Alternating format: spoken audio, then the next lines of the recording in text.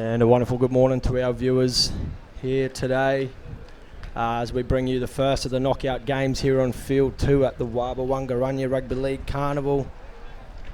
This morning we've got the Ty John Black Magic Memorial side taking on the Daisy Brothers Memorial. Should be a cracking game. It's the first of the knockout games, so a lot on the line here. Should be a very cracking game to start off with.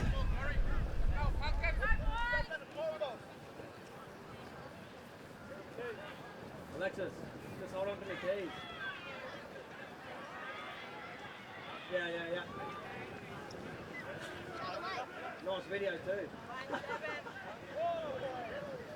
Who's this fella? We're wobbly. Will that be as close as we can?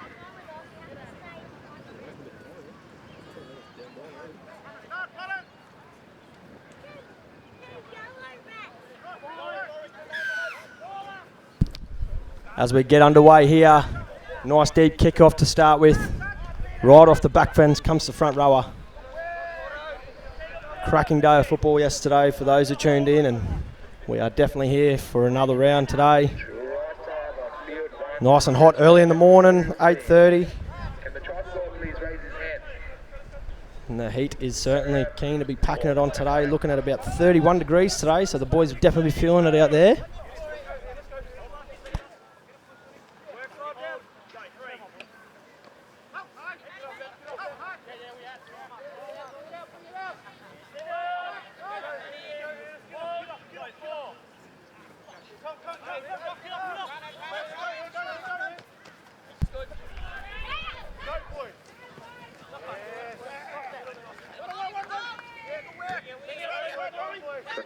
Successful, practice score 6-0. As we see the Ty John Black Magic Memorial side trying to work it out of their own half here. It's a brilliant run. That's a brilliant run there by the number 10, Jordan Cox. And here we go. Great front foot ball here. Ty John Black Magic seem to have the upper hand here at the moment. Nice straight run there. As they come up now to the last tackle. Let's see what they will roll up their sleeves here. Goes to the 5'8", goes backwards. It's still play on here, and here goes the winger. Brilliant defence there by the Daisy Brothers Memorial team, holding out. Important part of the set there, right on the last. Couldn't get the kick away. Oh, brilliant, strong defence there. And they have dragged him back. And he's lost the ball. Brilliant defence there by the Ty John Black Magic Memorial side. Let's see if they can capitalise on this error. It was a drop ball, so we'll go down for the scrum here. And the Daisy Brothers Memorial team look to be under the pump at the moment. About 5 minutes gone in this match. It's still 0-all. Could see our first try of the day here.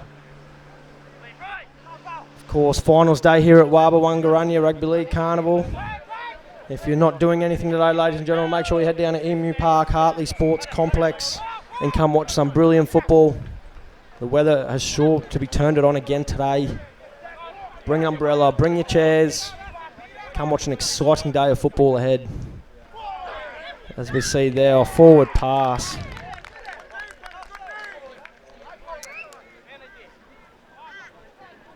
Very unfortunate there for the Ty John Black Magic Memorial side.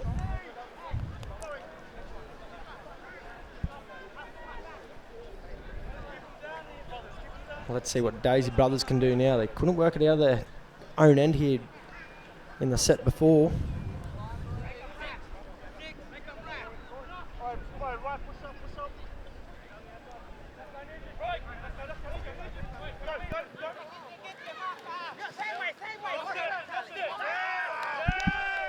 Oh, and there's a knock on.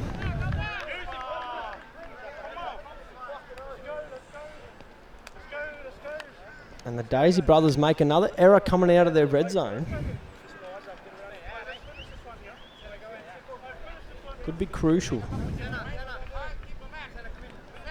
Ty John Black Magic Memorial still haven't capitalised yet on the errors from Daisy Brothers. As we see something brewing on the left-hand side here for the Ty John Black Magic side. It seems to be going out the back here. Let's see what they can come up with. Ball comes out the back of the scrum. Fake inside, and what a beautiful line there. And he's still pumping the legs, and he's nearly going to go all the way. Just stops short here, and the hooker goes. Oh, beautiful cutout pass, and he's called it forward.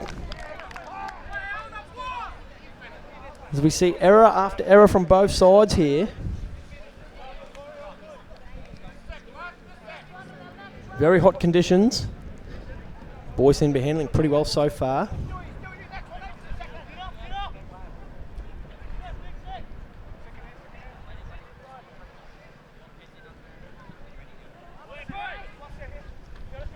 Daisy Brothers Memorial now. Let's see if they can work it out. Past 2 sets, they couldn't get out of their red zone. This could be the 3rd time lucky here. Brilliant hit. Great contact there by the young number 9 there, Isaiah Sullivan from the Ty John Black Magic team. And Michael Tamanui in the tackle there as well.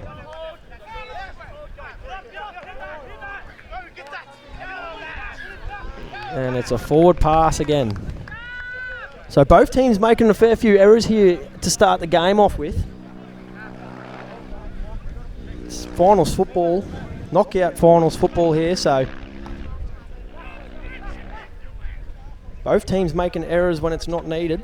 About nine minutes gone in this first half nearly, and still no points.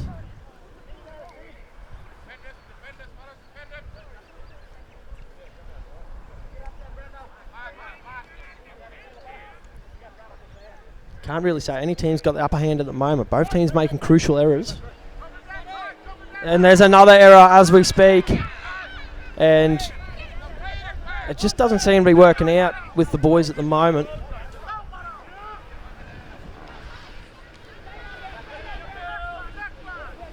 And Daisy Brothers Memorial now with the ball. Let's see what they can conjure up here. Ball comes out to the left-hand side, and it's a drop ball again, is it? Yes, it is, and there's another error. It's just not working for either side at the moment. Which is very unfortunate.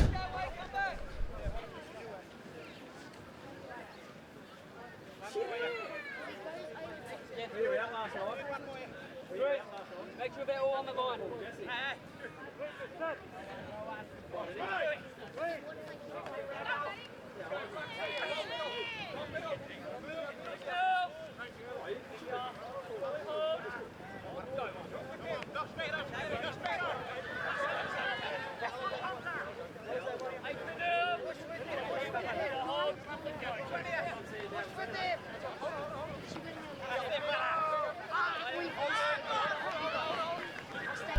As we are back into the action now, and here comes a little crafty Isaiah Sullivan, the hooker.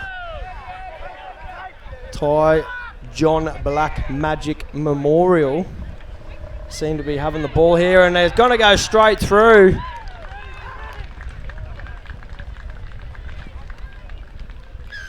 And the referee points to the spot and awards the try.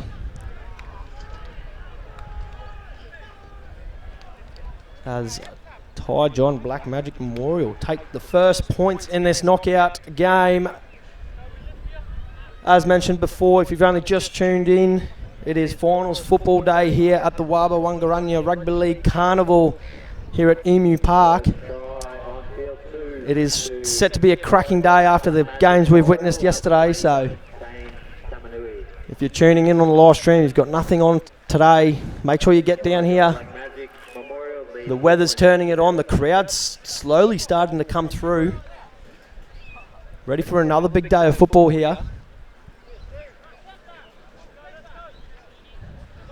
And that there was a try, I believe, to Tane Tamanui. Very exciting young footballer, young Tane. As we see some changes now being rolled in for both sides. The boys are starting to feel it out there with the heat. Very early in the morning, still 8:30 in the morning. The weather will be turning it on today.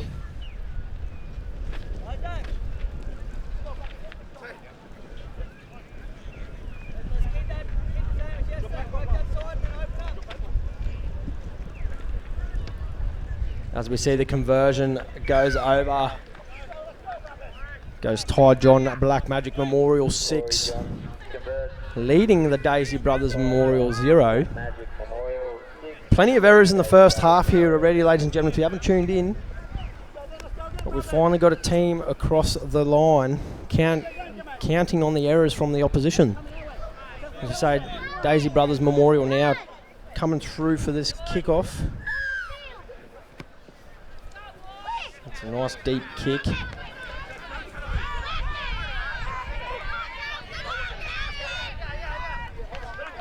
He finds his front beautifully here.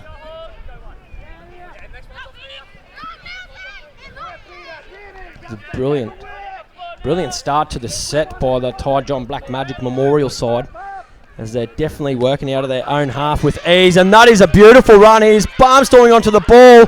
And here goes the winger straight through. He's still going. This is turning out to be a great set by Ty John Black Magic, and they've got numbers stacked out on the right here, but they go to the short. It's an inside ball, and they're going to be held up, are they?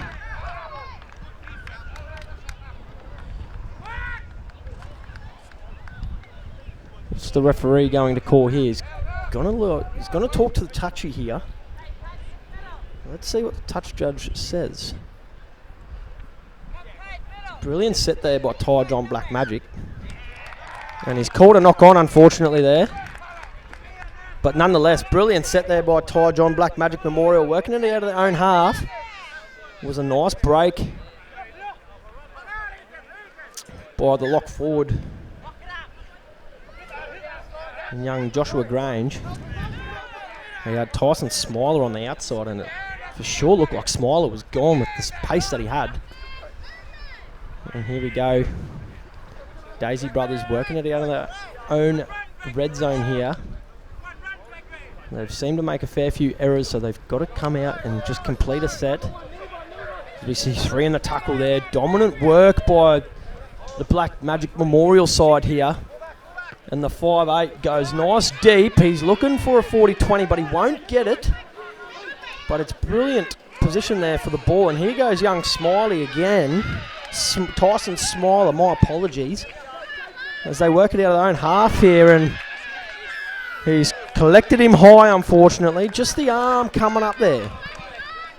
Just a little lazy arm there, unfortunately, there by the Daisy Brothers Memorial team.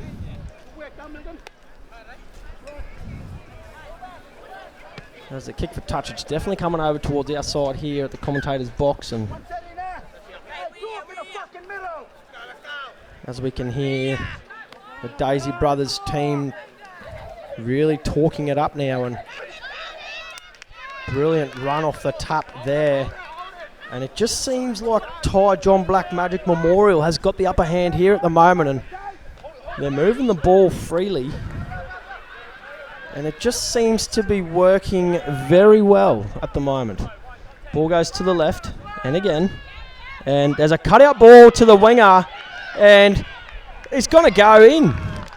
It's a brilliant ball by the half. Read the play well there. And Ty John Black Magic Memorial goes in for another try. Try on field 2 to the Ty John Black Magic Memorial side. Number 2, Jaden Williams. Jaden Williams there with a try, and it takes Ty John to 10 points to nil. with the conversion to come. So Daisy Brothers look out on their feet at the moment. Just piggyback penalties and errors that they're making at the moment, not really helping them at all. But it's finals football. Can't write any team out at the moment. Just under 4 minutes left in this first half.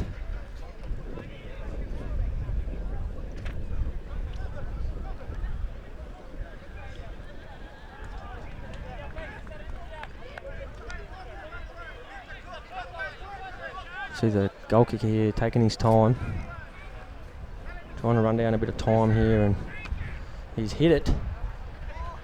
And he has converted that kick, which now takes Ty John Blackman Magic Memorial 12 and Daisy Brothers yet to score. Lead Daisy Brothers Memorial 0.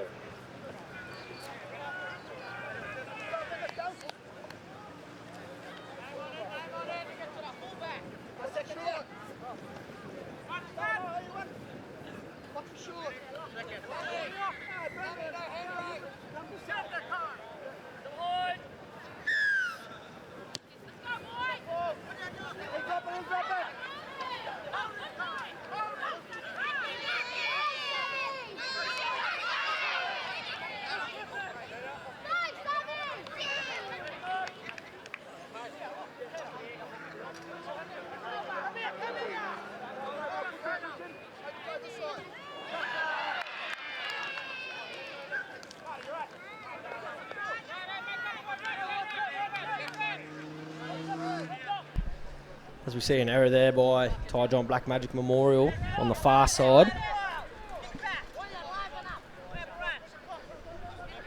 See if Daisy Brothers Memorial here can capitalise on that error, and goes out to the centre there, number 4, Jermaine Bolsey. He had a brilliant couple of games yesterday. He's sure to be backing it up again today, and the ball comes out wide here to the 5'8". He sees a bit of space, and oh no. It was a great ball by the 5'8". Unfortunately, the ball goes down by Tyler Smith. Had a look before he caught it. See the crowd rolling in here today, ladies and gentlemen.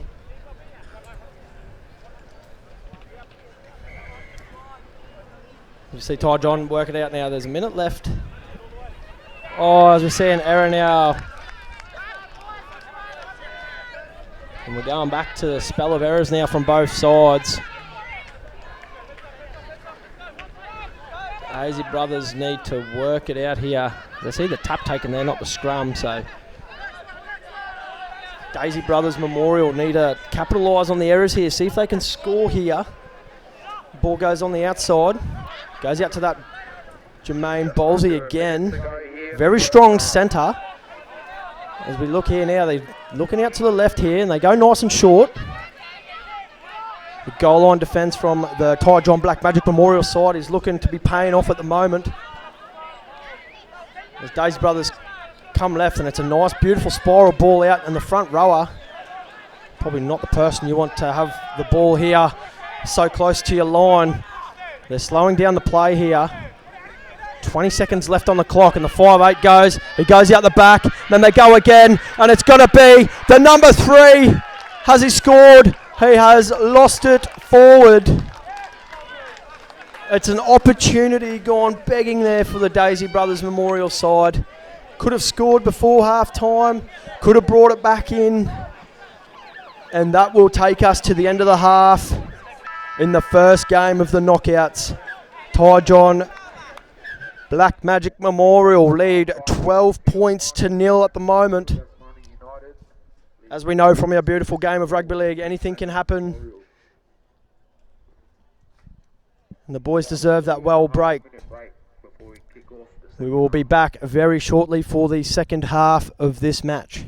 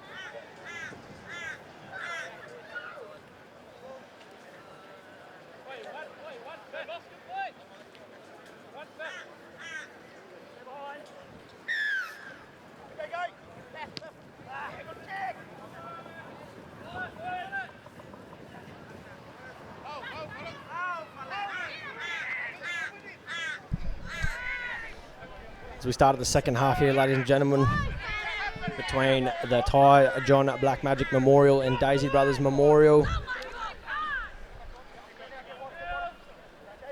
At the moment, Ty John Black Magic Memorial leading 12 points to 0. As we see the Ty John Black Magic now working it down at her own end here. Goes to the 5-8 with a nice deep kick. It's travelling and it's just going to sit just on the outside of the touch line. Oh, and it's fortunately a high shot there. Gives away a penalty there.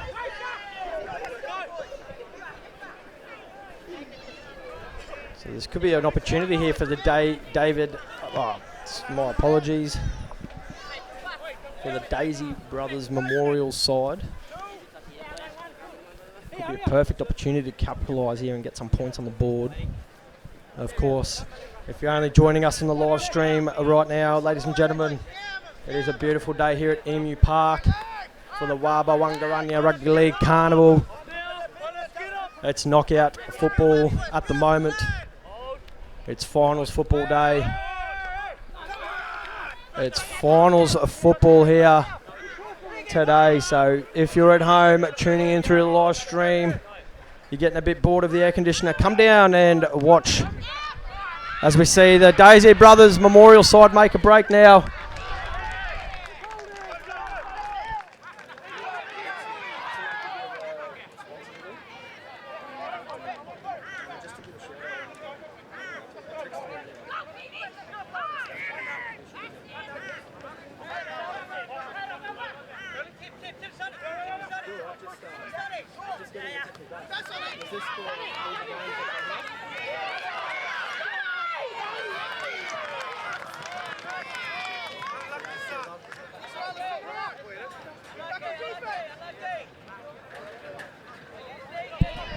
As we see a couple of errors here from both sides now.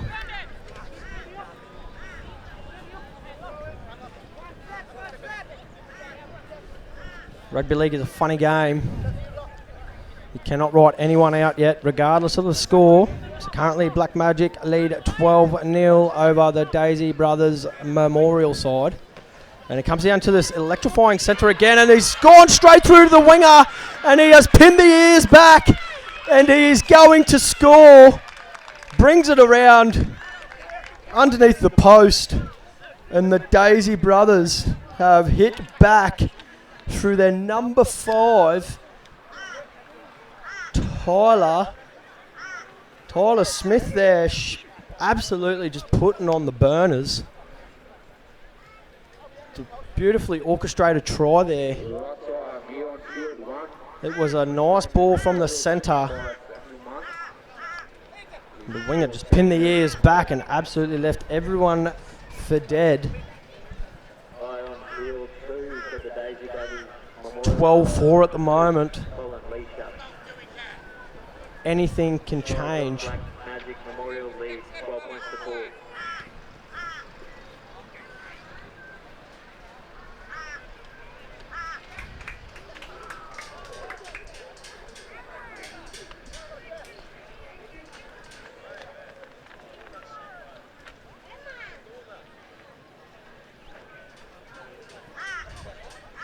He's taking his time for this conversion.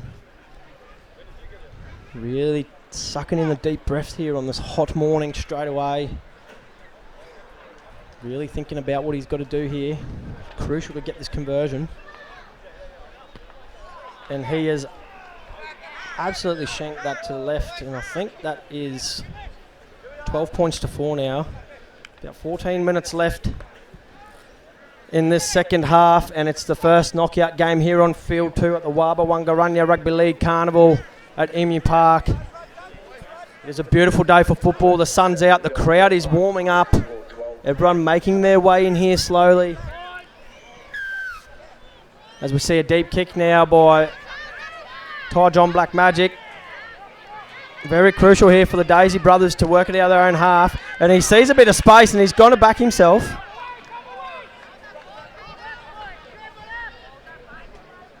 As we see the ball come out now to left-hand side. coming straight back into the middle.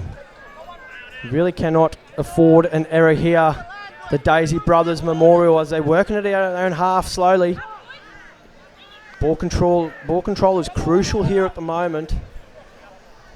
In the dying stages of the game, the 5'8" looks deep, brings a beautiful kick, and it's going to keep bouncing, but it's going to stop short. Great cut off there by the fullback, by the winger, sorry, my apologies. And as we see now, the Ty John Black Magic Memorial side slowly working it out of their red zone now. Yet again, no errors. And that is a beautiful hit. That would surely fire the boys up in the defense now. As we see a couple of meters being made here. The Daisy Brothers Memorial a little bit slow to get back on side. And they've seen the opportunity, and there's the inside ball. The Daisy Brothers Memorial team absolutely look out onto their feet at the moment. It's not a good sign if they're wanting to win this game. And Jordan Cox goes straight up the middle. Jordan Cox holds onto it. He had the chance for the offload, and it's a penalty for the leg pull, I believe. But an amazing run there by the front rower, Jordan Cox. The front rowers dream to make a break like that and pinning the ears back.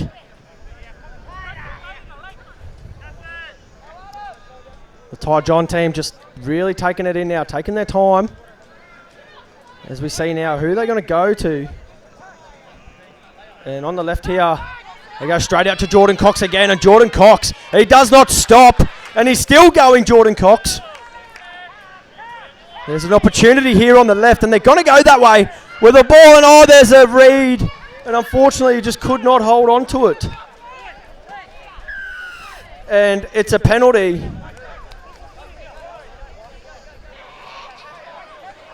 To the Ty John Black Magic Memorial side, and Jordan Cox is looking to go off to the sideline here.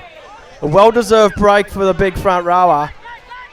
And here we see Black Magic now working their way up, and they're just absolutely powerful at the moment. Working their way through. Ball's going out to the right now, and there's a lot of space here, and he sees the space on the outside, and it's a forward pass, unfortunately. Just not needed. Probably should have just held onto it there. If the pass is not on, just hold it. But he saw an opportunity, tried to capitalise, and it just didn't work out in his favour at that stage. But beautiful eyes there by the 5'8". Wanted to get it out there, wanted to get the points on the board. And Daisy Brothers now having to work it out of their own red zone yet again. They've seemed to be doing it a fair few times in this game.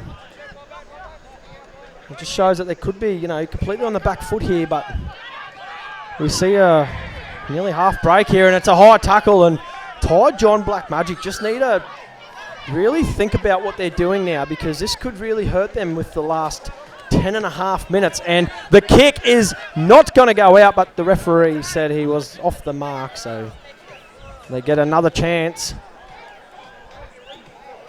I think that is very lucky. That could have been very dangerous as well. If they really come through here, and we see the kick, it's still not out. It's gone to the same spot. And they've really just lost momentum here. As we see him making a break, and he's still going, and there's an offload, and there's another pass on the outside, and great tackle, and he stops. Oh no!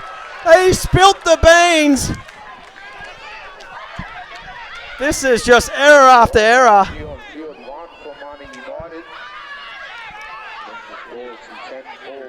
Daisy Brothers now really need to capitalise here off that error from the Ty John Black Magic Memorial side, and they're making good meters here. A try gone begging there, unfortunately, really would have put the nail in the coffin, I believe.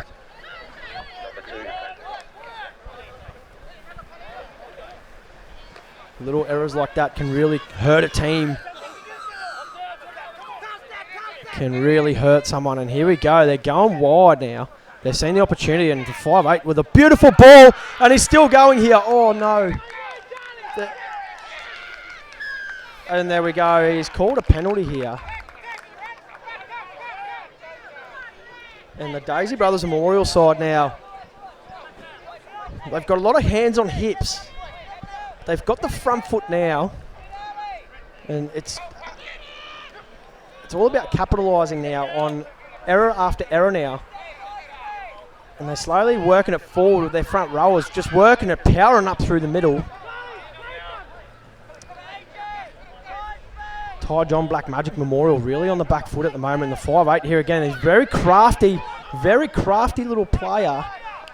Opportunity after opportunity there. It's just not working at the moment. And it's a flat ball, and the Daisy Brothers Memorial side has capitalised on the error on the other end.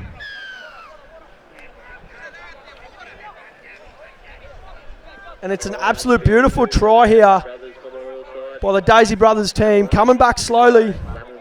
It'll be 12-8 with the kick to come. And Jakai Lammermoor has absolutely really just helped the Daisy Brothers Memorial side get back into this game with 7.5 minutes left in this first knockout game on field 2. The crowd slowly starting to make their way through. Beautiful day for finals football here at the Warba Wangarunya Rugby League Carnival. Very exciting day ahead, very exciting times ahead. Most of the boys were absolutely out on their feet after playing in very hot conditions yesterday. Got a bit of cloud cover over here today, so it's a good start. Beautiful start to the day. You see the conversion being lined up here. He's taking his time here. Behind on the scoreboard, you don't really want to be doing that. And the kick here is shaved away to the left. So there's 6.5 minutes left in this first knockout game on field 2. We've got both fields running here today. Both knockout games on field 1 and field 2, ladies and gentlemen. Got plenty of football coming up, both men's and women's. It's an exciting day ahead. It's good to start the season off with a bit of football. And Ty John Black Magic now really taking their time to put the ball on the tee here. And you see Jordan Cox back on the field now, the big front rower. And it's a nice deep kick-off. And it's gone backwards. And here we go. He's put the burners on now, and he's making a bit of a run here. And he's made about 20 metres there. So it's a good start to the first tackle. And let's see if Daisy Brothers can work their way out now. They've done it a fair few times, and they're looking good at the moment. The Daisy Brothers Memorial side now slowly doing what they got to do. They're in the game for sure. It's only 4 points difference here. Anything can happen. Jordan Cox there wrapping it up, making sure the ball's wrapped up as well. And there's a knock on, is there? Yes, there is. Jordan Cox forces the error. And that is why he's back on the field. Ty John Black Magic. They can absolutely put the nail in the coffin here with 5 minutes left on the clock.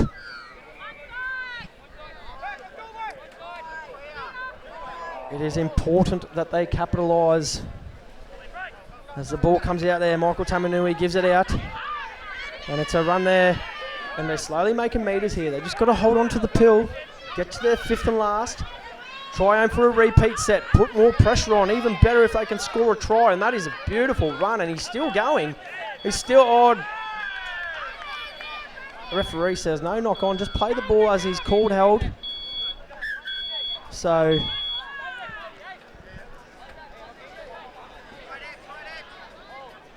what can we expect here? Michael Tamanui now.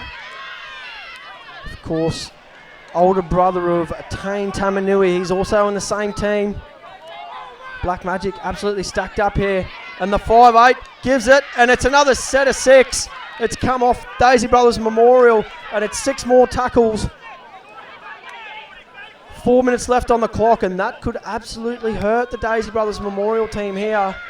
as they're looking to go forward here. Ty John Black Magic. He's short. 3 minutes to go here. And the ball goes out. And the referee has called a knock on here by Ty John Black Magic. Oh, that could be a crucial call for this game, as it looked like the hooker got the ball away. Daisy Brothers lucky there. So let's see, they've got 3.5 minutes left. Can they work it out of their own hand, get down to the other end and put some points on the board?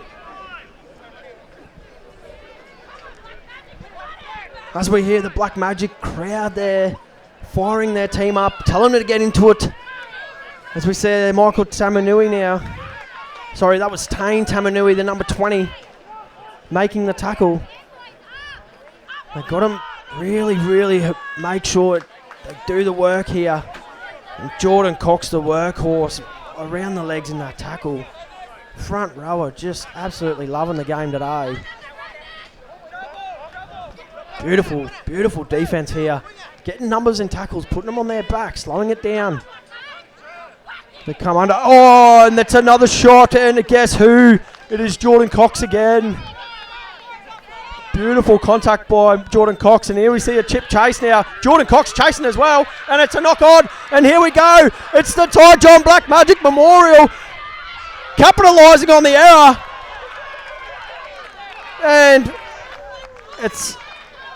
he's called a penalty for a high tackle. There's 2 minutes left on the clock. What do they do here? Do they take the 2? They take the 2, or do they go for the points? To go for the try. Could be crucial. There you go. Big front rower takes it up now. Daisy Brothers Memorial. Look out on their feet, ladies and gentlemen. If you've just tuned in, this is our first knockout final on field 2 here at the Warba Wangarunya Rugby League Carnival, between Ty John Black Magic and the Daisy Brothers Memorial. Currently, there's another penalty, unfortunately. That's really not helping them at all. And the lock. And there we go, it's another penalty. And he's been sent to the bin. There's a minute 10 left on the clock, and that's player going to the bin here for Daisy Brothers Memorial. That was a big shot, big contact. Definitely not needed at the moment, and that has probably really just hurt them with the amount of time that's left on the clock here.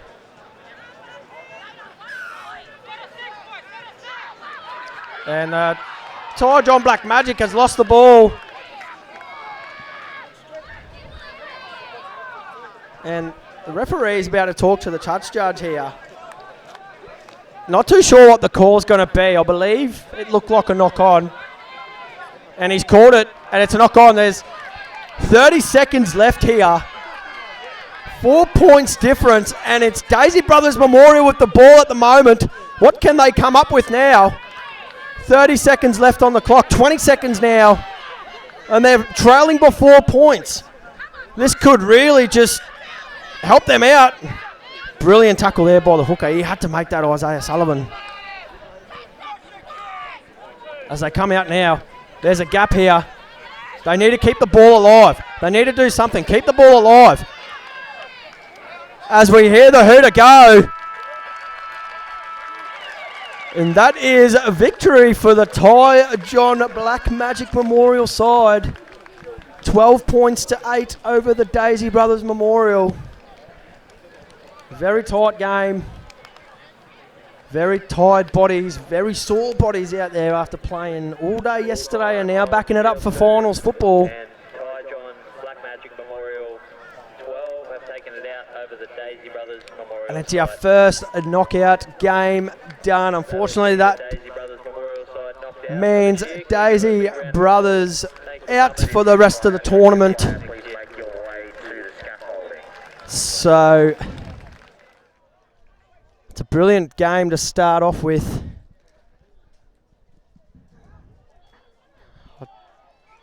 I don't think anyone was looking for a better start. What a way to finish the game here on field 1, Prince Raymond Memorial.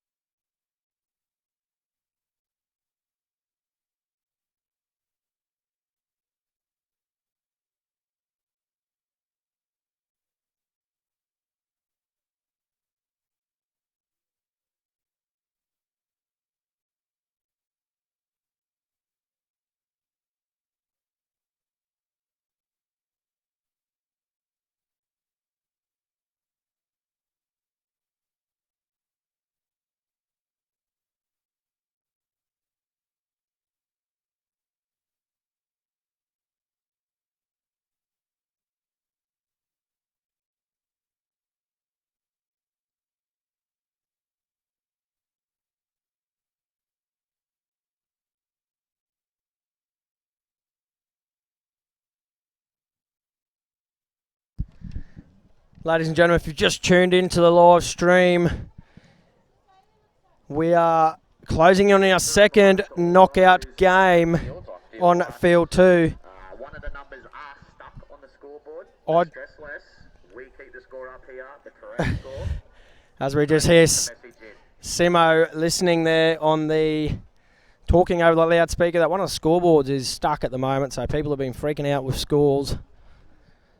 So, ladies and gentlemen, I just want to take a moment here to thank all our sponsors today. We've got our Hutchison Builders, CQU, Brogger Crane, CQ Fitness Co, High Risk Solutions, and we want to say thank you to DCYSI, who runs this beautiful event every year, the Warba Wangarunya Rugby League Carnival. If you've just tuned in, ladies and gentlemen, it is going to be our second knockout game here on Field 2 coming up between Garyfield, Masada, Yosefa Memorial against Ballas Connections. Of course, the Garyfield, Masada, Yosefa Memorial always bring their talent out for this tournament. Of course, many players have played with the likes of Masada Yosefa, who unfortunately passed away not long ago. So very sad for everyone as we really close in on this second knockout game.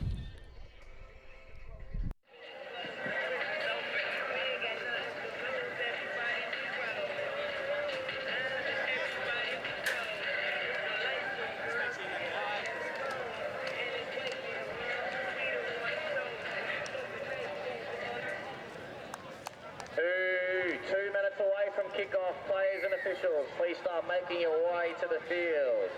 Just under 2 minutes left to kick off in the second knockout game of the Consolation Cup at Warba 2026. On field 1 we have the CQ Kangaroos taking on Team Darius, and on field 2 the Garyfield Masada Yosefa Memorial Team Black versus Ballas Connections.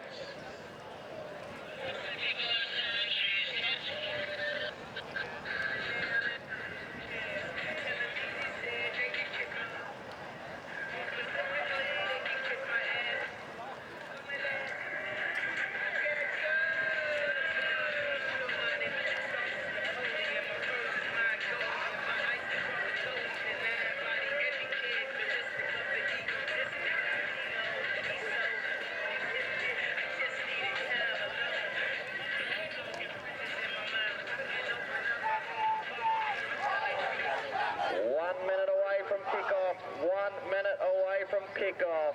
The players and officials, please take the field. And ladies and gentlemen, as we see both sides here take the field, Ballas Connections taking on the Gary Field Masada Yosefa Memorial side. Of course, Gary Field Masada Yosefa is the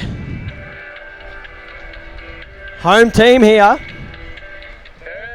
seconds away from kickoff. The next time you hear the Second knockout game here at the moment.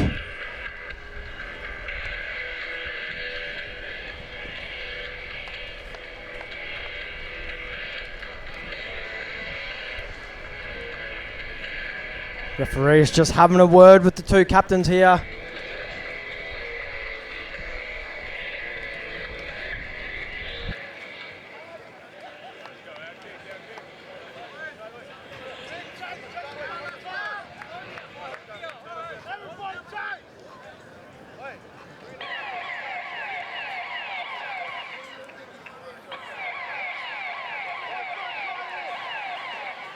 Time has started in the second knockout game for the Consolation Cup here at Warba 26. On field 1, we've got the CQ Kangaroos taking on Texas. And on field 2, the Gary Field Masada Yosefa Memorial Team Black versus Bulla Connections. DCYSI and the Wangarunya Rugby League Carnival would like to thank its major sponsor, Hutchinson's Builders. Also like to thank its silver sponsors, Rolga Cranes, Central Queensland University and CQ Fitness Co. A very big shout out to the guys from CQU. If you go down, they are behind field 1 in their tent. Give us a wave, CQU. And there we go, Gary Field Masada Yosefa Also a big thank you to the QAS. getting the movement on You can go down, see what straight they do. off. Keeping everyone safe. The home team here really looking to capitalise as the ball flies over the top of us here. As we see now, Garrett Field, an absolute legend of the game. Beautiful run there by Garrett Field, and now they're looking to come back here. The old workhorse. And in the halves there we got Yoran Major as well, throwing the boots, and they come back to the right-hand side. And it's Garrett Field again who makes a break. And the veteran. And they're going to score. That's a beautiful try there by Gary Field. Masada Yosefa Memorial.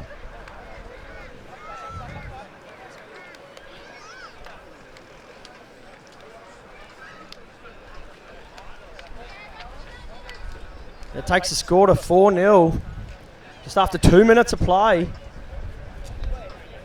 It's the dream start here for the Gary Field Masada Yosefa. See some changes being brought on here.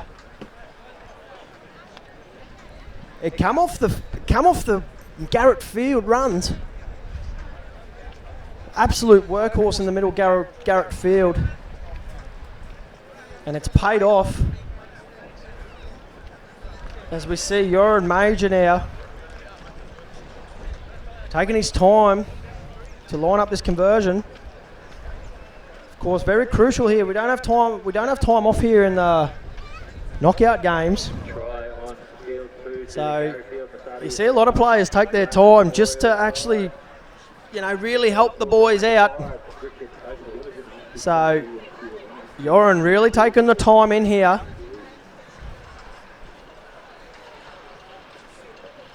It's really crucial, this conversion. Of course, finals football, knockout finals football, I should say. Always crucial to get the points going.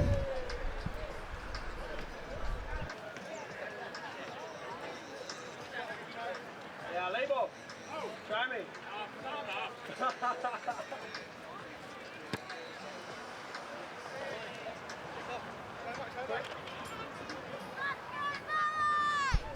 And unfortunately, the conversion's waved away there.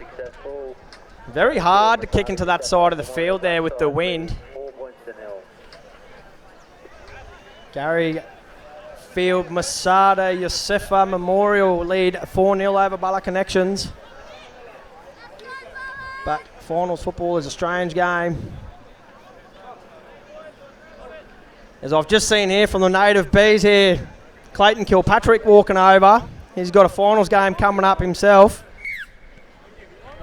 old workhorse around Central Queensland.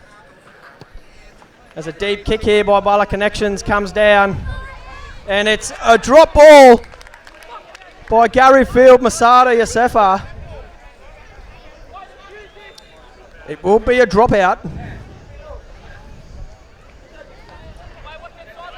That is definitely not what Gary Field Masada Yosefa was hoping for straight after points. It is always crucial to complete your set after scoring points. So we'll see what they come up with. They go nice and deep here. And here we go. Here comes a big front rower just charging off the back, and it's straight in there. And Seth Roberts absolutely makes sure that he bodies up and makes sure the tackle's complete. As we look here now, they're looking very good here, Bala Connections there. They just got to really work it out here and hold on to the ball. And there's some space here as we see another front rower take it up here. And they're starting to make a bit of meters here. Gary Field Masada Yosefa now. Goal line defence crucial here for him. The ball goes out the back to the halfback. Straight to the second rower. He wasn't really expecting that. He was standing flat-footed. Not really getting go-forward ball here, Bala Connections. Seems to be the goal line defence by Masada Yosefa really working here. And they've got to fifth and last here, Bala Connections. So let's see if I can try and get... Oh, and it's the front rower steaming onto the ball, and he's lost it.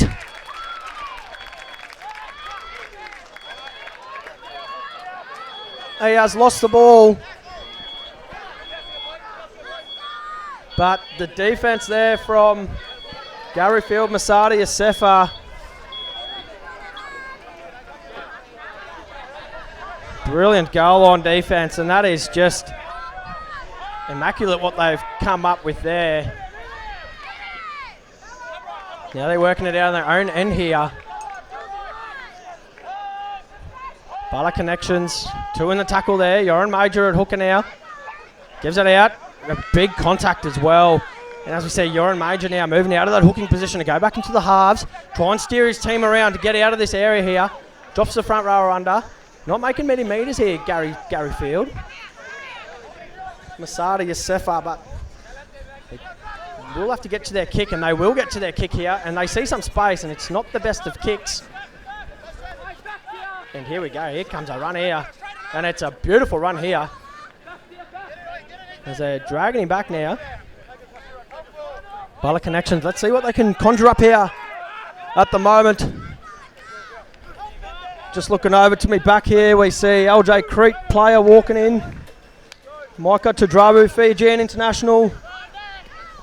Plenty of big names on display here today. Plenty of big names, the likes of Marmon Barber. Also taking the field very shortly. Mentioned before, Clayton Kilpatrick. Plenty of big names here. And here comes the second rower. He offloads it and it goes to no one.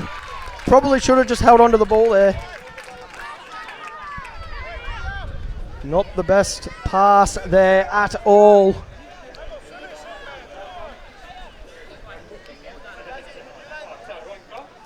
As we have a look, Gary Field Masada Yosefa now are going to have to work it out of their own half, out of their own red zone here, I should call it. See if they can get to a kick here. You see Yoran Major out the back there trying to direct traffic, and that is a good tackle. Calls for a penalty there from heaps of the players. Nearly thought that would have been a penalty, but referees played on. That's just good old-fashioned rugby league tackle, and Bala Connections getting three to a tackle now, working them on their back, which is absolutely what they need to be doing. Just slow down the play as they get up now. And it's going to short, and there's a gap here on the outside. But Bala Connections read that well and hold him down. And they're working it out here. And it's not last yet. There was considerable pressure on the kicker, but it's definitely not the last tackle as of yet. And now we look down, play the ball, and it's Yoran Major now. And it goes deep, and it's a beautiful spiring. And I'd hate to be a fullback at this point in time, but it's a great take. And here we go. He's really making the meters here. Brilliant run. He's brought it back to nearly where they kicked it from. That is absolutely, and he's yelling at his players trying to get the go-forward ball here. That's what they need. They need to go forward at the moment. Once they make meters, oh, and it's an error. Very frustrated there. Errors like this in finals football can cost you a lot, as we see the veteran on the far side coming back on, Garrett Field. The old warhorse coming back onto the field now, trying to lead the boys around. A couple of errors from both sides. There's about 10 minutes left in this first half. Got the likes of Yoran Major leading the players around, and now Garrett Field back on, the two old heads.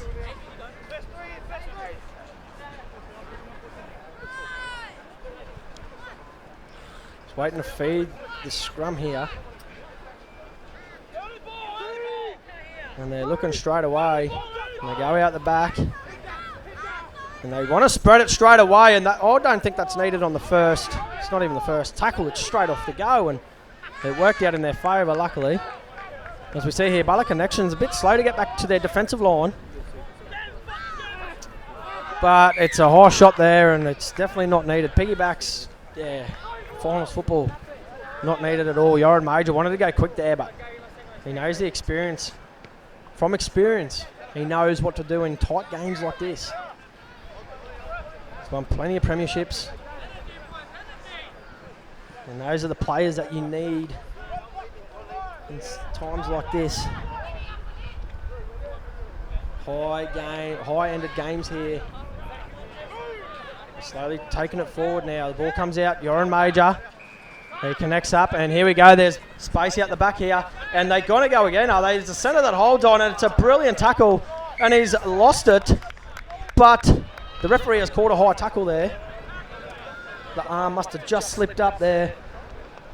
As we see Garrett Field now ready to take the tappy of the old warhorse. He's just, he loves going. Just has got no stopping him. He's retired about 15 times. But at the moment he puts the boots on, he still looks like he's 20. And here he is again. He just wants the ball, doesn't he? And here he goes. He's straightening up, and he gets upended there. And Bala Connections let him know about it on the ground there too. Bit of a facial rub there to let him know we're here to play. And they're coming back to the middle of the field. Really opening up the left-hand side here as Yoran Major screaming for the ball, but it goes to the right. And they're looking to just hold it now. They want to get back to the post here. And it's going to be Garrett Field, I dare say. Yes, it will be. Bringing it back towards the post, and he's did a good job here. Yoran Major calling out the back, and they've got stacks of players on the left-hand side. Ball there from the hooker. And here we go, Seth Roberts. Nearly hit that line there, nearly went through. As we see Yoran now with a crossfield little dink over the top, and it's a take, and he's lost the ball. So Gary Field, Masada, Yosefa with an opportunity gone begging there.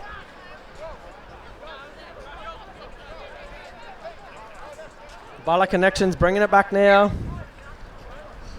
Really got to work out of their own end now without any errors.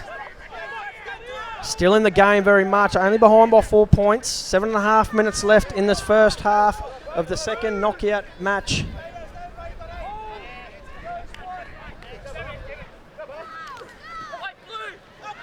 Brilliant defense, and he's still going though, and he's trying to get the offload, and he gets the offload going. They see a bit of space, and there's a bit of head contact there, and the referee calls it. As we see the head contact there. Bala Connections making their way up the field now slowly. A little piggyback penalty like that definitely helping them out.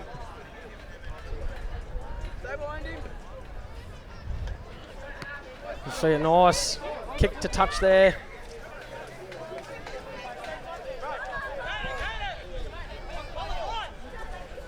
Just waiting on a ball here.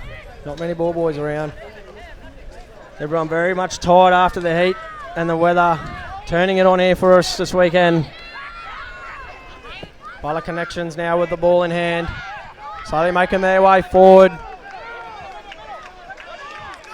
Just over 6 minutes left in this first half of the second knockout game on here on field 2. As we see meters being made. Referee wanted to blow the penalty there. Very hesitant there for a late shot. He let it go. And as we see now, Bala Connections, they've got space on their right-hand side here. Seth Roberts straight away, and Seth Roberts gets caught there for a high tackle, unfortunately. As we look here, Bala Connections looking to capitalise.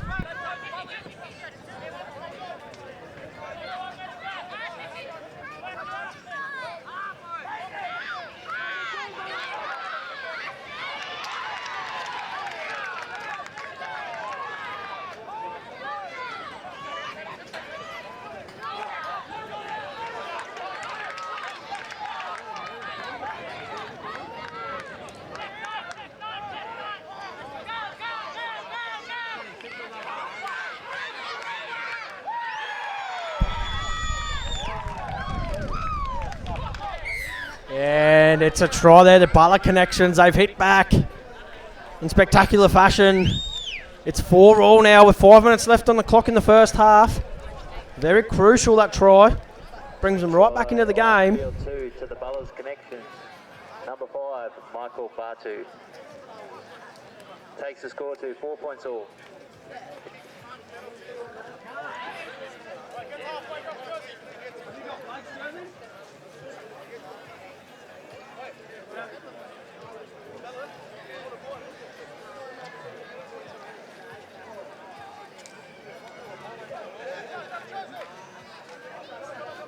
If we have any ball boys or ball girls for field 2, please come to the broadcast area.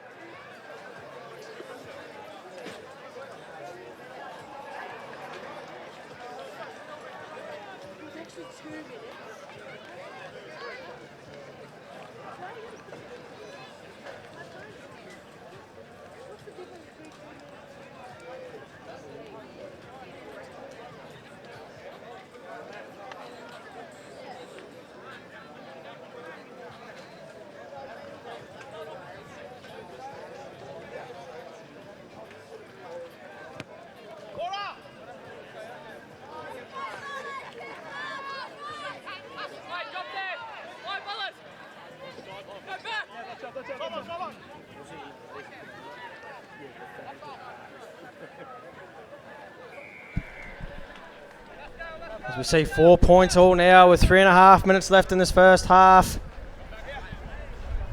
Bala Connections has hit back with a beautiful try.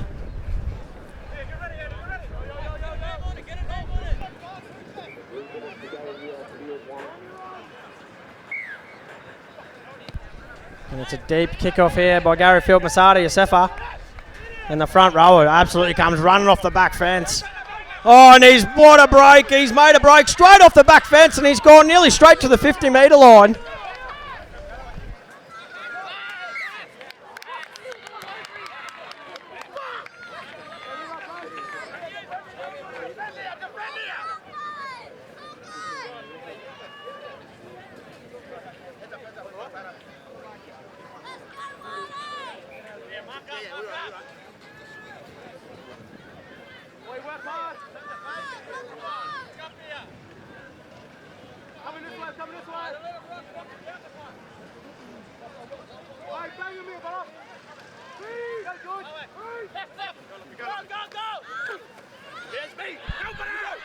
As we see a break here by Gary Field Masada Yosefa Memorial, flirting with the touchline, and he's lost the ball, and Bala Connections has picked it up, and the halfback looking for space, and he's found some.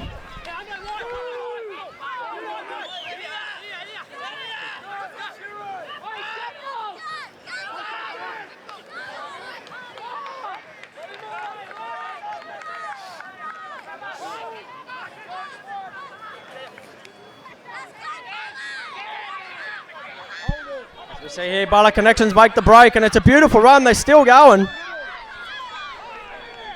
Bala Connections got space here on the left-hand side, but they might just go to that short side, and that's what they do. It's 4-4 with 1.5 minutes left in the first half. Oh, that's a very touch-and-go pass there. As we see Bala Connections now. Here we go, they got space, and it's going to go short. Oh, it would have gone out the back, would have been a try. If they went out the back, the winger was unmarked. As we look now, they're going to go here. Is he going to put a chip in? He's going to go for the cut-out pass, and it's a knock-on, is it? Oh, it's a forward pass. Bala Connections there, just really didn't need to throw that, but just under a minute left. Nearly closing out this first half here.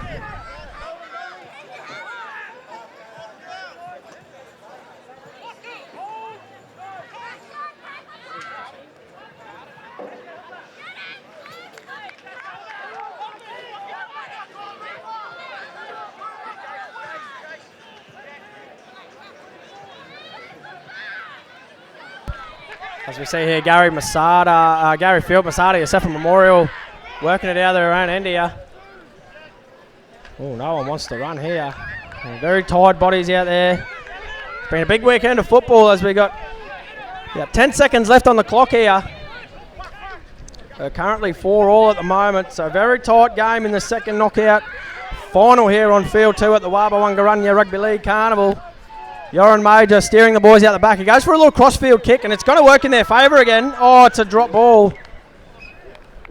Great read there by Yoran Major. Ladies and gentlemen, that brings us to half time in game 2 on field 2 between Gary Field, Masada, Yosefa and Bala Connections. 4-4. A very tight game.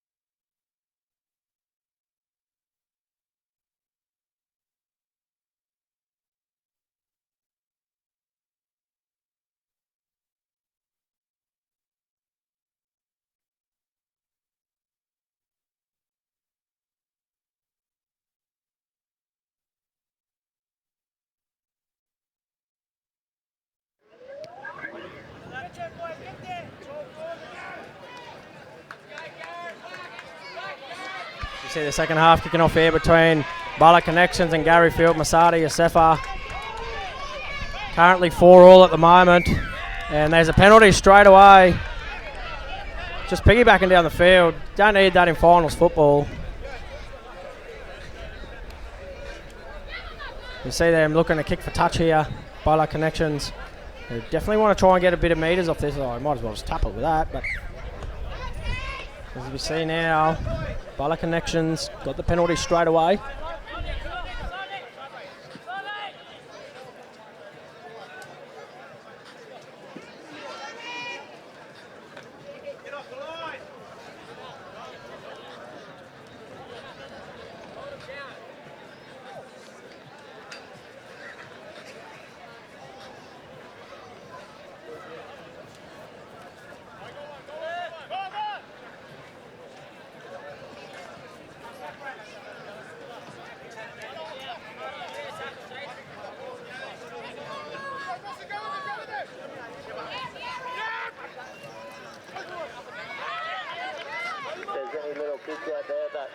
ball boy or ball girl for field 2, just come and see us here.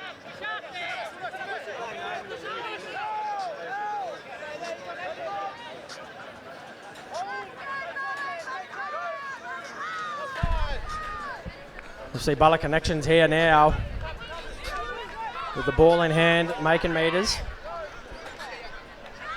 Big front rower now with a good run. Seth Roberts there, falling off the tackle. And he's going for another one, falls off another one there, Sethy Roberts, unfortunately. As we look now, and it's a kick here from Bala Connections. It's going to set up for the winger. And if he can find some space, here's an electric winger here. He can run. And they see space, and he's going again. Nearly had the option to throw the ball, and it's a quick play the ball, and they see some space again. And that there is a penalty. It's not needed from Bala Connections at all.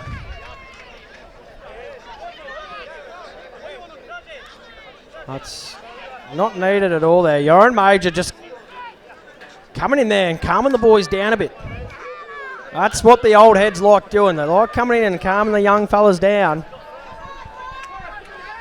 That's just the experience there coming through, calming the fellas down, making sure that they don't lose control of this, especially with games like this. The emotions are very high.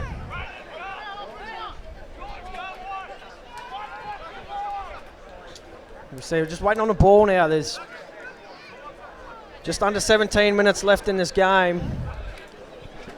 The second knockout for the day on field 2 at the Warba Wangarunya Rugby League Carnival.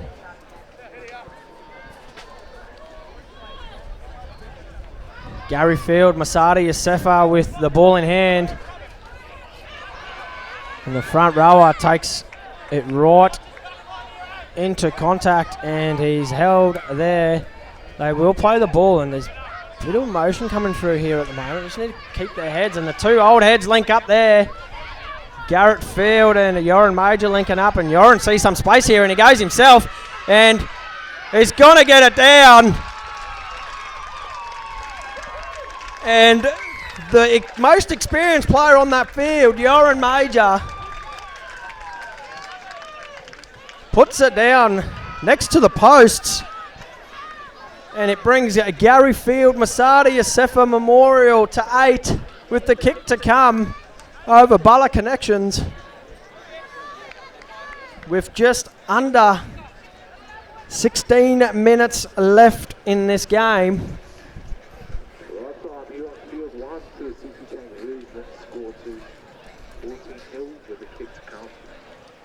Let's see what can come from this conversion. We've had a couple of commentators' curses here yesterday with our commentating partner, JL,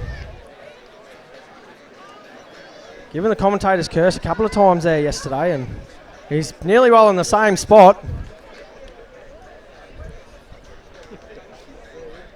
So I think he might get this, and I hope JL's somewhere watching and can hear me, because I'm going to put the curse on him now. Hopefully not. I'm going to say he's going to get it. Hopefully I don't pull a JL on myself here. I believe he might get this. I've got faith in him. As he strolls in, and he converts, and that takes Gary Field Masada Yosefa 10 and Bala Connections 4 with 14 and a half left here in the second game. Second knockout for the weekend on field 2. Takes the score to Gary Field Masada Yosefa Memorial Blackside 10. Bala's Connection 4.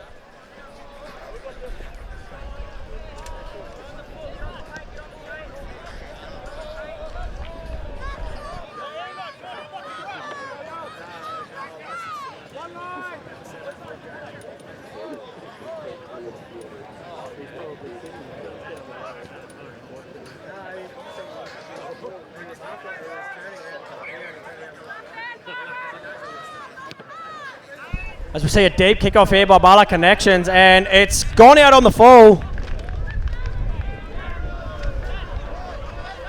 Very deep kick by Bala Connections, out on the full. Definitely not what they wanted at the moment. We've got plenty of football action coming up here today. It is finals football here at Emu Park, Hartley Sports Complex.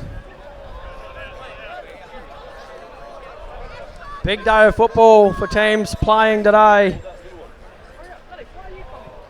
Very sore bodies, very tired bodies around today. But it's finals football, ladies and gentlemen. We see Gary Field a kick for touch, and they definitely get there. And it looks like the ball is coming off on the other side, which is good.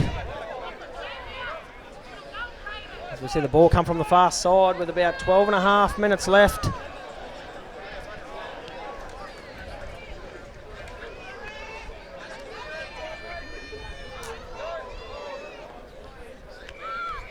You just see Bush Tuckabunji walking through here in the crowd. Might get him up here for a yarn very shortly. Yeah, crowd favourite, of course, Bush Tuckabunji. See here on field 2, penalty there, given away by Bala Connections. And Gary Field, Masada Yosefa, they're going to look to be capitalising here. Really put the nail in the coffin and put it out of reach here for Bala Connections. 12 minutes left on the clock, 10 points to 4. Anything can happen in the game of rugby league. And here goes the Gary Field Masada Yosefa trampling forward. As we see someone shoot it out of the line there, and they make sure they get 3 in the tackle there. That's brilliant work. Bala Connections really need to hold their goal line defence here. Yoran Major, change of sides. He sees something on the other side brewing, and here we go. Bala Connections hold their defence though.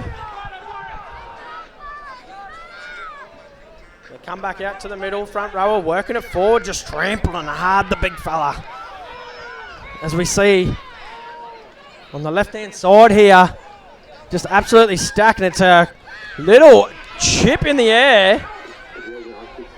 And it's a knock on by Gary Field, Masada Yosefa.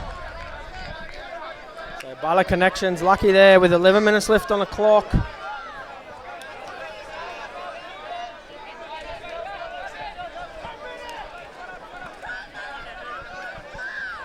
We've got a fair few players rolling in here, and Emu Park's own Alex Lawton, playing for LJ Crete, has just made his way.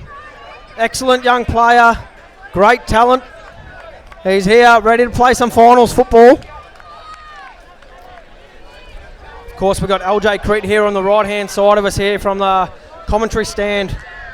Very well-trained team. We've seen him here for a couple of years. They're a very talented side. As we see meters being made here now. Slowly going forward, Gary Field, Masada Yosefa, with hard-hitting defence. And looking down, we've got a veteran walking on the field here. He's retired about 15 times in the name of Joy Broom here. In the big number 8 jersey, plays like a halfback.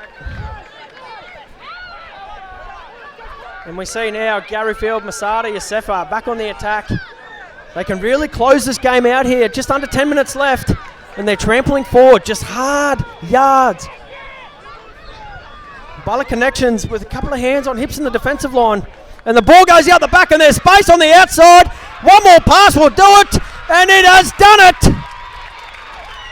And Gary Field, Masada Yosefa have scored in the corner.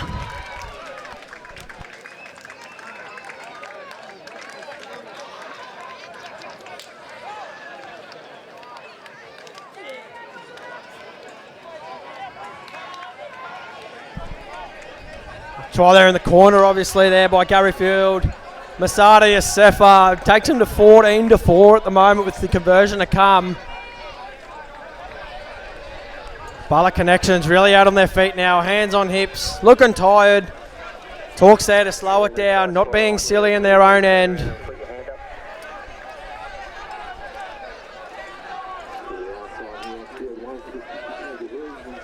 We've got plenty of football coming up here today, ladies and gentlemen. The weather is short-turned on. The crowd's coming through slowly.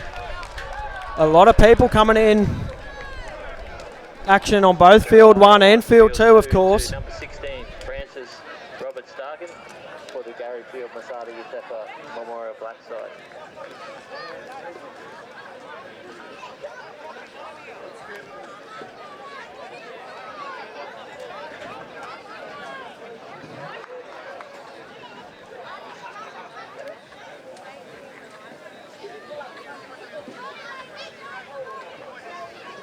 See Yoran Major line up the conversion here. It's myself, Andre Joubert, in the commentary here today, joined by Sean.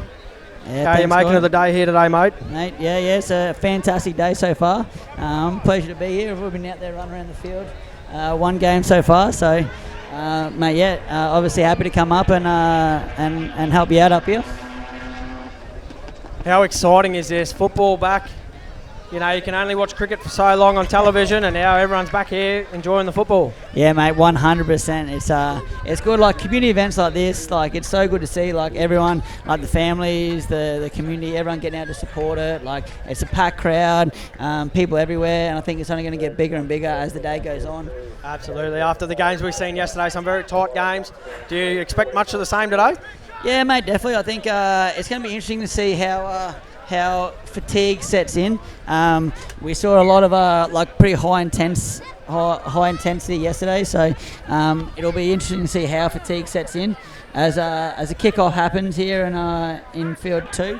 Yeah, it's gonna be good, man. I think as the day goes on, it'll be a fair bit of gamesmanship as to which teams can outlast the day. Tell you what, the wind has picked back up straight away. We're up here in the commentary box and there is stuff getting blown everywhere. Yeah, it's one thing about Emu Park, never disappoints with the breeze. As we see now, Gary Field Masada Yutefa make an error here. About 6 minutes left on the clock. It's 14-4. Bala Connections really need to capitalise here to come back into the game. As we know, Sean, rugby league is a funny game. You can come down. I've seen the Cowboys do it plenty of times. Come back from behind and win games. Well, they're one of the best at it, especially when we had our man JT there. You can never write him out.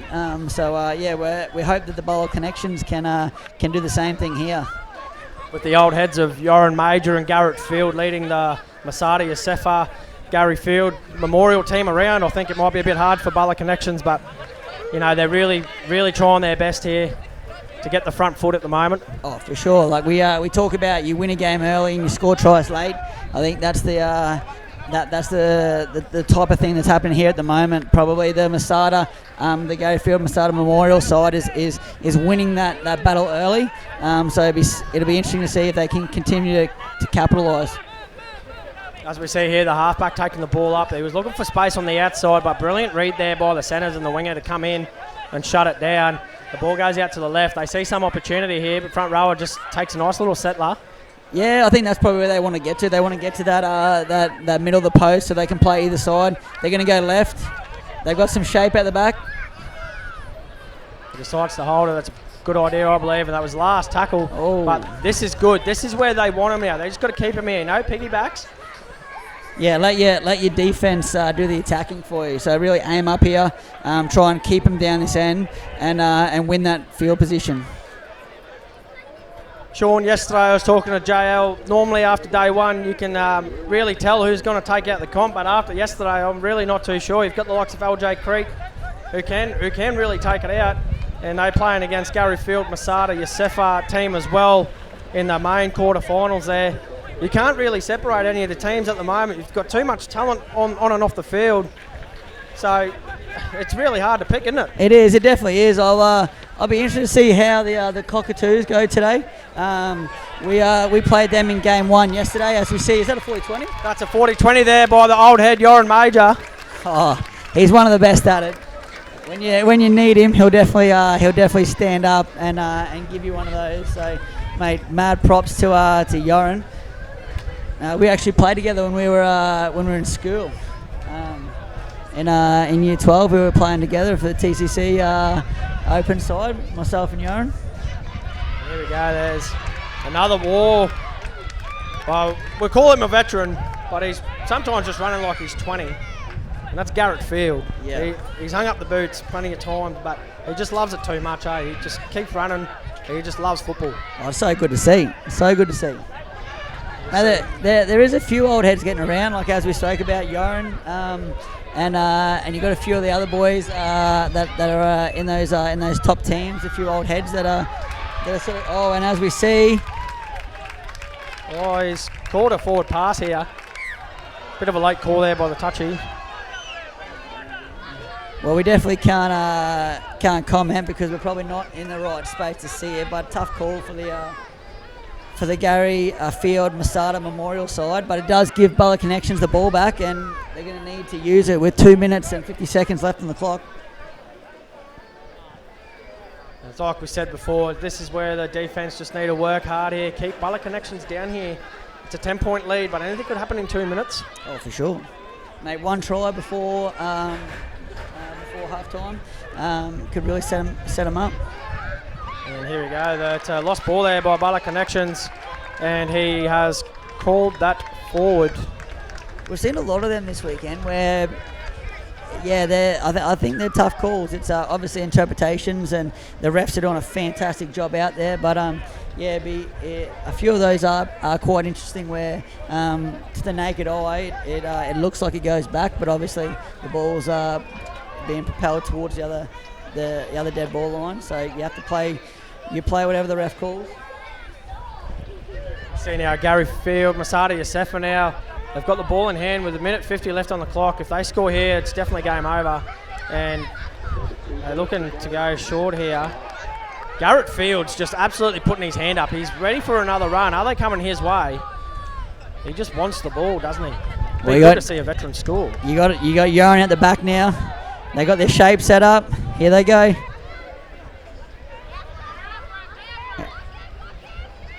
There's space here on the outside. The ball just had to go out to the winger there.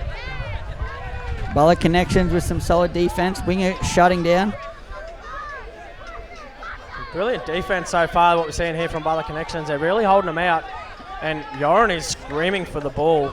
He sees the opportunity and he gets it now. And he goes short. Oh, what a hit. That is some crunching defence. He's not happy. He gets up, shaking it off. He wants. But I think we might as well really just say that Gary Field Masada Yosefa will be victorious here with about 40 seconds left. That'll see Bella Connections bow out of the tournament. Yeah, it is that tough day. The second day, it's that sudden death. You have to win. Unfortunately, there can only be one winner. As Bella Connections, little chip kick. They need the bounce.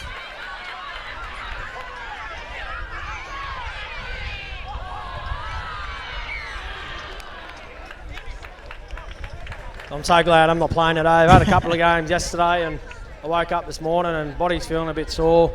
Might still be, 27 years of age, but it's definitely catching up after, playing 10 years of A grade. It's just catching up to you slowly, and Man, I for think sure. it might be my time soon, I think. Yeah, well, I told Wardo that I was going to put the boots back on, but we both probably made the smart decision and decided to sit this one out, which today we're feeling good about that, don't get me wrong. And on field 2 here, we see Gary Field, Masada Yosefa Memorial, 14 points to 4 over Bella Connections, and we see Bella Connections unfortunately bow out in this game. But Sean, we have got a cracking game coming up next. Oh yes, we do. The Native Bees, and also, is it? Yeah, getting it up right now, my man. Getting it up. Should be Day 2. It is going to be Native Bees versus Bo Coolwell, Ipswich United Memorial. Yep. And Native Bees, I'll tell you what, their coach is Jardine Babongi. Now, if anyone knows that name, ex-Mackay Cutters veteran, great coach. He knows his football, but looking at the team list here, fair few names that stand out here. We've got the likes of Josh Kilpatrick, Marmon Barber, and looking down, we've got also Clayton Kilpatrick as well, Andrew Doyle. So fair few big names here. But I'll tell you what, Mum and Barber be the player to watch. Yeah, they were an interesting. They were an interesting team yesterday. They've obviously impressed in the 2 games, the 2 round games that they had.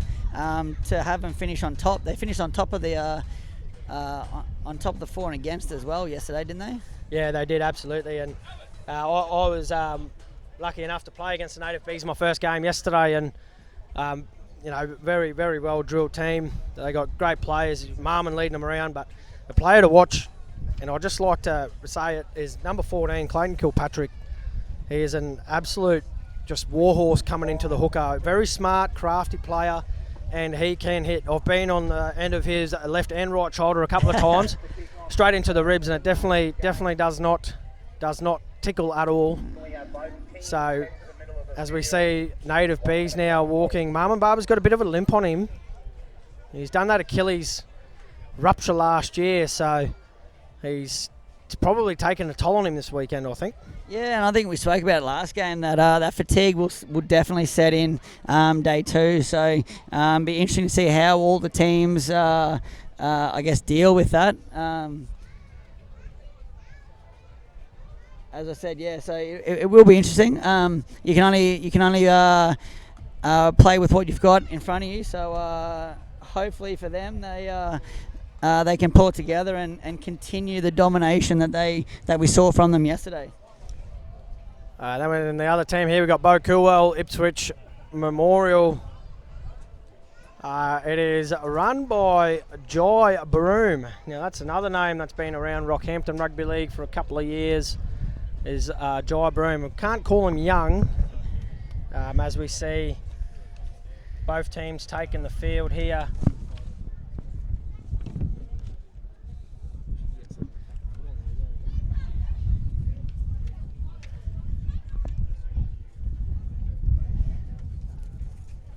Yeah, if you are tuning in, obviously you're on the InSports app, and it's a pleasure to be here with you. I'd like to take a second to thank all of our sponsors, and especially no more than Durumble Community Youth for putting on this fantastic community event.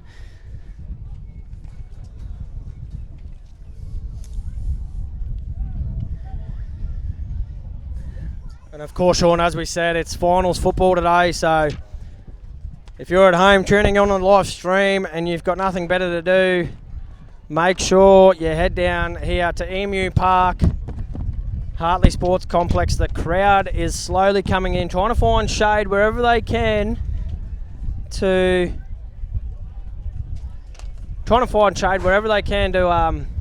get away from the sun, to really make this happen. As we see on field 1, we also got Toonabar coming and the Cockatoos. Well. And the Cockatoos. That'll be a cracking game as well.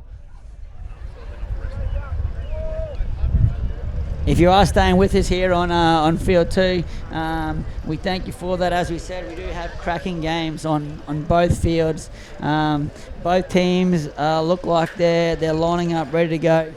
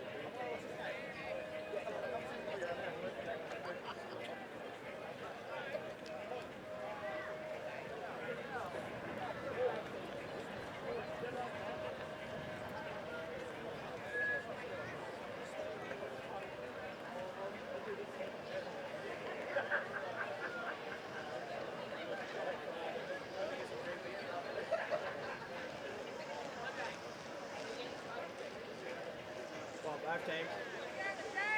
Are they going to get one too? Are they going to get one too?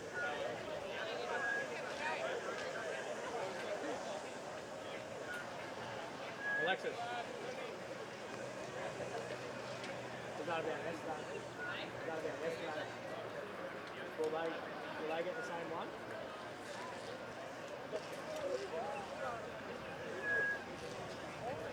At the next two to you here will be kickoff.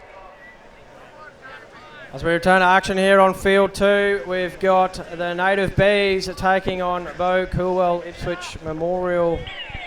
We've got Sean here in commentary with me. And as kickoff happens, and an unforced error, unfortunately for the Native Bees.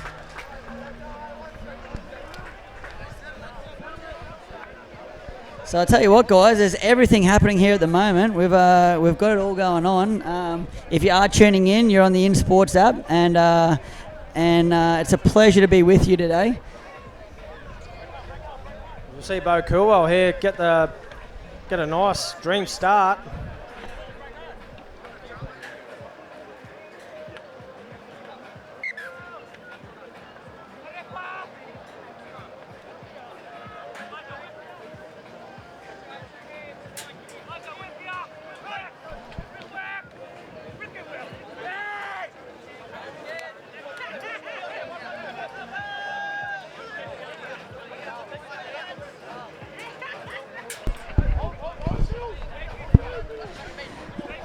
All right, I'm gonna leave you in the seat just for a second on your own there, my man. I'm gonna do a little bit of strapping on some of the boys, and then I'll be back. So, You're right, mate, no dramas. If you are tuning in, mate, stay glued to your screen because the action has started, and anything can happen right now.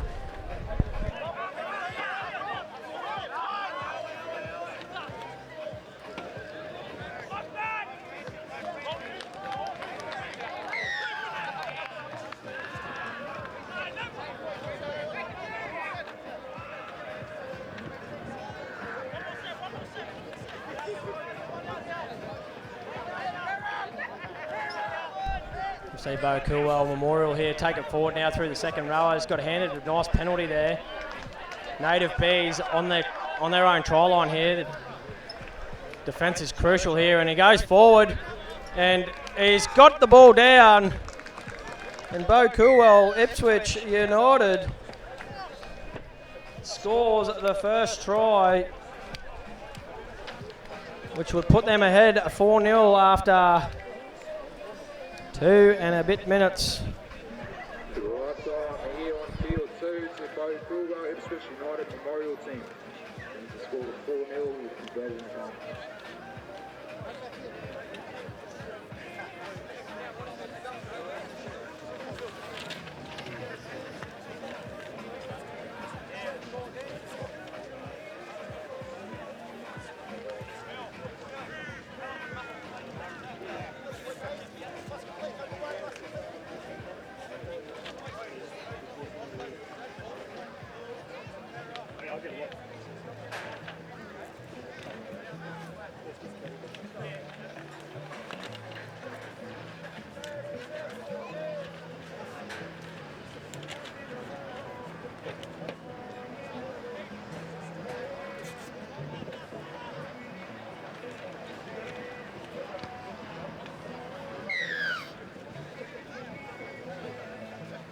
Successful from the score of 6.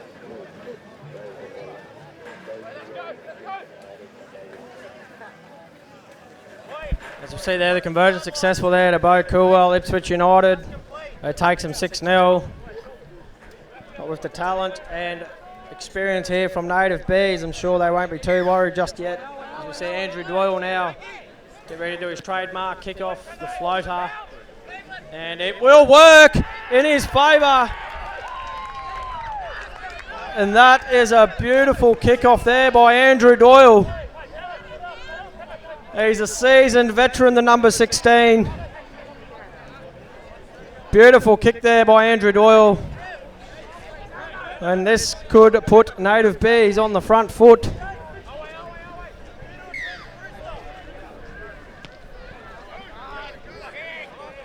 See the dropout.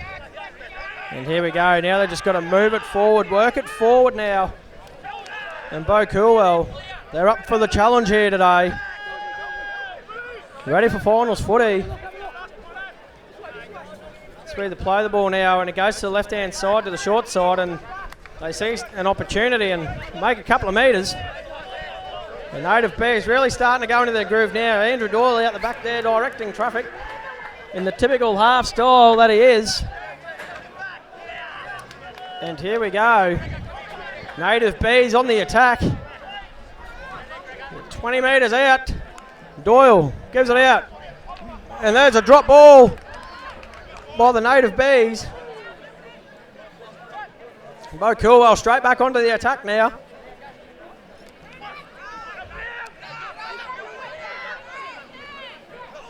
Another offload there. Making some metres here. Bo Coolwell moving the ball around nicely around the Native Bees here. If we look here now. Chewing up an extra 10 metres there.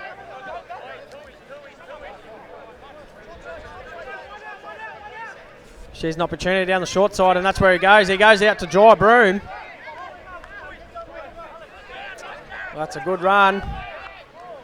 He definitely got an opportunity here now. Bo Coolwell. And he sees space in the back, and he is offside. Not square at marker. So Bo Coolwell, Ipswich United. Travelling up the field here. Really got control of this game early on. Bo Coolwell, Ipswich United, and we see more metres here by the number 13. The Native Bees are slowly looking out on their feet, and it's Jai Broom again, and he held onto the ball there. And here we go. More metres being made here.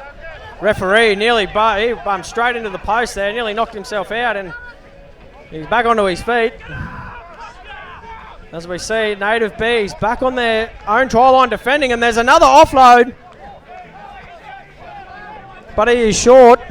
Referee says play the ball, and there's space on the outside now if they can use it. Oh, and Andrew Doyle read that well.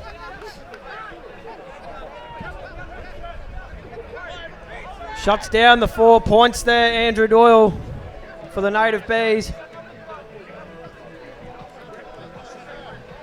About 12 minutes and 40 seconds left in this first half. Of course, it's knockout football, knockout finals footy today.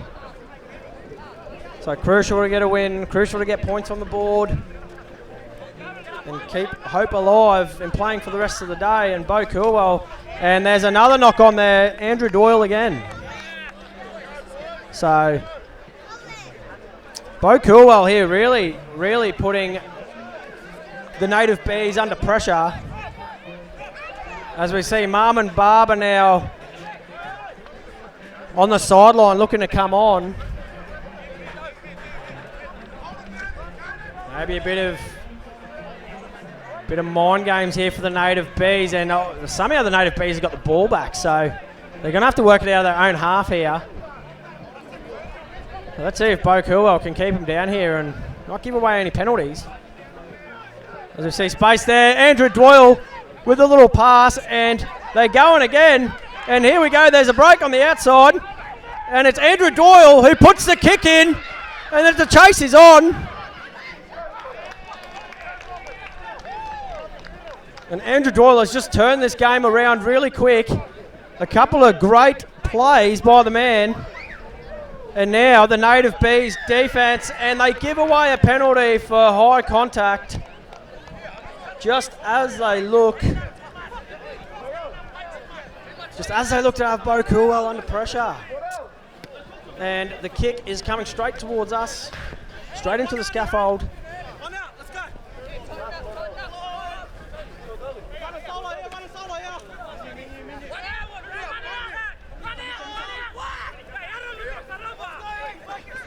As we see Bo Coolwell now, again, ball in hand.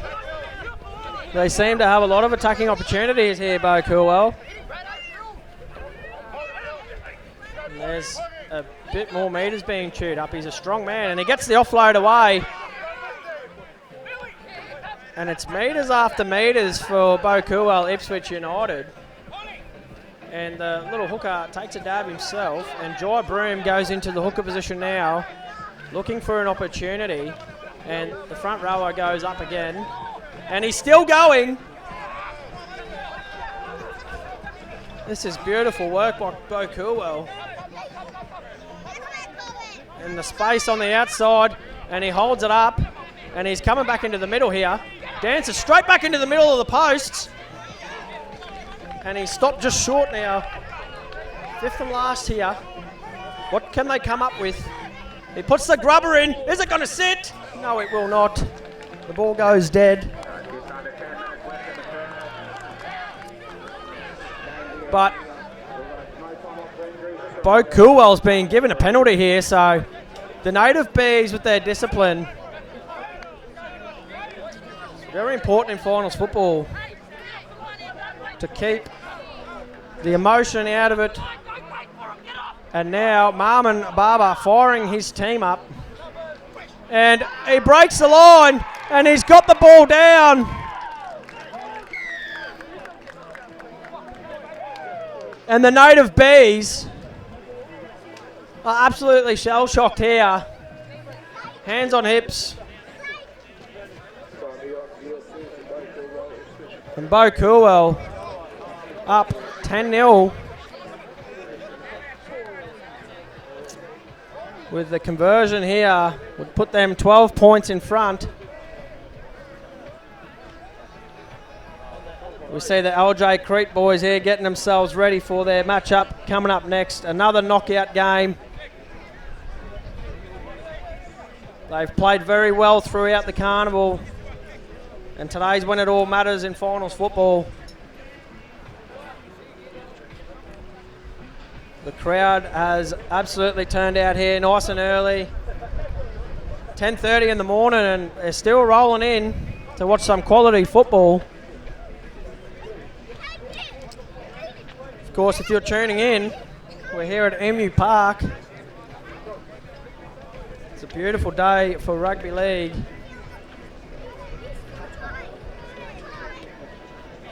And a little kick goes straight over the black dot, and it puts Bo Coolwell up 12 points to 0.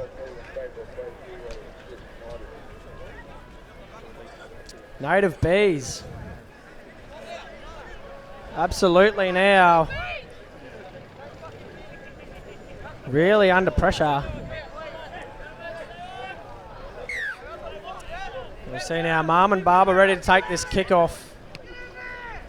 And goes nice and long. And here we go. Great contact first up. As we see Bo Coolwell, Ipswich United now trying to work it out of their own 30 here. Slow play the ball there. And there's a great run, and they've been called offside.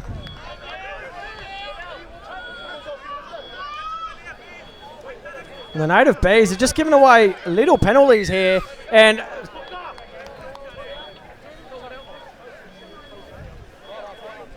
there's a penalty there. Talking back to the referee, and the referees are absolutely just not having it today. And that ball has not found touch. And here goes the Native Bees now. And he's chewed a fair bit of metres off that. As we see Native Bees now with the ball in hand. And he's still charging forward here. That's precious metres that they're definitely needing. We've got my commentating partner, Sean, coming back and joining me. Yeah, sorry, I just had to a little bit of strapping duties for some of the boys before they play. Oh, on field one, we look like we have a try, but we're focused on field two here with Native Bees. It's been action-packed so far. Absolutely, and here we go. There's another penalty. So Native Bees have been under the pump a bit, giving away penalties, but now Bo Coolwell, Ipswich United, gives one away as well. And we're going to see Native Bees trying to work towards the post, I believe. They're trailing by 12 points. What- Just over 5 minutes left in this What first half. would you really like to see here from the Native Bees? Like, is it do we need to see some more shape, them potentially move the ball? Absolutely. I think what we need to see here at the moment is we need Native Bees, the players to stand up, and there's one of them in Marmon. We need the experienced players to stand up here. And Marmon Barber has dropped the ball, and that is not what Native Bees needed, being 12 points behind. But we need to see Native Bees really link up here and not give the ball away as much as what they have been, and just keep their cool, calm composure. At the moment, I think they're a bit shell-shocked here. Mate, I agree. I think that Bo Corwell Memorial have definitely come out firing. They've won the battle early, and Native Bees, are playing catch-up footy with 4 minutes left of the first half. One thing that's always hard is playing catch-up football, especially on a hot day like today. Native Bees will like Bo Corwell just sending one out. If I was Bo Corwell, I'd definitely want those bigger boys a little bit wider and just trying to keep Native Bees moving. As you can see, Bo Coolwell, Ipswich United, a lot of smaller bodies. And there we go again. There's another penalty given away by the Native Bees, and they've talking back to the referee, and he is not having it today at all. That's the third penalty that they've been given by talking to the referee, and he's just not having it. Well, the teams were warned before the carnival. There were a few stipulations put in place. There was a striking stipulation, and then a big stipulation on I guess respect towards the referees, which they're, as you said, they're definitely enforcing at the moment. I myself yesterday got marched twice for speaking back, and I learnt my lesson pretty quick. You were just providing some feedback, I'm sure, just a little bit of constructive criticism. That's what halfbacks do. We need to have a say when we want to, and unfortunately, it's just not to the right person. As we see Bo Corwell, they're trucking it up through the middle. You've got Big Jai running that lead runner. They're out the back. And Native Bees are just not sticking to their tackles here, but Bo Coolwell losing metres here. And that is a brilliant tackle. And he's called a penalty again, and it's Marmon Barber he's losing his way a little here, Marms. I just don't think it's needed in finals footy at the moment, especially when you're down 12 points to 0. Oh, here we go. The referee wants to have a chat. And I think Marmon might be sitting down here. If he keeps going, I think Marmon might be sitting down. He's warning him. And that's all it is. It's just a warning. So let's hope that Native Bees can compose themselves. Like they can't afford to leak more points before half time. And at the moment, the one thing I like about these young referees stepping up is they're really taking control, not feeling intimidated by us adults, getting in their face and talking to them. He's really taking control of this game, and I think you've got to give him the respect there, and the players will be giving him that respect of taking control of this match. Definitely. I think it's probably a shout out to the organisers. Like I know the Simo and that have put a big presence when it comes to that, like respect, and I guess giving these young referees confidence to adjudicate and referee the game as they see it. Oh!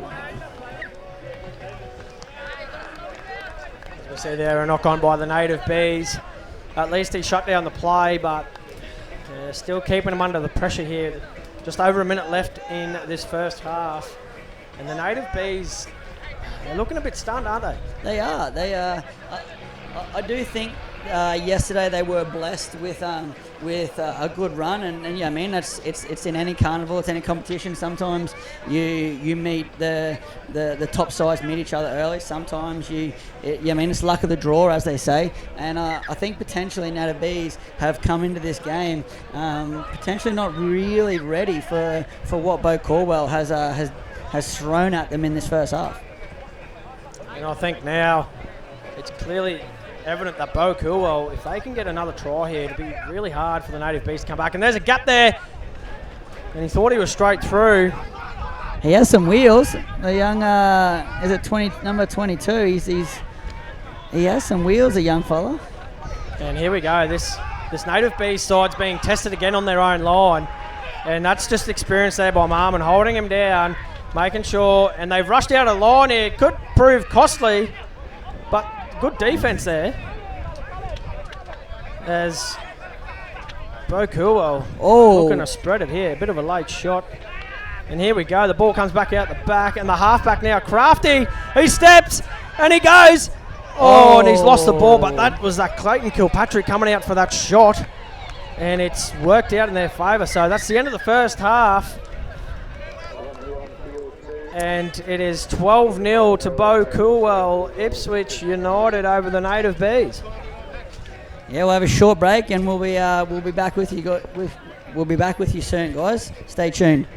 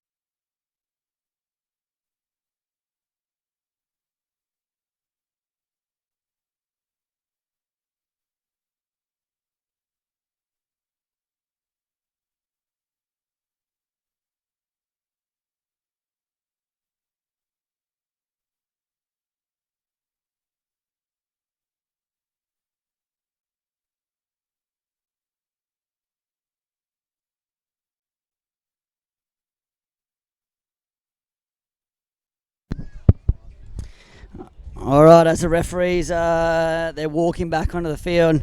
We're moments away from seeing both teams join us. It's interesting here, guys. If you are watching at home, and you happen to be flicking through your InSports app, you will see on field one the Toonabar leading the Central Coast 6-0, and then on field two here you have the Bo Coolwell. They are leading the Native Bees 12-0. So action on both fields.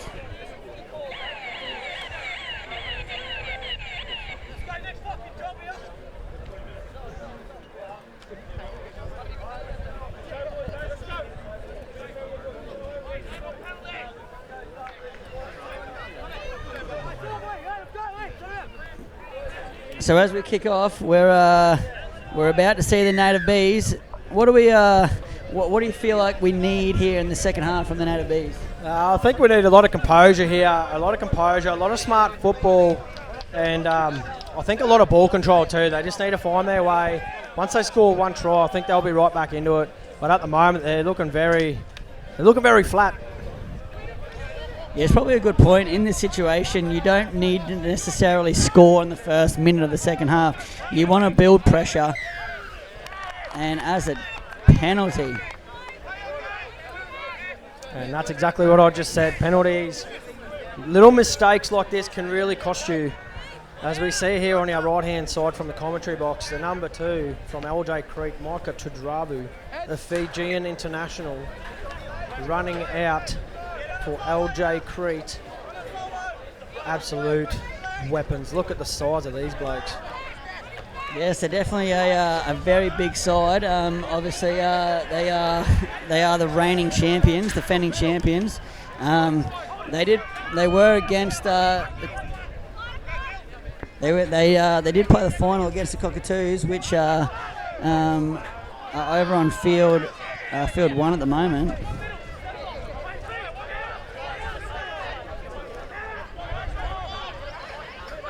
And here we go, Bo Corwell. They're doing exactly what we talked about. They're trying to build pressure. They're playing that percentage play. Their shape out to the right. They go that way. And there's a nice gap there by the 18, and he's gonna burst over. No, he's short. That was real. And he's offside. Andrew Doyle was offside. And I tell you what, from that front rower, he could have reached out, but he just held himself. He looked in for all money. I thought momentum was going to carry him over as our refreshments just come up here. I think Native Bees might be in need of some of this power. And what have we got up here? Because they absolutely look out on their feet at the moment, defending their own line yet again. But Bo Coolwell need to really capitalise on this. And there's a big shot. And now they need to capitalise again. It's the 18. And Native Bees really need to not give away a penalty here. You can see on that far side. And here we go. Offside. He's got the intercept, and he's offside. Yeah, I called it. He left very early then. I like what he was doing, but yeah, from the commentary box, it did look like he did go early then. Tell you what, if he was not offside, you would not have caught Marmon Barber. If you have seen his Ipswich Jets days, he would have absolutely been gone. You wouldn't even bother chasing him. Yep. But unfortunately, or fortunately for Bo Corwell, they don't have to, because it is a penalty. We see the referee talking to the Native Bees again. Geez, there's a lot of warning going on in this game. I think at the moment, Bo Corwell, to really make this their game, they need to capitalise here on these errors. They need to score off this set to really, really hurt the Native Bees. And Jai Broom takes it up forward, right, strong body. Well, we spoke about it last game. We spoke about teams that can overcome big deficits in short. And yes, that's what the Native Bees needed. A forward pass from Bo Corwell. As we're here, and there's a penalty now against the Native Bee, against Bo Corwell. Yeah.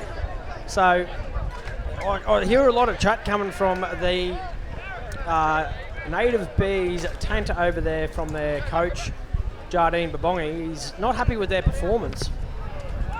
As the kick finds touch towards us here. Yeah, very good touch finder there. Native Bees on the attack now, and now's the time where they got to really start piling on some points, completing sets. The hooker screaming. And I think they need to run onto the ball here and not collect it. And there's a bit of forearm work there on the ground. Just give them a little welcome to the game. As we see space on the outside, and that's brilliant defence there by Bo Coolwell, just sliding across. I'm very impressed with Bo Corwell. They've got really good defensive of protocols. Like they're defending as a team. They're really working as a team here. And there is another error by the Native Bees. And Andrew Doyle has just been penalised for talking to the referee, and he's been sent for 10 as well. And that is not what the Native Bees needed at all. Andrew Doyle with a brain snap. That is not needed with 14 minutes on the clock, especially when you're trailing by 12. So they're going to have to do this. They're going to have to get 12 or more points with one less player on the field. Now, we did see it yesterday. We did have a team that started the Carnival with only 12 players, and they won their first game 28-4. The East Coast Dorers that we all know about them, and they've got a very crafty fullback in Jesse Johnson, very quick from out Central Highlands way. I'll tell you what, seeing him in open space yesterday, you wouldn't even bother chasing. Yeah. It's unreal, and here we see Bo Coolwell making, there's just not tackles being stuck Affected, here, yeah. and this second row is just piling on about 20 metres there. And Bo Coolwell really on the attack now. They really need to score. I like the hooker for Bo Corwell is very he's very deceptive. He's shaping one way, he's going the oh geez, that was close to being obstruction there. As we see now, Native Bees, they're short on that right-hand side, and that's exact. No, they're not going that way. There you go. And here goes the hooker. Oh! And that's a penalty, and will that be 10 in the bin?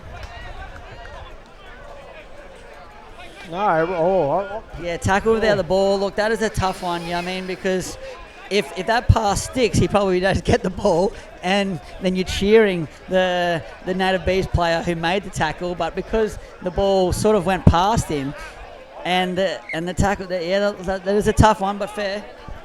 And Bo Coolwell straight back onto the attack here. I think that was a hit on suspicion, I think. And as you said, and here we go. There's a bit of... And there's another penalty here. Native Bees are not happy at all. They might lose another player here. They might be playing with 11 players. And as you hear the Native Bees tent, they are not happy at all. And we might lose another player here. We might go for a break. He's just come on the field. He's sent off. That's He has sent him off. 11 on 13. Yeah, I think the task is just getting bigger and bigger and bigger for Native Bees. Not too sure if that was worthy of a send-off, but definitely a 10 in the bin. But Nevertheless, Bo Coolwell back on the attack again. Seem to be saying it a fair bit in this game. And Marmon Barber goes for the intercept again, and he's been called offside.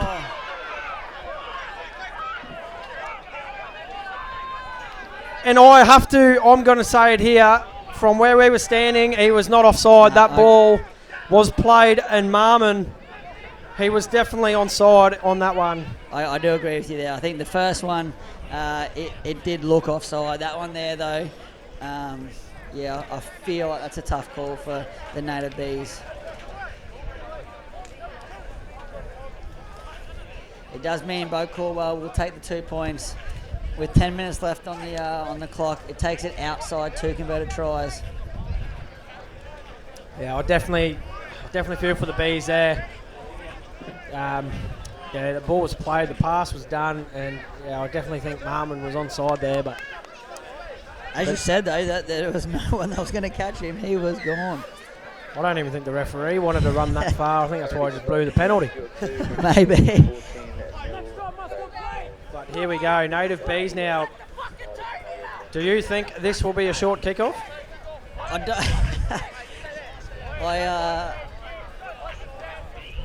They're going to have to do something. They're going to have to try something. This is literally all in, stakes all in. Hail Mary, throw at the stumps.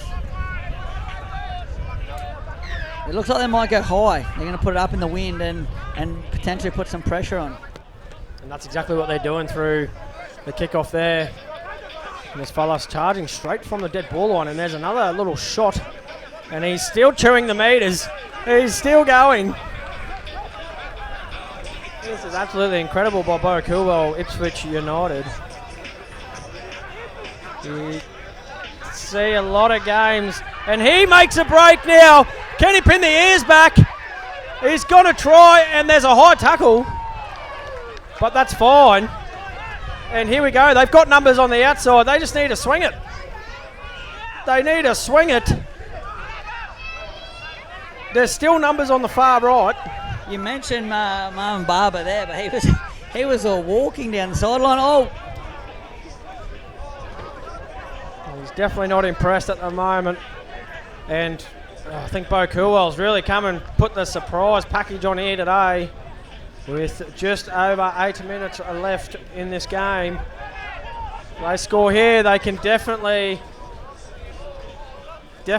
count themselves good to go through to the next round of finals football. yeah, I think we have our team that is progressing and the team that will bow out here in on field 2. I wonder what's happening on field 1. From where we sit, it looks like Toonabar is still in front, 6 points to 0. And about to take the 2 points by the look as well. And here we go. The Native Bees slowly trying to work it out here. And Bo Coolwell, Ipswich United, their defence and attack has just been on song today. How long till we see the chip and chase? I've got a feeling they're going to have to try and do something. They're going to have to try and pull something out of a hat here. And Andrew Doyle back on the field. And here goes Marms with the big torpedo in the wind. And it goes backwards. And Andrew Doyle leading the chase here. He's come back on after being sent and having a break. So let's see what he can do now. He makes another tackle there. So let's see what they can come up with here, the Native Bees. And there's another penalty.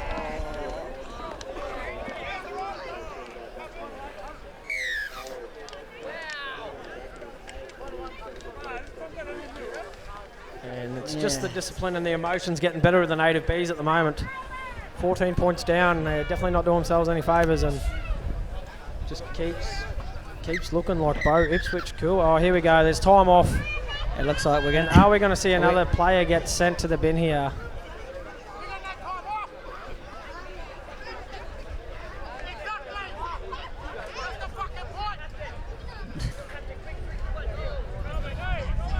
Yeah,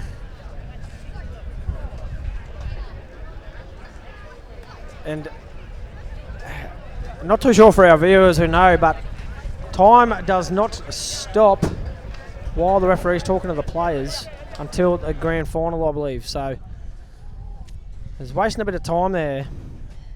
Yeah, Bo Corwell definitely not upset with these stoppages in play. It just reduces the chances that the Native Bees are going to have. Credit to the Native Bees though, they're 2 players down and they're still scrambling defence. They're trying. The effort is definitely still there for the Native Bees. And it looks like Bo Coolwell United just kind of lost their way there a bit with their attack. We do talk about that. Like sometimes your attack when you are playing against 13 players and your attack is humming. When the other side goes to 12 or in this case 11, you lose your way because you start going away from what's working and just trying to score tries. And there's another try to Bo Coolwell, Ipswich United, as Sean was just saying. And I do believe they're on 12 and 13 now. Andrew Doyle back on the field. But that certainly did not help them. And now it's 18 points to 0. And I think in the nicest way possible, I think that could be the Native Bees bowing out of the tournament. Yeah, unfortunately. As we spoke about it, the Native Bees did finish on top of the competition yesterday with a really good for and against, but not a great start to day 2, and we'll see them be the first team to bow out of that top league. Now the kicker definitely taking his time. I would as well if I'm up 18 points to 0 with just over 4 minutes to go. Some tight games going on here today. Currently on field 1 as well. We've got Toonabar taking on Central Coast Cockatoos, and it's 8-0 over there. So 2 tournament favourites there every year going head-to-head in a quarter-final. Yes. And then up next, of course, we've got LJ Crete and Gary Field, Masada Yusefa. So it's going to be another great game, and the conversion successful there. 20 points to 0.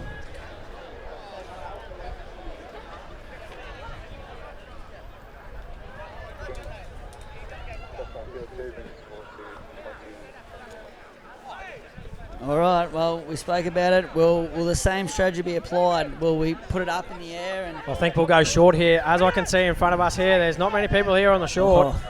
And they have seen that, and now they're going to go. And they're all offside.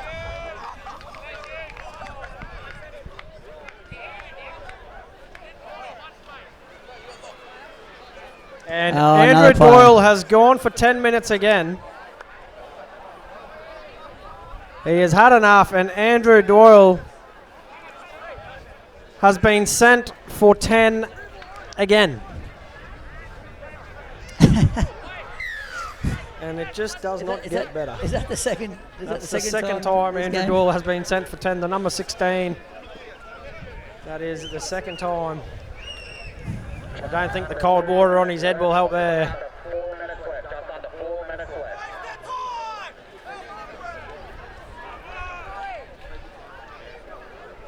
And as you see here, Bokuel, Ipswich United really just taking their time to get the ball. Native B's not happy about it.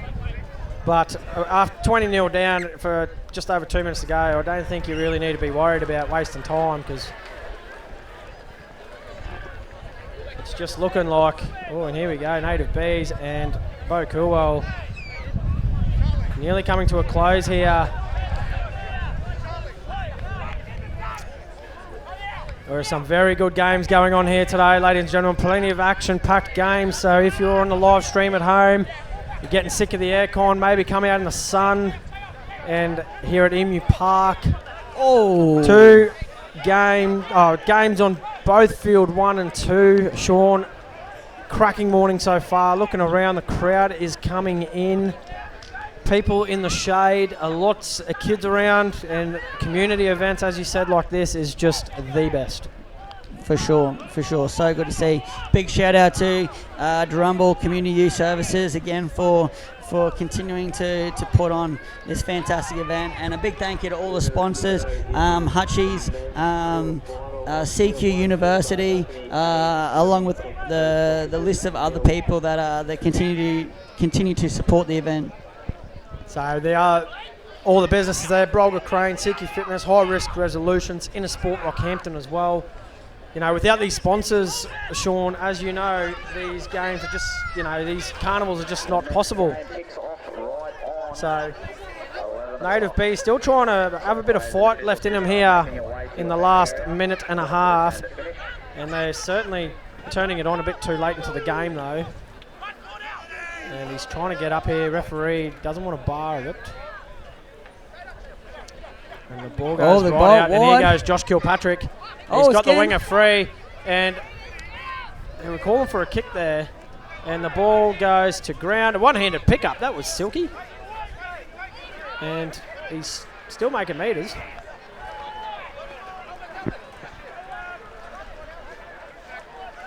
Yeah, we're inside the last 60 seconds, and Native Bees, credit to them. They're not going to die wondering. They're going to see it out. They take the quick tap. Although this is the end of their carnival, big shout out to the way they've finished this game. Crossfield kick from a second rower, definitely not what. Oh, and here we go. Great moves. Oh. He's dancing around. Yeah. And here we go. Marmon Barber now with the ball in hand here in a minute. And he's always got that nice palm going. And he's making some meters here, Marmon. They want it out here. They want the crossfield kick again. And Marmon's getting up a bit gingery here. And it's gone to that ankle. Oh, and there's a knock on. And that would call the end to the Native Bees campaign here today. 20 points to 0 to Bokuel, Ipswich United. And ladies and gentlemen, we have got a cracking game coming up next for you between LJ Crete United against Garyfield Masada Yosefa Memorial side. This is going to be a cracking game. Yes, sudden death football here in day 2. As we see, it looks like the last year's grand finalists, the CQ Cockatoos, it looks like they will be the other team that will bow out of the competition. So the first two teams to bow out will be the CQ Cockatoos and unfortunately the Native Bees. Stay tuned. We'll be back. We're back very, very shortly, and for another cracking game.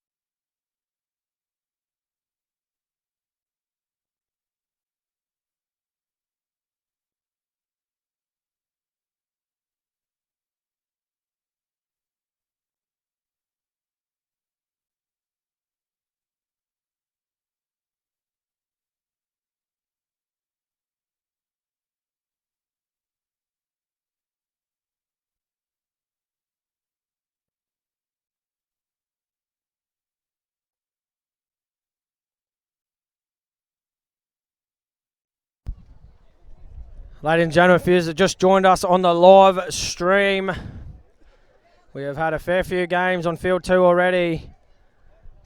We have just witnessed Bo Coolwell, Ipswich United defeat the Native Bees 20 points to 0.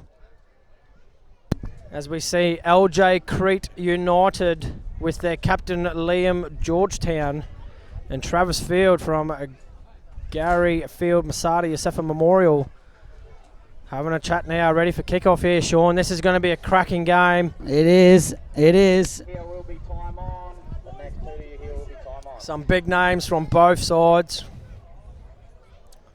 Of course, just mentioned Liam Georgetown here, the centre, ex-Q Cup player. Redcliffe Dolphins, very talented young man.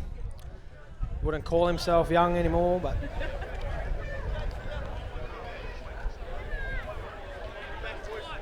this will be an absolute cracker. Yeah, well, as we were speaking about, it's going to be an arm wrestle for that first stint of this game. Obviously, both teams were trying to establish their game plan early. Here we go now as Travis Field kicks off. He takes it nice and deep. And here comes the front rower, straight off the back fence, straight into contact. And Gary Field, Masada Yosefa are definitely up for the challenge here today. Very hot conditions out on the field, Sean. Yes, it is. These players are going to feel that fatigue from yesterday. And as you just mentioned, the heat. The wind is sort of, it's died down. Would you say it died down a little bit over the past hour maybe? And as we see LJ Crete now use the ball here. That is some good contact there. Of course, the hooker for LJ Crete, Chris Ayton, PNG International. And here's Alex Lawton now. Beautiful read. That's a player to watch. Number 6 from LJ Crete, Alex Lawton. Young talent, Mackay Cutter's system as well. They come to put the pressure on him. And it's a great kick, and he's gonna let it bounce.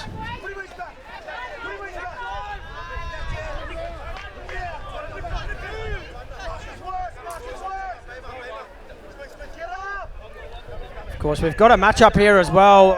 The two brothers, Alex Lawton and I believe it's Jake, playing against each other. It's Jimmy actually playing against each other here today.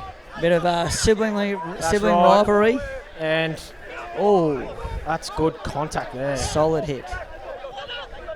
And they're looking here now. Travis Field. Oh no! Oh, it's just, and Bill Cullen throws, and the ball's still on. And here's another Lawton now. This is Jake Lawton. So you got all three brothers on the field at the same time. You got Jake, Jimmy, and Alex. And they got away with that. It was a very, very sloppy passage there, but they've gotten away with it. Their kick finds the grass, finds space, and they have a chance to build some pressure. There's a tackle there, and they're all offside. So a piggyback here for LJ Crete United. A little error by Gary Field, Masada Yosefa Memorial. Well, we heard LJ Crete talking about that before they went on. Discipline was their big thing. As the ball comes towards us here, and they find touch perfectly. That was a great kick there. I would have kicked towards the other side, but I was quite impressed with that cameraman though. He jumped up. He was ready to deflect that kick because it was coming straight at us. Could nearly think that was Steve Smith. There's LJ Crete now on the attack. And short ball. The defence is good here by Gary Field, Masada Yosefa. They are absolutely up for the challenge here. Block play to Lawton out the back. Another block play. And that's brilliant defence there. And that was Carson Huth, the man with the number 1 on his back, with some brilliant defence. Didn't bite too much, did he, Sean? He just waited. Yeah, he did. He used the sideline as another defender. Had the privilege of working with Carson in the Capra system when 21s was still running. Very good young talent. As we see now, Gary Field, Masada Yosefa trying to get out of their own 20 here. Ball control's crucial here. Oh, good defence. And thought he lost the ball there, but there you can hear the LJ Creek tent here on our right-hand side telling him to get off the line. And Oh, here there it goes is, Bill he's Cullen. through. Bill Cullen, he's got Travis Field on the inside. He gives it to him. He gives the chip. Is it going to sit? Oh, it's bounced up. Oh, no. Oh, the bounce of a football can be cruel sometimes. Oh no! And we have a hooker. The hooker from. Oh no, he's up. He's moving. He's okay. Beautiful play there by Bill Cullen, the number 19, of course. Very experienced Q Cup player as well for CQ Cappers.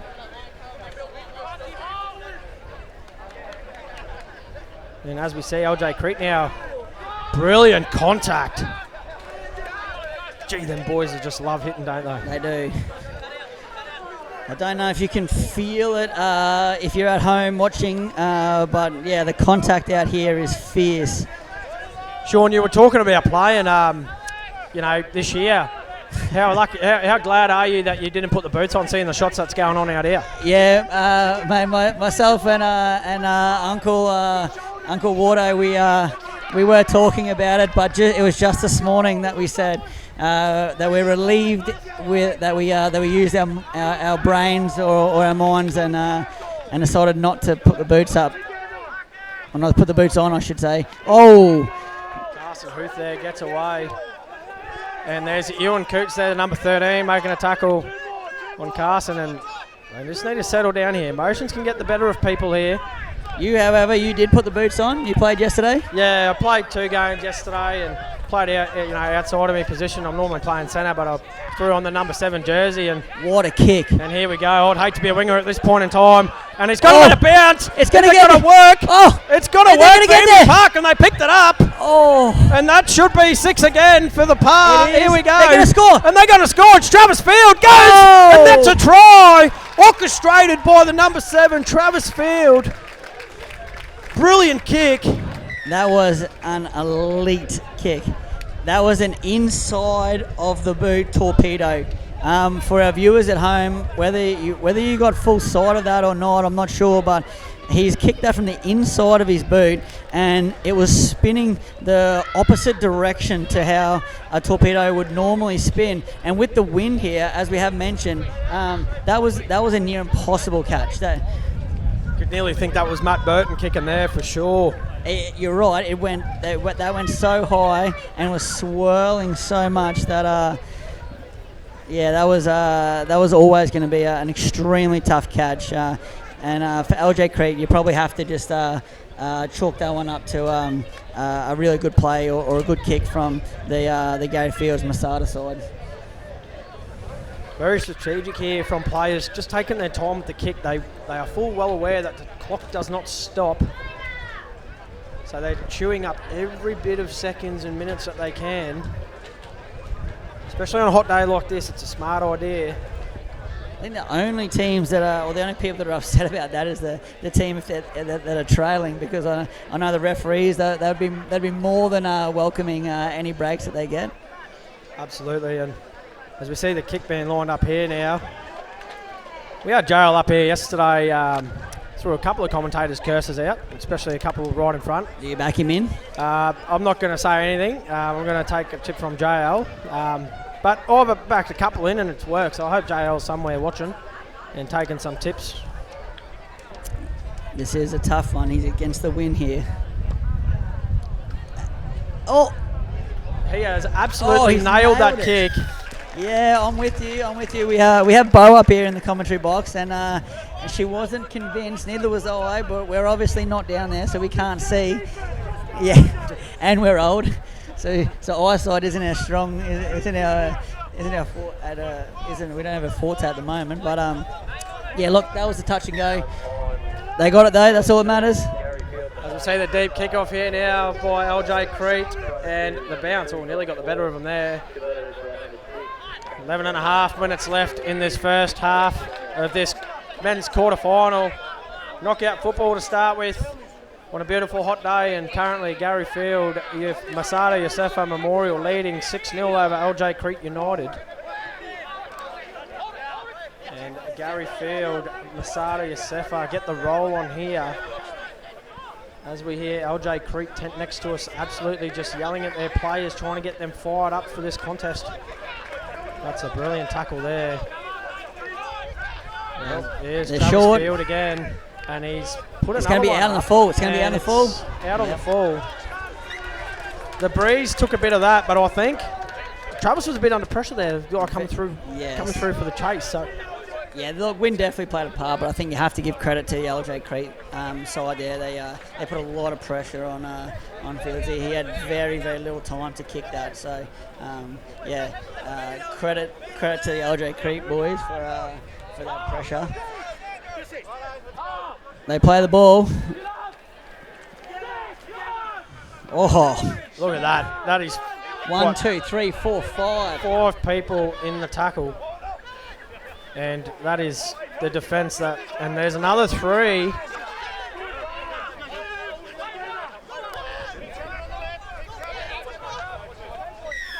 And there's a penalty there, all offside. And this is what LJ Creek needed, I think. They needed just to come back on this side of the field now. And now it's up to them, and Alex Lawton goes, yeah, I'll kick the touch and chew a little bit more off it. Nearly just seen some newcomers come in, and I hope. Poor family nearly got taken out by the ball. It would have been a lot different story if that ball hit someone. Yeah. As we look here now, LJ Creek on the attack. Gary Field, Masadi Yosefa now under the pump. And here we go, there's a flat ball to Ewan Coots, and it's got to be Ewan Coots. Ewan Coots for LJ Crete has crossed. Try awarded. Just a little sniff, Sean, and they make Gary Field, Masadi Yosefa pay for their mistakes. They do. That's what they needed.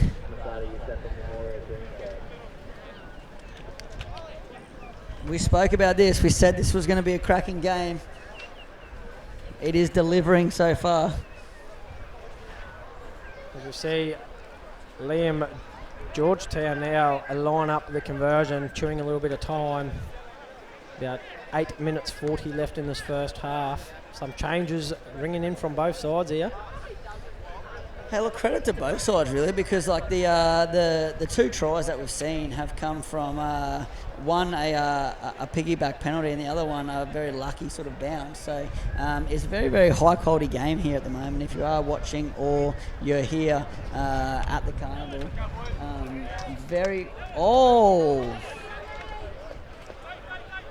he's missed it. He's missed the kick.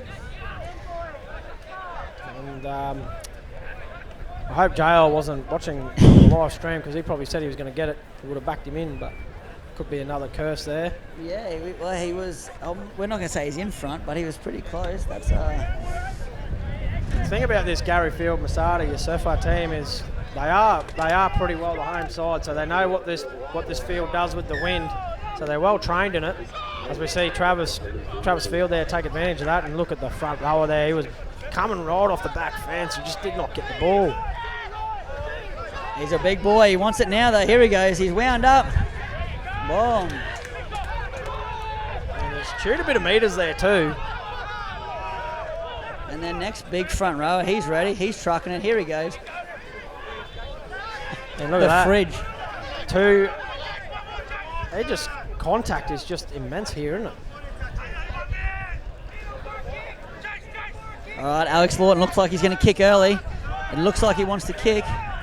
They all know who they're marking for, and they're going short side here, and it's just probably not the right play to go here, and it's 5th and last now. Yeah, we get an Alex Lawton now ready to go. What's he going to do? He's going to put one of his own up, and this is challenging by...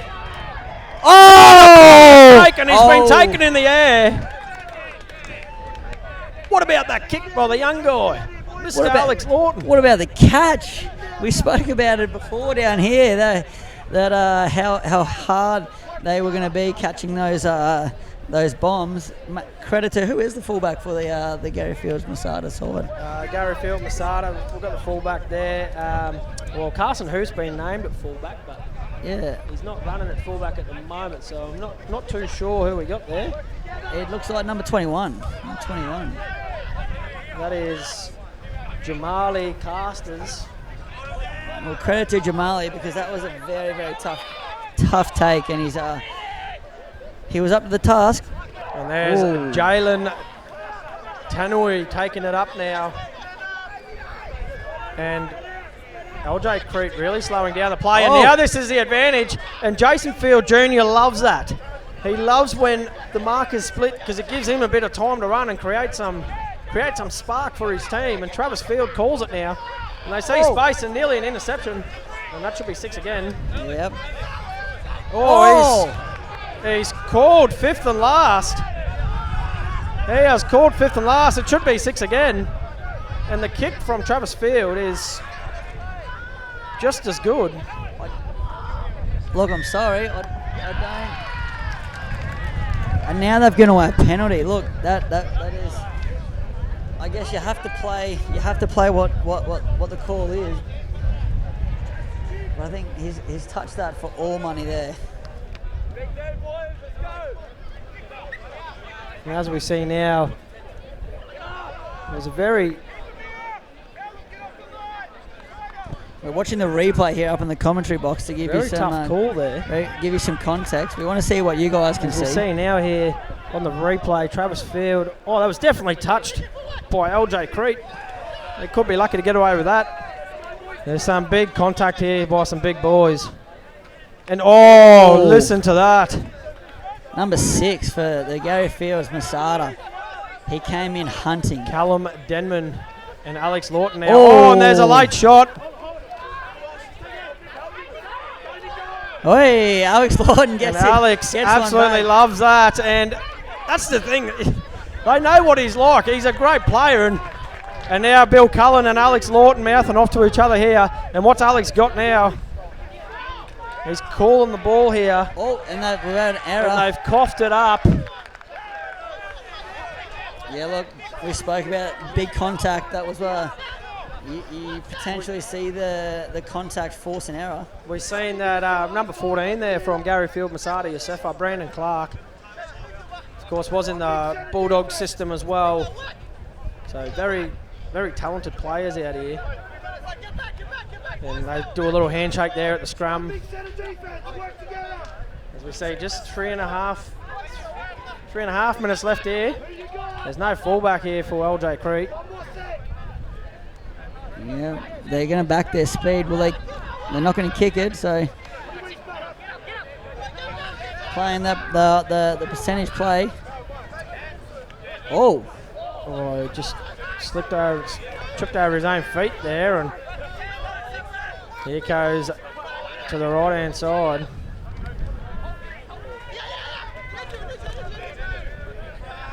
Just over 2 minutes left in this first half.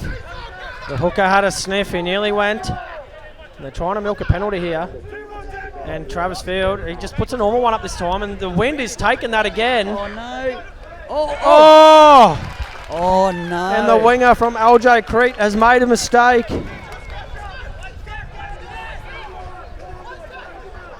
Very crucial. You made mention of it then. The wind took that. That was another tough catch. Like the wind is playing havoc down here. Oh, the contact is immense from both sides, as we see LJ Crete just slowing the play the ball down a bit. They really want to be working it out here now, LJ Crete, just holding their defence. They're trailing by 2 points here with 2 minutes left in the first half. Yeah, they cannot afford for the Gary Field Masada Memorial side to score here. They have to hold them out.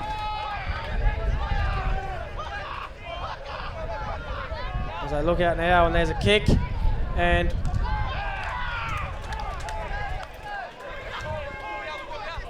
LJ Crete get the ball back. And here goes Micah Tudravu, the Fijian international. He's trying to milk a penalty there. Oh, they're lucky to get away with that.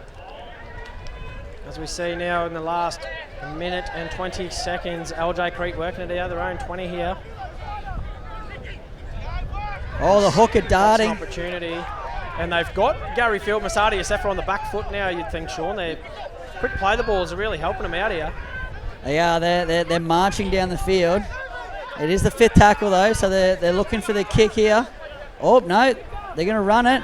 And here goes Alex Lawton. He's got rid of the ball, though. Oh, he chips it. Oh, and it's Travis Field Travis with Field. some magic. And Travis Field, is he going to back himself? Oh. He passes it, and it's going to go, and it's going to be a try. Beautiful orchestrated try. As we see Jake Lawton, one of the 3 Lawton brothers, cross. Jeez, I think if LJ Crete had their time again, they would have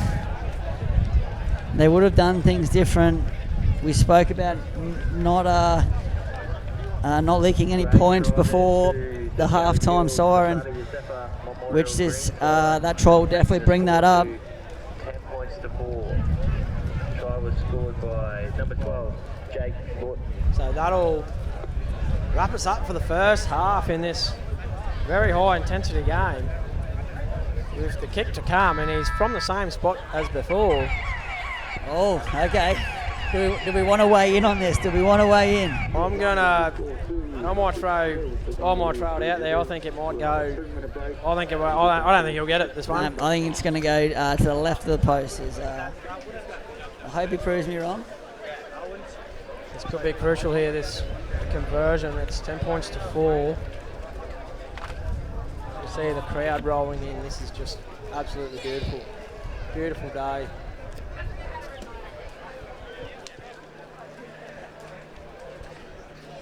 The ball boy nearly put him off with throwing his headgear around here. As we see the kick, and he's absolutely Oh my God. nailed Nailed that. it. And that brings us 12 points to 4 at half time between Gary Field, Masada Yosefa Memorial over LJ Crete United. Well, Mr. Deadman, credit to you. You proved us wrong. Yeah, we should have had faith. You got to believe. Well, at half time, we see our game, the score being 12 to 4. That conversion, very, very crucial. And on the other field, on field 1, we have what looks to be Gungaloo 3 Rivers leading 6-0.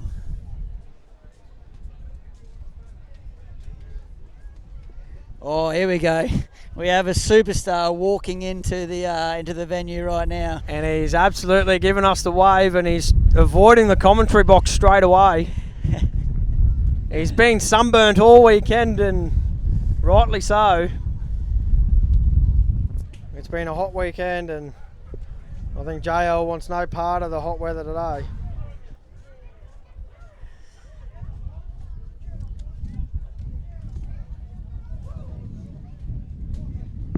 So next up we have the girls. It's their quarterfinals. Yeah, absolutely correct. Yeah, another quarterfinal for the girls coming up as well. So it's a great day for footy. Great day to be here at Emu Park and get involved. You see our paper just get a bit wet here. Do you know, is it sudden death for the girls? I believe so. Yeah, I believe so. It's finals footy, so I think I think there's only 4 girls teams, I believe. Correct, yeah. So, as we see, 30-second warning, 30-second warning. a 30-second warning coming up now.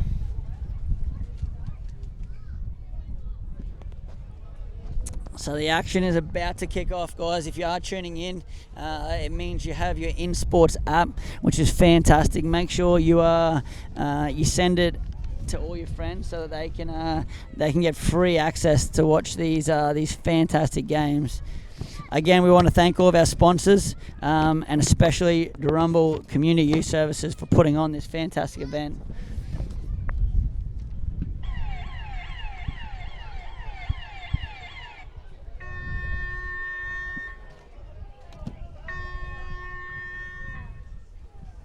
We've got a big second half coming up here, ladies and gentlemen, for all people tuning in and streaming this game. As you've just heard Sean in the InSports app. Big, tough second half coming up here for both sides. LJ Crete played in the grand final last year. Be sad to see them bow out so soon. Yeah, well, we did see the CQ Cockatoos bow out in the first quarter final just moments ago. Yeah, it would be very interesting to see the reigning premiers do the same here on field 2. As we go, the time started already, so as you can hear from LJ Crete tent here, the time started ticking already. So kick-off now underway. As we see Justin Lumans coming up the stairs here now, coming to say good day to the boys. Looking and fresh. Straight off the back fence comes Gary Field. Fresh on the red forehead.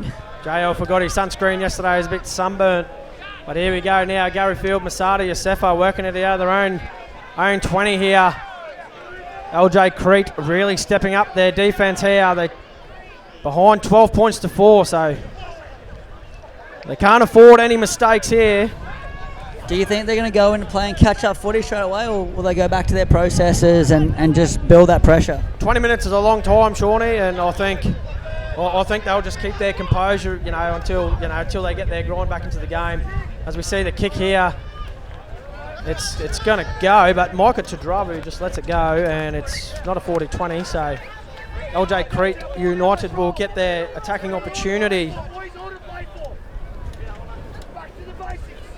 Yeah, we can hear the LJ Crete tent down here yelling out. There's a lot to play for. Well, there is. There's 27,000 reasons to win this game. That's exactly right, and they're going to have to work it out now. And it's a brilliant tackle there by Jason Field Jr. around the legs. As we see LJ Crete now just really taking the hard yards, and this is what I mean, Sean. They're just going to play simple footy. Simple footy gets simple rewards and simple points.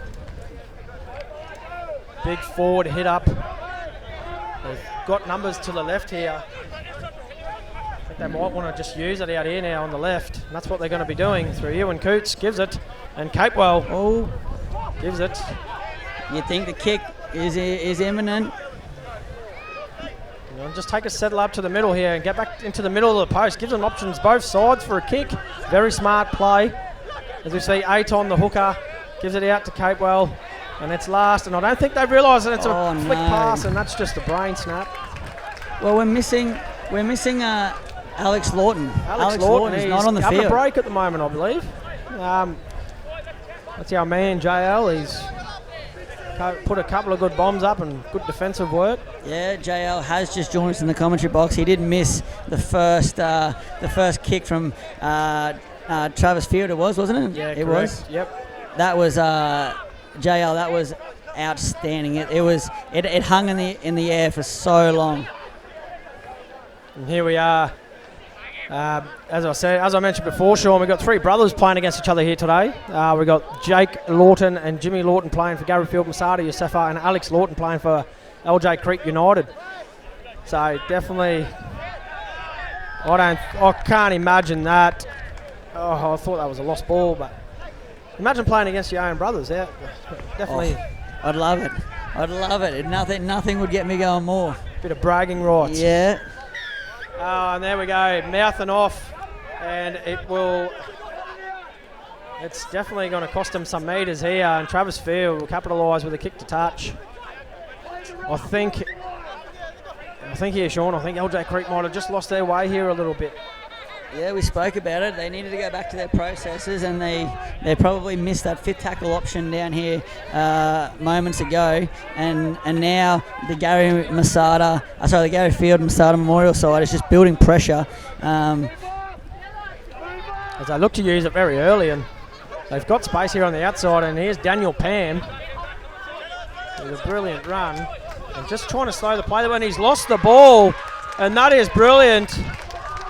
That's the experience there from a hooker that's played at a high level, trying to slow the play down. And Daniel Pam spills the lollies.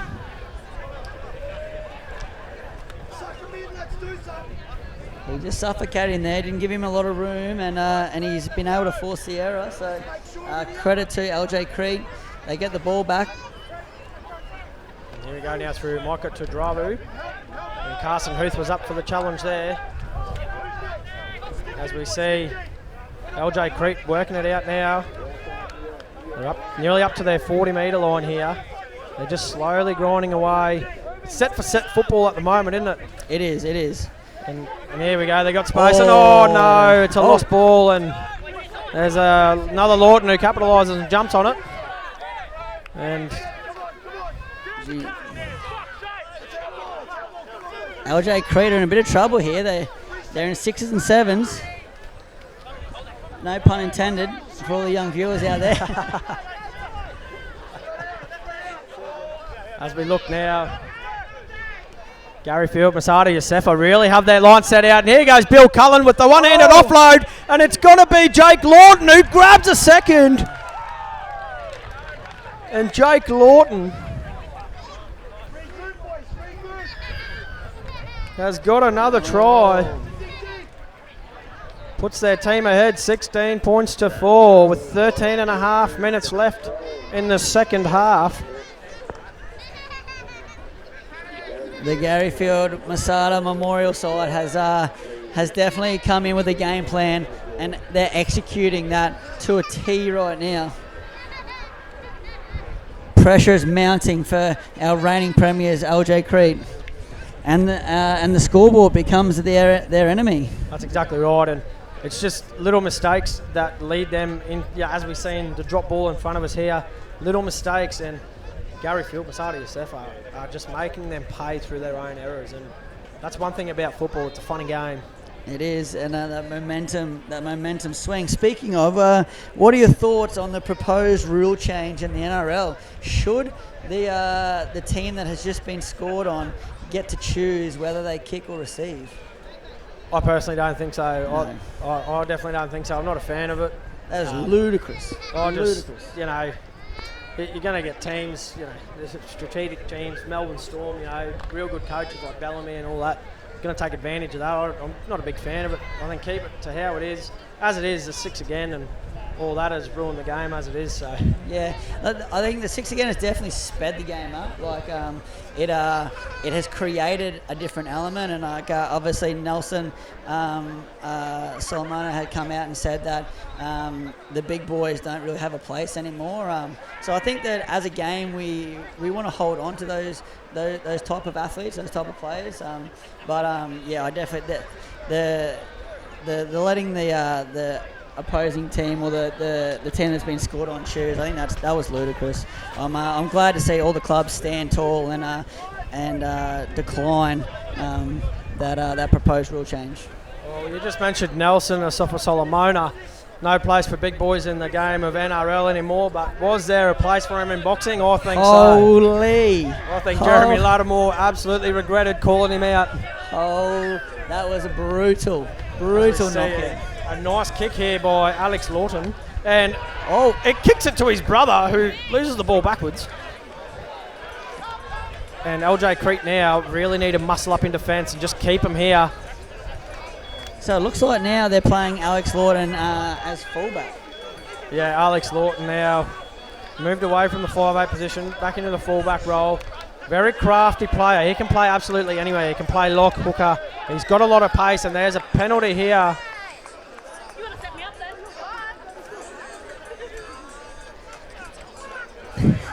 There's a bit of banter coming here from the right-hand side. Tent here from LJ Crete. They're not happy with that call, but it was a hot shot.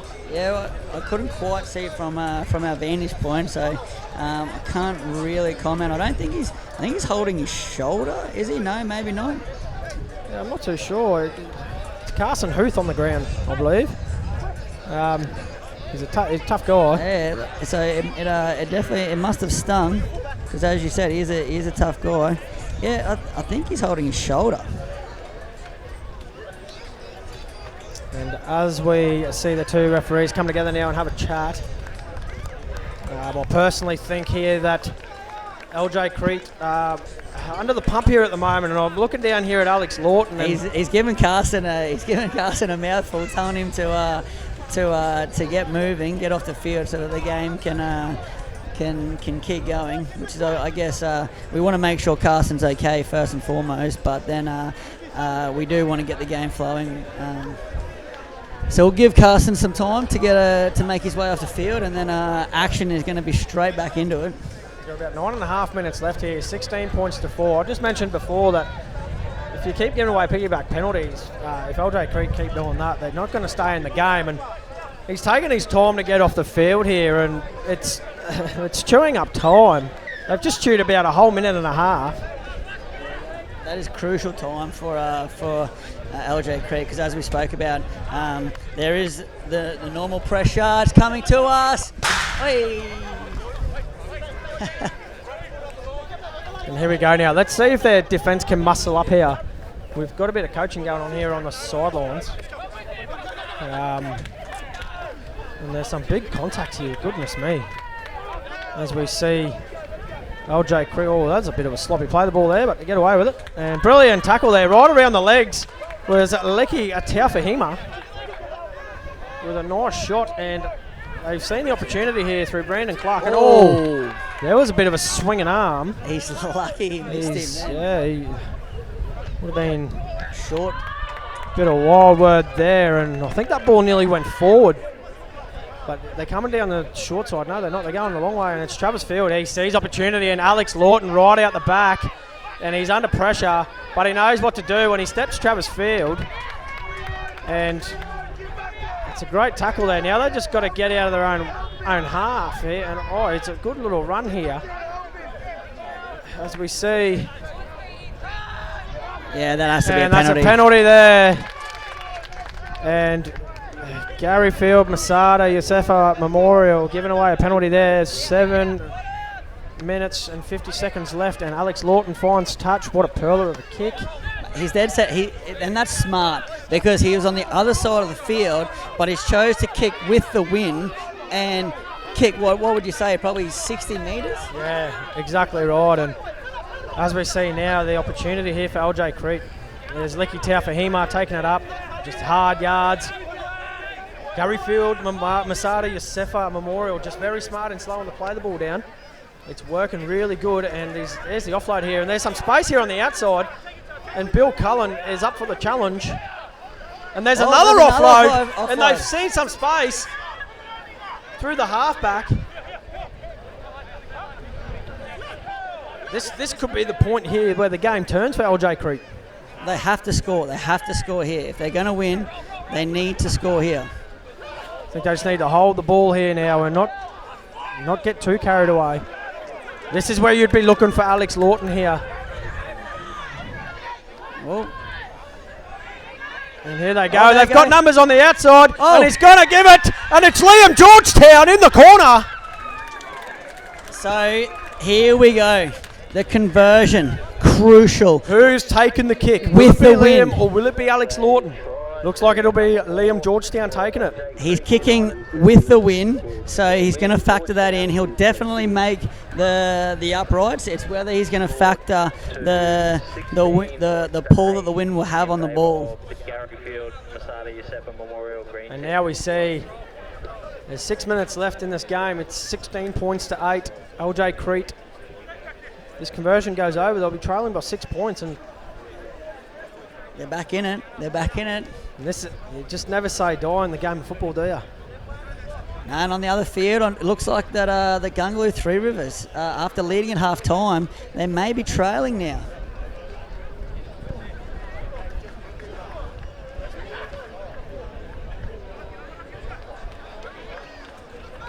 Well, we spoke about it. Oh, he's missed it.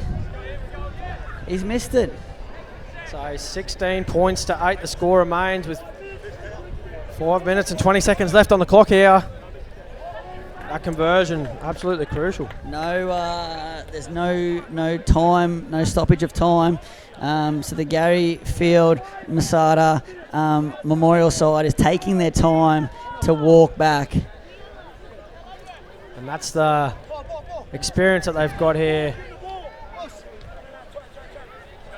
Travis Field just taking time, taking a breather, getting his team to rest. LJ Creek not happy about it. And there's no tee on there's no tee either. So Travis, he'll just kick it off the ground here. The old-fashioned style. Don't worry about the tee, sir. We're doing it off the ground. No worries at all. Well, LJ Creek. And LJ Creek will not be happy about No. this. It's chewing time for sure.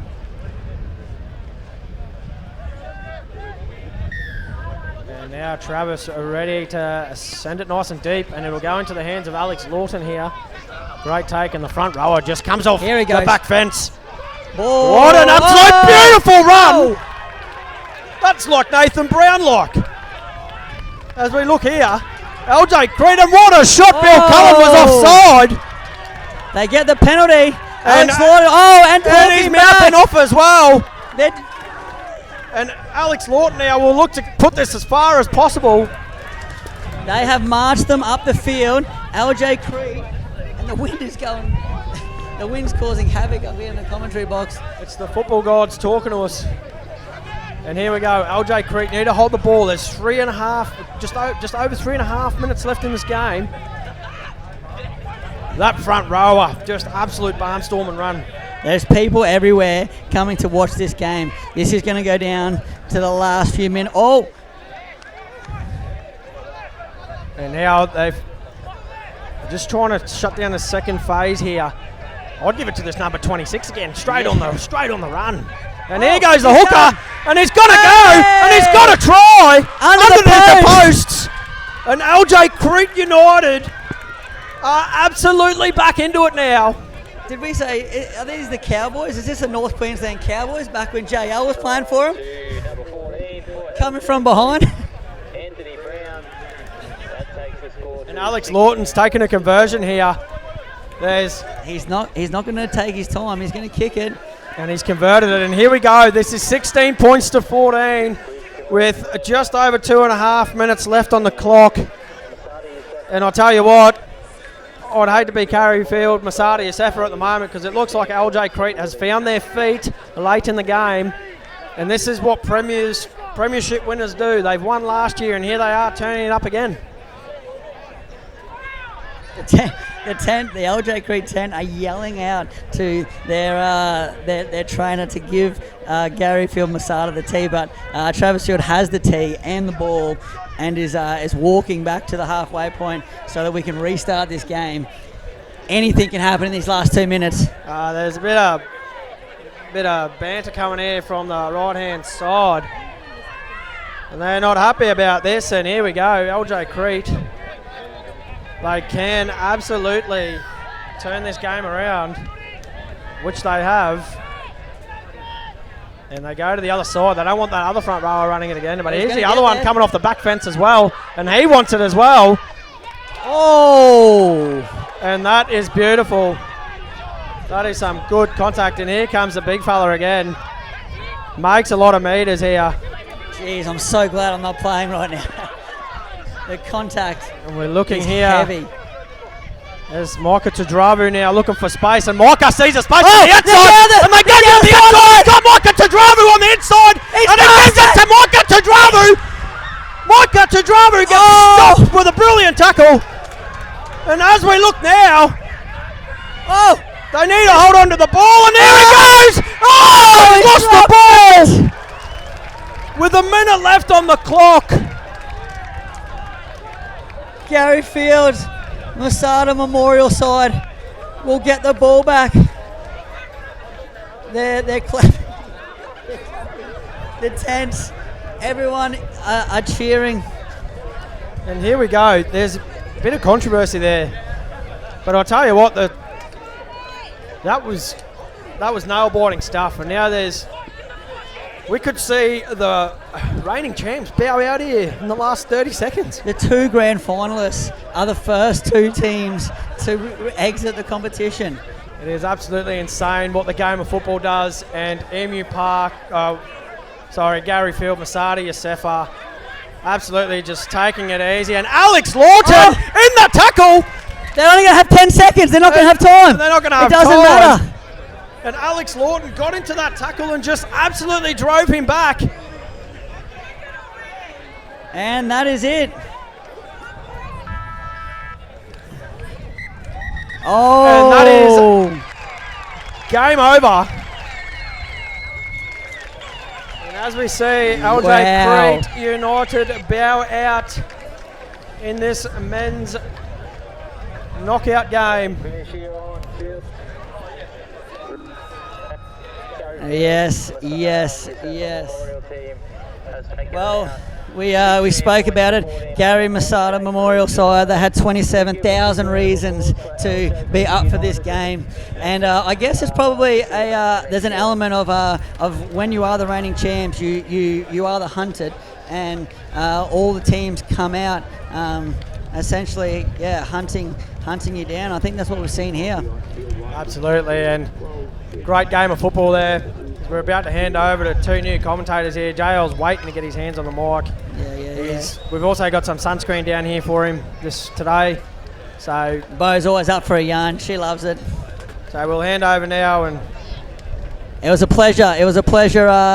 Being with you guys. If you have tuned in, again, we'd really quickly like to thank the Durrumbal Community Youth Services and all of our major sponsors for supporting this event. Look, it was a pleasure being with you. We'll hand over now. Thank you. We'll see you again soon.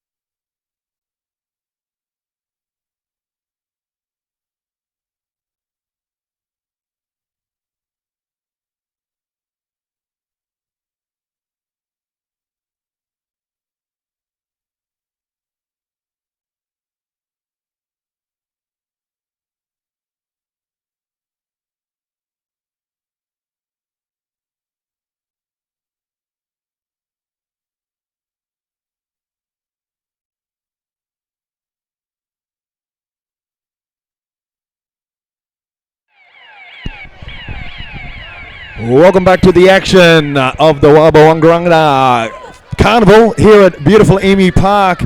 as we are in knockout stages of the senior football. I'm Justin Lumens, joined by Bo Dela Cruz, as we see the ladies' game kicking off right now. Bo, so much to play for now. This is what the Carnival's all about. Yeah, 100%. I think it's going to come down to these two teams versing the likes of Nancy Willie Memorial.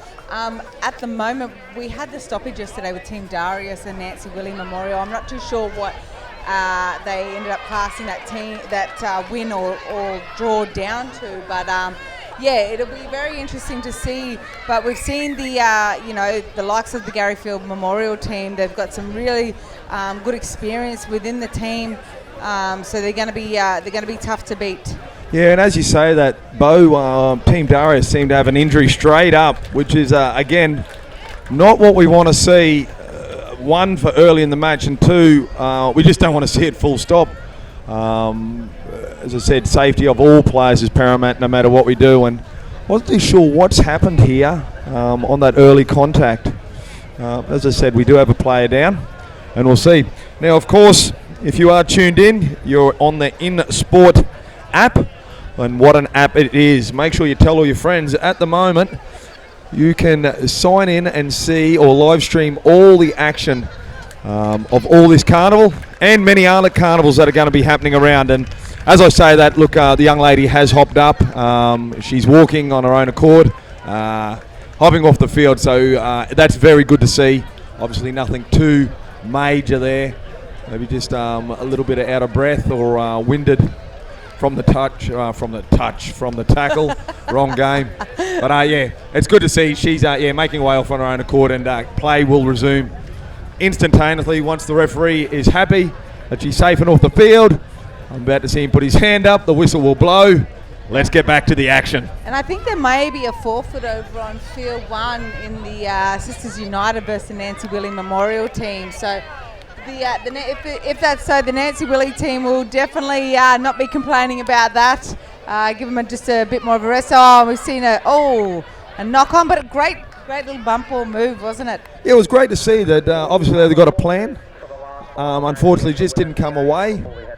But again, for the Garryfield Masada Memorial team here, they're going to love this. Centre field, 35 out. This is prime attacking real estate. And they're pretty deep out here on this left edge. They look like they're going to be coming out here to Tashina Ketchup, who has been over the years just fantastic, especially within the halves, but her kicking game as well is something to watch out for. They'll go out. Beautiful footwork by the three. And they'll just be patient here. With the experience that they've got across the park, they'll definitely look to get the ball back to the centre of the field and play from there.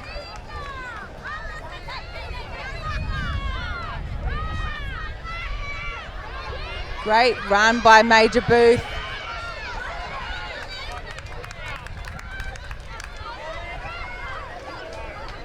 They look to get it out to the centre. She'll go over. A beautiful barging try. Great line. You see she's come from an outside, run a bit of an unders line and then just straightened up. So nice, well-constructed try. Very patient, Looms. Yeah, no, you're correct there. And, the beautiful thing about how they constructed that try is they had multiple players in motion.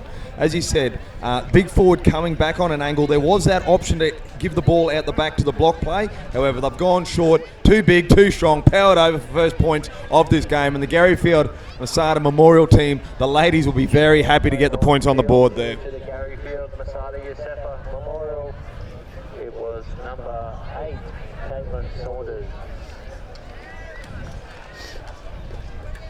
As we say, so talking through this, Bo, with the ladies, this is, they do need to stay alive here. The losing team will be out of the carnival. As we are down to the business end of it all now. Yeah, 100%. Yeah, sorry. No, you're good. And what a couple of days it has been for the teams, as we've seen the kick there. Yes, I've learnt my lesson, even though it was pretty much close right in front. I wasn't going to say anything because the commentator's curse has been real. And that's right. The boys were running you down before this game about you and your commentator's curse. But Yep, you kept your mouth shut on this occasion, and she's just slotted it over quite easily.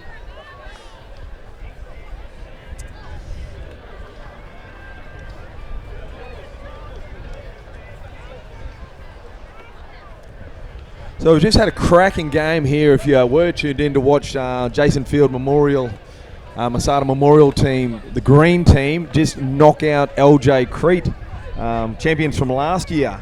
It was a little bit of a, I don't know if I could say an upset, both because they were both two top sides. Both have had wins here at this carnival over the years. And again, it is so exciting to see all the men's games now because it's just neck and neck action. As we see the kick-off from Team Darius, the start after they've given away those 6 points. Yeah, 100%. That was a huge game that was previously played on Field 2. And if you are wanting to watch any replays of games, you can head to the Warba YouTube channel. They have all the replays on there. But, like, I think, you know, that team, the likes of Travis Field, like, this is his home ground. He knows his kicking game was on point for that game. I think he put up this inside-out torpy, which just, it was like a Matt Burton looking thing, and he just absolutely ripped his the LJ Creek team up with his kicking game. So, you know, this is his home field. He knows it well, so he definitely came out to play. Oh, unfortunately, little bobble there at dummy half. I've seen that one. The half was hoping the ref didn't see it. It was only a slight slip of hand, but unfortunately enough that it is a knock-on, and Team Darius will appreciate the turnover here to make their way off their own line and get some field position. One thing that we do know, Bo, is we've got to be patient now in finals football. You do got to play the field at the percentage before you try to pull the trigger. Yeah, 100%. And we saw Team Darius, you know, and it was very, and I do hope the young lady that went off yesterday in the ambulance is well today. But and they didn't get to finish that game off. So, yeah, look, you've got to be patient, you know, and the hardest thing about saying that all the time is because it's only 20-minute halves, it is really hard to be patient. So you're going to have to take your opportunities when you can. But we see them hit the ball up already.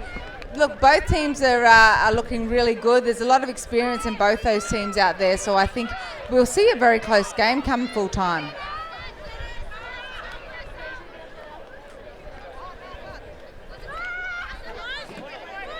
And we've just been given our team sheet, so please forgive us for not calling the players by name, but we've just been given them. They look to beautiful little skip out to the nice contact. A beautiful offload here. They've got a bit of a overlap. She'll take the ball in. They're flirting with a little bit of danger. Very short down this side. You don't want to get taken into touch when you're in good field position now. So we see the winger go hard. And that was Janet Parsons that took that ball, the number 2 for the Team Darius. I remember Janet playing for years, so it's good to see her back out there playing. I really admire her for that because I know I'm not getting out there. As we know, Bo, we've spoken about again, and that's where it's special in this carnival. You come together with your sisters and your brothers, your nieces and nephews and everybody. Maybe grandchildren. Yeah, maybe. Better them than me. Oh, 100%. After the sunburn from the reflection that you and I got yesterday, I'm glad I'm up here and I'm sun smart today. I've got my hat on. Got probably about 10 layers of 50 plus sunscreen on, so I'm doing good so far. It's good to see Sunsmart as we see some strong run there through the middle of the field, leaving players in their wake. That's Delaney Claridge. She had a really good QMC, her kicking, her conversions, but even just her running game at QMC last year, and she was playing for the Murray Binders, so you know, we know what she can do with ball in hand. Beautiful ball by Tashina Ketchup. They'll go, they've pulled her up a couple of metres, probably a metre off the line. Great defence there by Team Darius.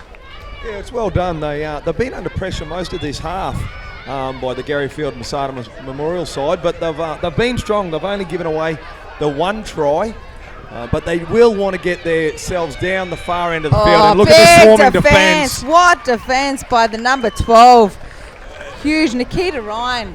She's just taken that first hit and just drove her legs back into the in goal. Yeah, it just goes to show the importance. If you're not the heaviest player or the biggest player, you've got to get your body low to the ground when you're coming off the try line. Yeah, because 100%. what we see now in the modern game is they're not necessarily trying to put you down on the ground. They're trying to keep you up off the ground and then drive you back in goal, which 100%. we've got a prime example of them. And that's it. Like if you've got the ball, they're wanting to get to the ground. So it's a tackle, but just great defence there by the Gary Field Memorial team. It's right centre of the field, 25 out. There's a nice strong contact again. Bit high, yeah. I thought it might have been. Just think, her slipped arm up. slipped up a little bit. Unlucky for Team Darius there. They've done well to hold them out in this set. Another strong carry there and strong defence. Shoulder into that hit. Just to the left of the upright, Masada Memorial team. Yeah, on the attack. Nice what line. about the straighten? Yeah. Yeah, beautiful little double pump there by Tashina Ketchup. She knew what she was doing. As soon as she made that second double pump, she's just straightened up. And Major Booth, just a beautiful line. She knows how to run them, that's for sure. Bo, talk us through that, because what we love seeing as a ball player, you want the ball in two hands, Yep. but it was that double pump and she just cut back inside to open the gap, but your ball runner had to also recognise that. 100%. What that double pump does, it helps straighten the play up, and it also puts the defender in two minds. So she, off the first pump, she might have thought she was going out the back, and then you get the defender start to slide off. So then if the back row is running her line right, get her in, she could just give her the ball out the front, and they're in quite easy. So that double pump, we see Tamika Upton, that's her favourite thing to do. She's double pumping, just keeping the defender in two minds the whole time. But again, Bo, on that, the tip for the young kids out there that you want to be a ball player, you've got to carry the ball in two hands. 100%. Because we've said this before, when I see you tuck the ball, you're just going to run. 100%. It's such a skill to get. Like if you don't have it and you've always tucking the ball, it's such a skill. It's a hard skill to get rid of by tucking the ball so much. So ball players, your hookers, your halves, even your fullbacks, it's such an important skill to have, is just holding that ball out in two hands.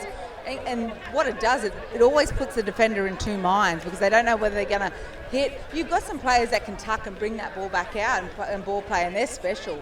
But ball in two hands for all you ball players out there. There you go. Uber Eats has arrived. Thank you very much. Uber. But you're right. There's tips from one of the greats to do it. Ball in two hands. Mm-hmm. Keep the opposition guessing on what you're going to do. Double As we've seen, that conversion was unsuccessful. The Gary Field Masada Osofa Memorial team leading. Team Darius 10 points to 0. 7 minutes to go in this half.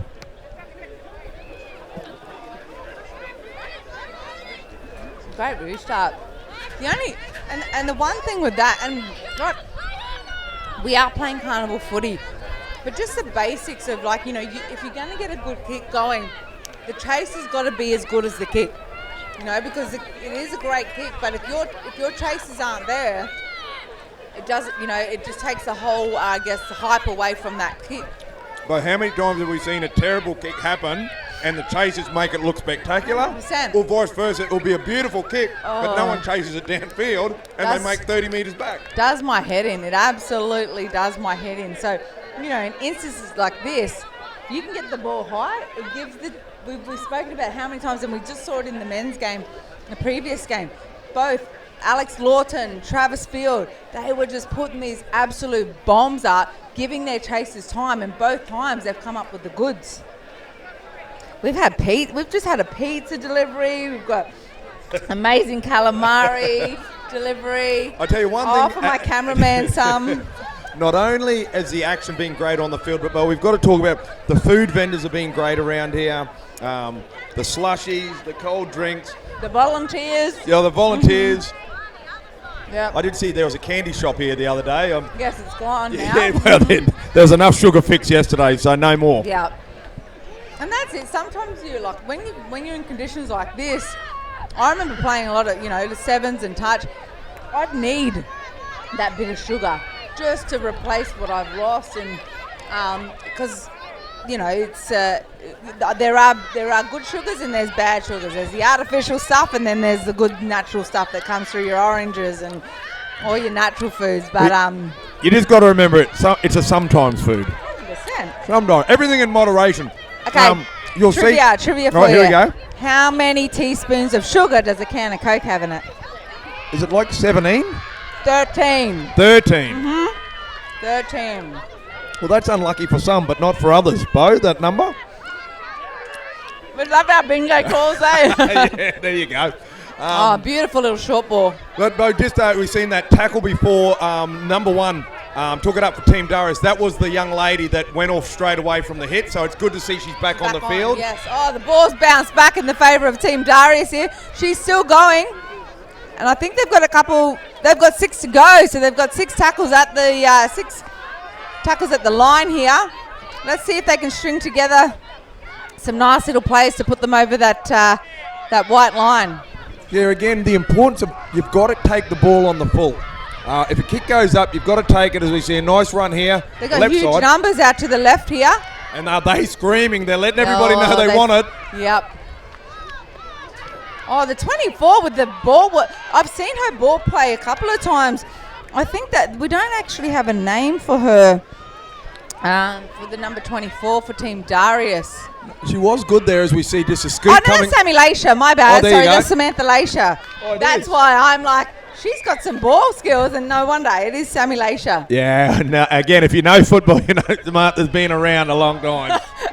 Who? Samantha? Yeah. Yes. But very experienced player. They look to tap. They look to go back to the post here. I reckon they'll take one more back to the post. Maybe look for a barge over here. Or just a pass. Oh, she might have. Oh, just a pass that didn't need to be given off that second tackle. And they'll. Is he calling it back? Yeah, First knock on. Yep, goes to Team Darius. What I'd like to see is the ladies on this short side, they just stand a little bit deeper. Allow it, because when you're so flat in the line, you've really only got one option to make a pass. It's either a short ball or a face ball, but you don't have a second phase or allowing some time, as you said before, to double pump and get the defence in two minds and let it come around the back. Yeah. And then if the ball goes to ground and you've overrun the ball, you know, it's a hard one to clean up when the ball's bouncing around so much. So they'll pack for a scrum here with 2.5 minutes to go in the first half. And the Garryfield Memorial team are up 10-0. Oh, great scoop by Bianca Holt. Yeah, good work there. Whole lot of experience in that woman, I tell ya. Oh, great straight run. Oh, she's just lost it. Unlucky. Yeah, we've got just under 2 minutes to go. Team Darius have a real opportunity here to play out this half and get on the scoreboard. We can see they're making mass changes again. Even though the breeze is beautiful up here for us, but it is very hot down on the field. Yeah, 100%. So I hope everyone out there is that's here and watching. Make sure you got your 50+ sunscreen on. You're drinking heaps of water, getting a couple of Powerades into you, especially the players. Recovery is key. Bo, how was your recovery last night with the forehead? Was it aloe vera? Or was it just it was Vaseline, Nivea? the Vaseline aloe vera soothing cream, and then it was a cold towel at, I think, 12:30 at night. It was burning. Yeah, it's different sun up here, I've got to tell you. Well, I should be. I'm a Darwin kid from Darwin. I mean, I haven't lived there for a good 12 years. Oh, some big contact. And I think yep. Oh, look, she come down hard on her back there, no doubt. It's knocked the wind out of her. But it's good to see she's jumped up. Yeah, I think it'd knock the wind out of anyone, that. Yeah, no, correct on that. So jumped up. Oh, the ref's going to have a chat here and just say, look, the lifting, I will say, will be the issue. And, yeah, just getting that player over horizontal.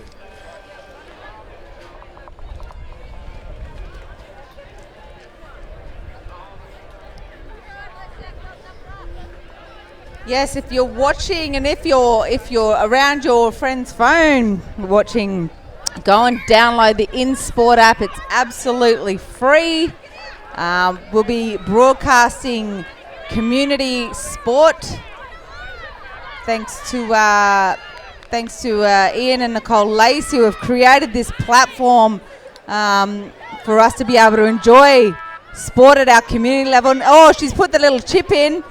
They'll, was that a fumble? But they're going to play on here. She'll give the hands. They all need to get deep here. Oh, this could be, look at this. Oh, it's been touched as well. Oh, no. Unlucky. I think everyone will want that half to be over, but great half by both teams here. Yeah, correct. As they go into half-time, Team Darius, they were flooding across, but I think they were all looking for that well-deserved rest. As we see, so it is the Garyfield Masada Sofa Memorial team leading Team Darius 10 points to 0.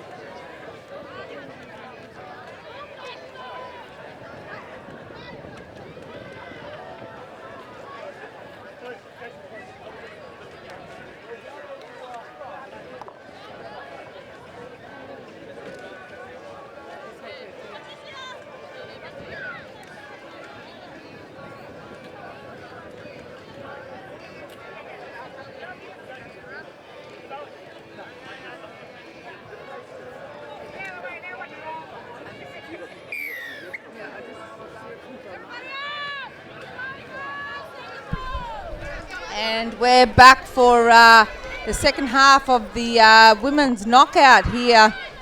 The Garyfield Memorial team taking on Team Darius. Garyfield up 10-0. this second half is definitely going to be something that I think we're going to want to see. I think Team Darius have come out already pretty strong in defence. Great run by the Gary Field Memorial team. They'll look to come short side here. No, she's going back to the long, shifting back to the long. Great straight hard run by the number 20, Lily Field. Just another one of the fields. She's been running around on these fields for a long time, as we see. Great ball movement, unfortunately. Unlucky. Ball has hit the deck over there. But yeah, it was a very nice spread of the ball. Unfortunately, ball down. But you're right there, Bo. Team Darius down 10 points. Only just started, so there's huge amounts of time for them to get back into this game. But they will want to hold it, and again, play the right field position. Yeah, 100%. It's this is do or die for them, and like I said yesterday, they were very unlucky not to have finished that game against Nancy Willie. It was only a 4-0 lead when they had to cancel the game, but they did have a win over. It was over Sisters United due to a forfeit yesterday. So they've. I think that they've won one. They've lost one, and I think it's the same for the Gary Field. They lost against the Nancy Willie team yesterday. They absolutely smashed the Sisters United team, and now they've got to win this. So they're both at a win and a loss each. Yeah. And you're right. Well, the winner of this game will be facing Nancy Willie Memorial in the grand final. As we see a great barnstorming run through the middle, legs still pumping, and the offload. Samantha Leisha, I think that is. Something's gone flying off the back. Oh, huge heavy defence by the Gary Field Masada Memorial team. Nice hands. Oh, some big contact again by Ketchup. She can definitely. She might be a half, but definitely has some big contact in her. And they've just kicked it over the top, and they've brought it back nicely. The Gary Field Memorial team. They've got numbers out here to the right. Yeah, they've recognised it. They've come this way. Yep. Half. Good work from the Good marker work. Chase. Yeah, 100%. They're a little bunch at the moment. Don't want to be one up. As Oh, we go. Nice great run. run. What an offload.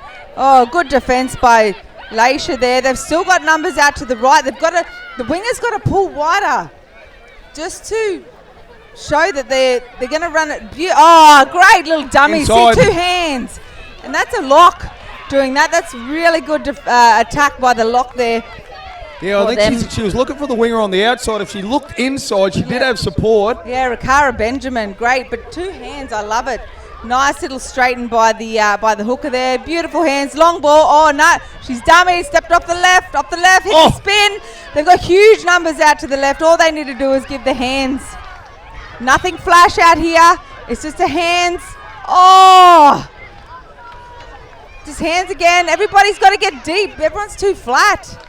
And the thing is, if you're too flat, yes, they've come up with the goods, but if you're too flat, you're gonna hesitate to pass that. Yeah, you're right, Bo. There was a couple of times it looks like the inside runner wanted to pass, and they've looked up and like, oh no, you're in front of me. Yeah.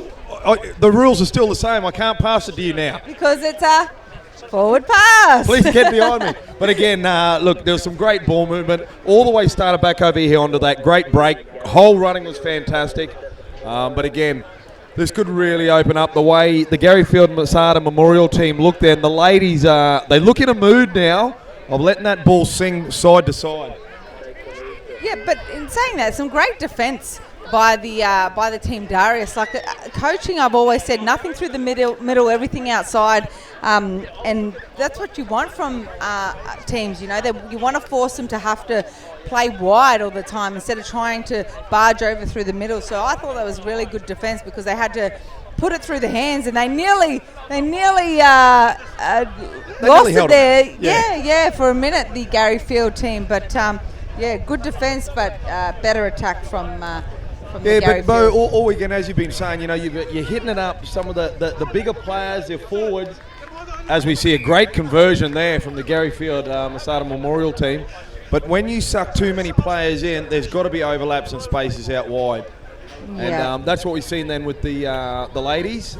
They look good. As I said, 13 and a half minutes left in this match.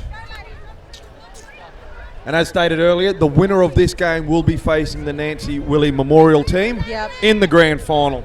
And this is a beautiful tribute, Team Darius. I'm just reading the bit of a profile here. This is in memory of the baby boy Darius passing, who they lost about this year. I think could have been 2025 or could have been 2026. Unfortunately, you know, baby boy was diagnosed with acute lymphoblastic leukemia, which is kids' cancer, and he was diagnosed at 7 weeks old. But beautiful that this team have put this team together in memory of him. And you know, my heart goes out to the parents of little Darius, and I hope this team and the teams that have played in memory of your son have done their best, and I hope you're proud. Yeah, Bo, as you said, they've had teams, both the ladies and the men's team in there, all in memory of young Darius there. So, look, a great thing of everyone coming together to remember. As we see back into the action, that's great, crushing defence. As you said, Team Darius' defence has been good in parts here, as we see another big hit up straight through the middle. Need to get in front, and the ladies aren't afraid to get in front and put their bodies on the line. They need to hold this one down, slow it up a little bit, and force the kick downtown so they can get the ball back as they wrap the ball up there on the left side of the field. About 32 metres out from the try line. Little ball out the back door, long ball out wide, looking to promote one more time. That ball in two hands, as we always say. Bo, it is so dangerous as we're still pumping the legs and getting through. Yeah, if she gets a quick play the ball here, they've got numbers out to this right edge. You can play a quick little block play out here. Oh, I would have come right. Oh, the little grubber's gone in. I just think she needed to dig in with that kick a little bit more, dig into the line. But it is hard when the defense are backing off. So maybe that wasn't the best option. If the defense are backing off, you just go hands through because then you're over. Well, as you said, but I think the number one option should have been down the short side. They had like a 4-on-2, but to help the ball player, the support runners need to be calling and saying, hey, it must come. Boss is the call. Hands. Correct.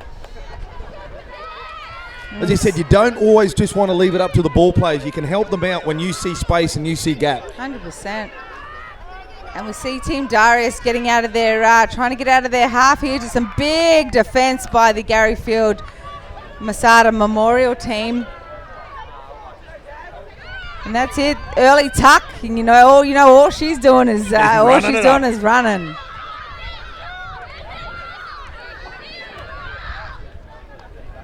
Beautiful switch back. An early kick by Team Darius, and they haven't been able to kick it far enough to give they've given the Gary Field Memorial team some great field position here. They'll give them 6 in their good ball. Here goes Bianca Holt. We know what she can do. Break tackles like she does. She's tucked the ball. She's going for the post as close as she can get. Beautiful run by Bianca Holt there. Just too much experience. Hard running, good hard running. Yeah, good hard running, and sort of pick the mark there. It's eyes up to see a bit of a lazy defender there and get targeted. And she didn't have anyone on the outside of her either, so she's just like, oh, well, I'm just going to give this a crack. And again, Bo, she's got that much skill and talent that she tucked that ball and just went.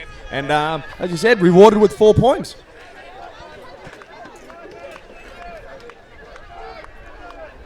We'll see Delaney convert this. I'm not going to put any. I'm not going to say yes. I'm not going to say no. I'm not even looking. But I'm not saying I like anything. to always back her in. She's got such a nice strike of the ball. She easily can kick for distance. So, you know what? I'm going to back her in. All right. Remember this moment, though. We're going to have a look at it. I am directly behind. I get a perfect view here of this ball going between the posts. Let's see what happens. You said she's not going to miss. Well, this wind is coming across, so she may have to kick it out to that. Look, now. out to the left post just a little bit, and let the wind bring it back in over the black dot. Stab it straight and hard like a frozen rope. There we go. See, over the black dot. Thank you. Thank you, Delaney.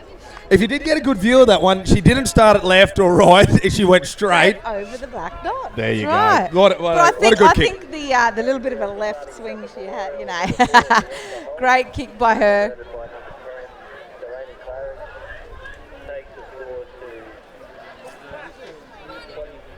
So number 4, that was Bianca Holt. That was Gary Field. Sorry, you can hear me. I'm talking to my deadly cameramen that have been here all the last couple of days with us, doing a great job of bringing you all live coverage of the Warba Wangarunya Reconciliation Carnival here at Emu Park on the Capricorn Coast through the amazing new and exciting InSport app. Well, I've got to tell you, the cameramen have been very good, and they could have taught us a thing or two. They're very sun smart. And they've provided they provided and today. they have provided us with some Sun Bum. Oh, we might even get a sponsorship through this. Sun Bum Face Mist 50 Plus, and also the Sun Bum Mineral SPF 50. There you go. Jeez, thank you. Sun Bum, you're welcome. As we see the Gary Field Masada side, unfortunately, knock on as they were trucking it out. So Team Darius will be getting the ball right on halfway of the line. 7 minutes to go in this match, 22-0 down.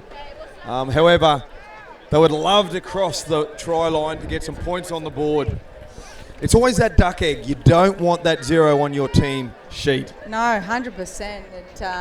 And I'd love to see them get across the line here. I haven't seen them score just yet, just because of the loss yesterday, the forfeit. Yep. So they haven't had a lot of time and opportunities to be able to get up to the end of the field and put something on. But we're seeing some really good running. Oh, and sorry, sister. That's a bit of a curse I just put on you. Yeah, the ball handling's the main one there. Unfortunately, running in pairs, which was good. However, just sort of looked up as that pass come over and it hit the deck.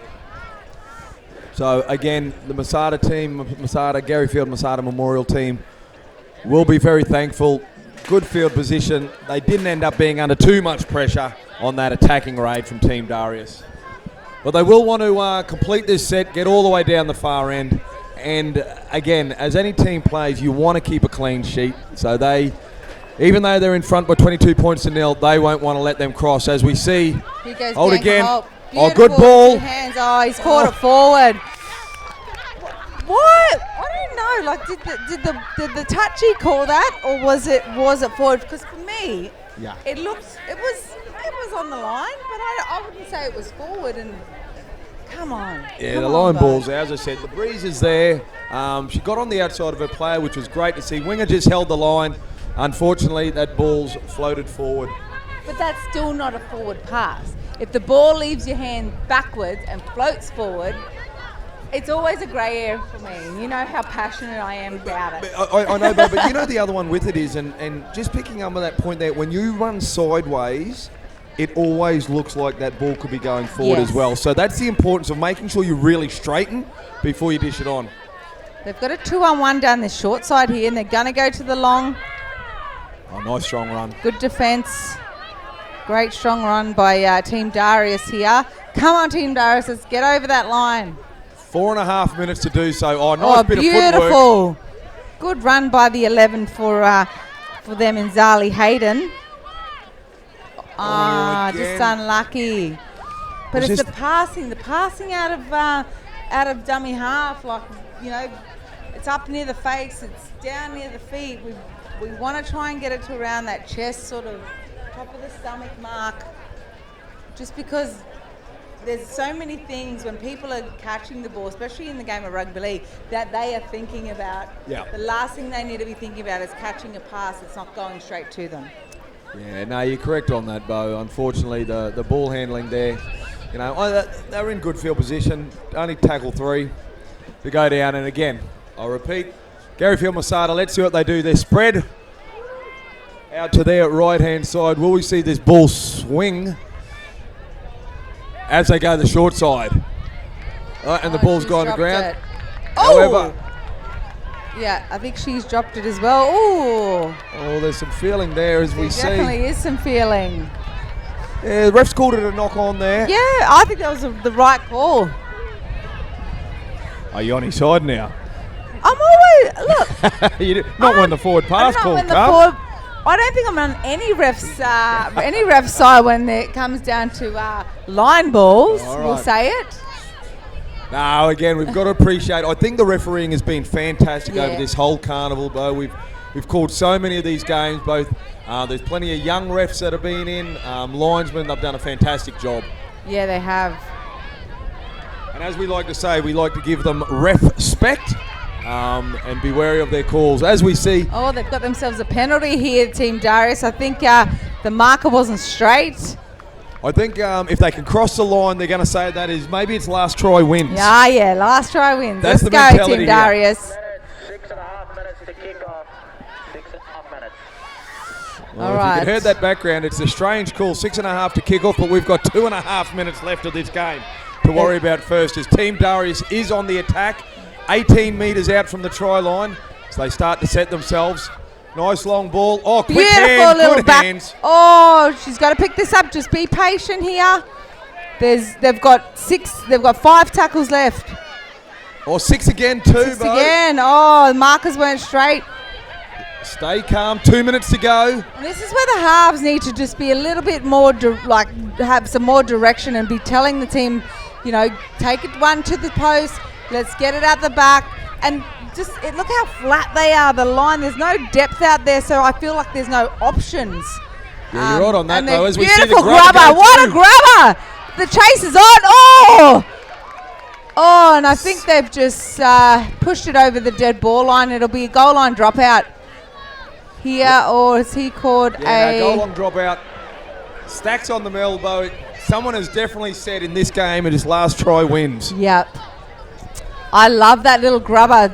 She dummied out, and then she's just put it on the foot and placed it so nice. But I just think people on the outs, maybe that's why they were flat, because they wanted Yeah, to they get knew it was a, coming. Yes, and here goes the number 1, Sarah Parsons. Beautiful run. There's a million people on her. She did get crunched there. Great work by Sarah.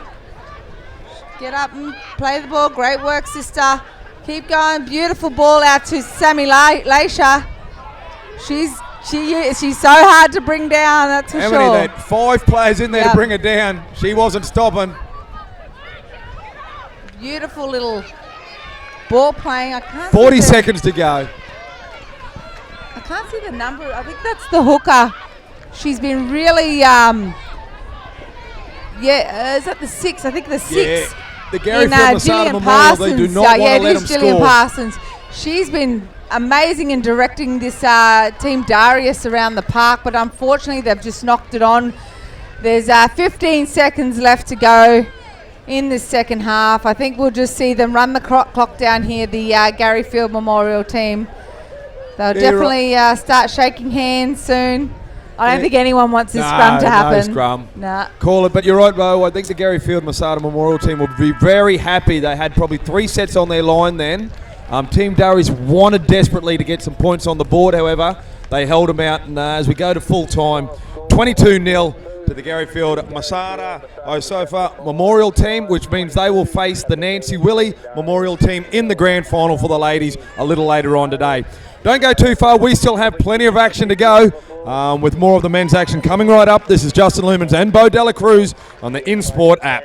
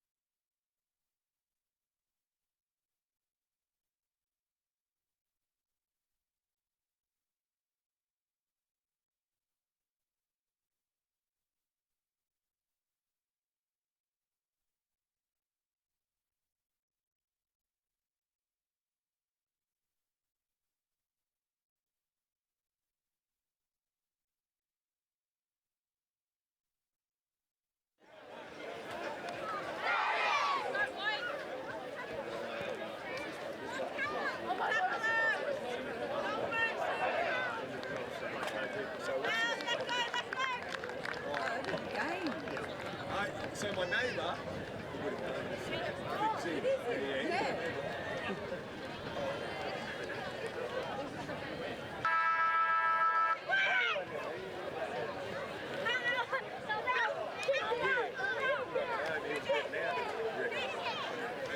He was playing for this team, Kangaroos. But yeah, he reckon he done something to his shoulder.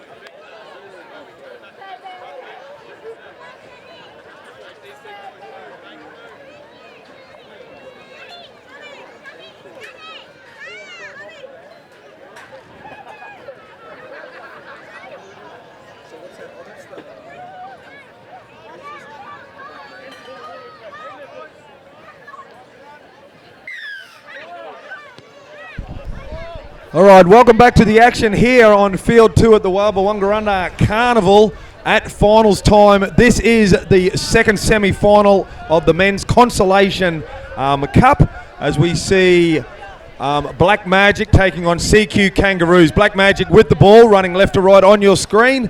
CQ Kangaroos will be desperately trying to keep them down here and forcing the kick out. Bo Dela Cruz again in commentary. Bo, it's all or nothing for both these teams. Yeah, 100%. I'm looking forward to this game. We've seen both these teams play, and they're very similar in the way they actually play. So I feel like this is going to be a good game come full time, but we'll see. Already Black Magic have got themselves a penalty, and we'll look to kick for touch. Yeah, you're right. There will be some feeling in this game. Black Magic are a strong team for many, many years at the Carnival. A lot of local players there, and of course CQ Kangaroos, much the same from around the Gladstone, Warrabinda, Rockhampton region. So a lot of them know each other, so they'll be desperately trying to get bragging rights here.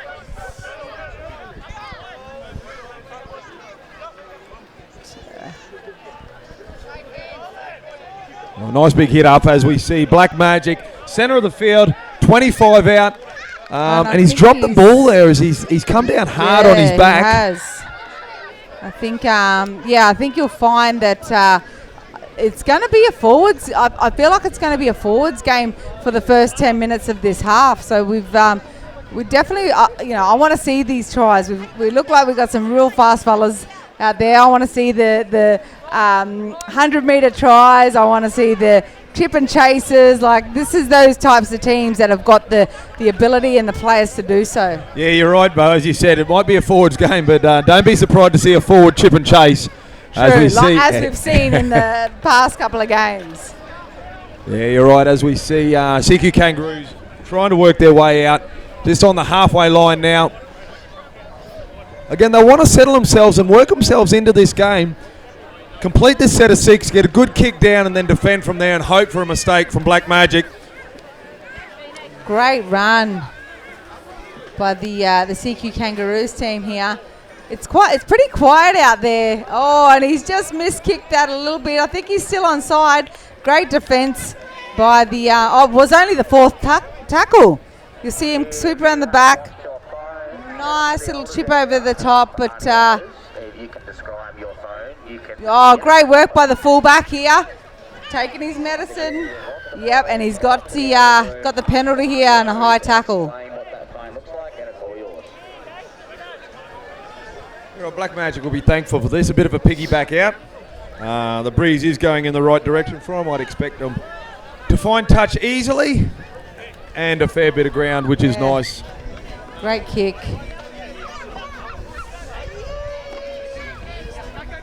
And this will give Black Magic a little bit of a advantage here. Obviously, this is their second time down this end of the field, and because of the weather looms, I think it's very it's so hot out there right now. Yeah, you're right there, Bo. Sun's zapping everybody for energy. Yeah, it is elusive of what you're sort of maybe seeing, because the breeze is blowing. It's quite cool if you're in the shade, but if you're in the sun, make no mistake, CQ Sunshine knows how to burn and sap your energy. And as we know, even if you're not directly in the sun, you still get burnt. Depends on the size of your forehead.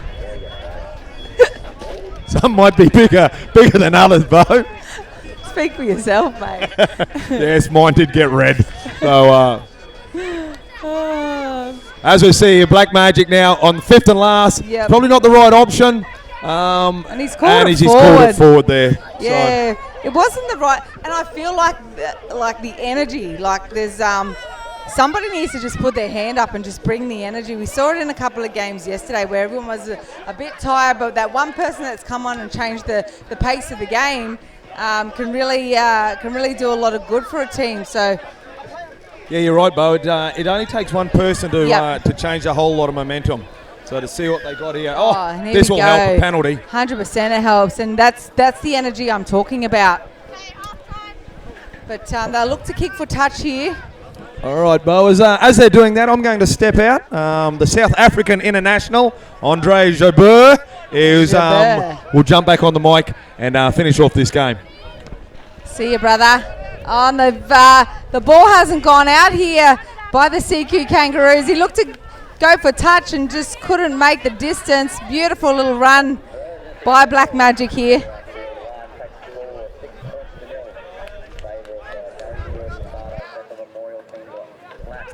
See ya. And as we say goodbye to the brother, Looms, he's heading in to coach and congratulations to him, he's heading in to coach the Men's Open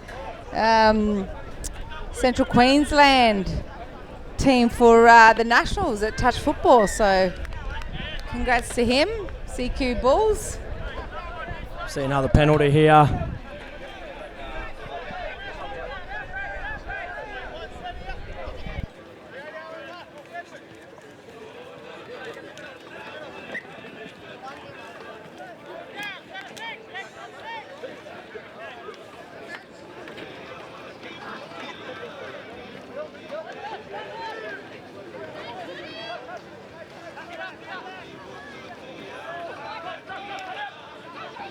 Sorry guys, the wind's just going a bit crazy up here, and we've seen them get over for a try, the Black Magic team.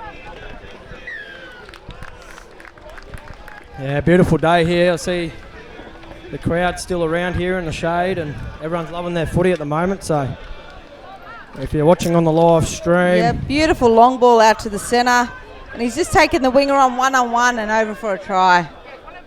Great work by the Black Magic.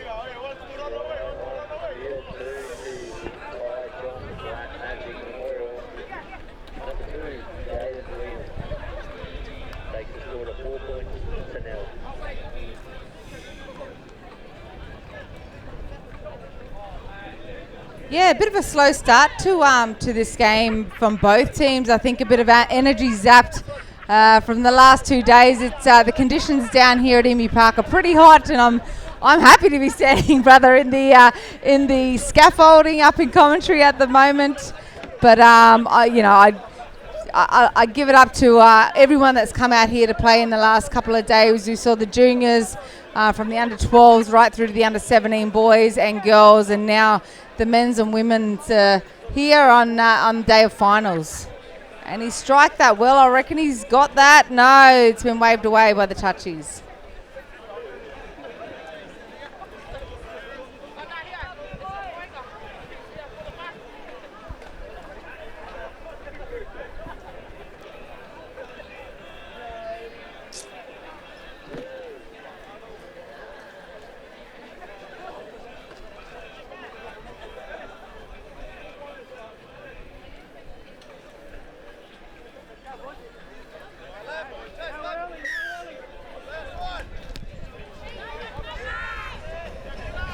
Nice high kickoff.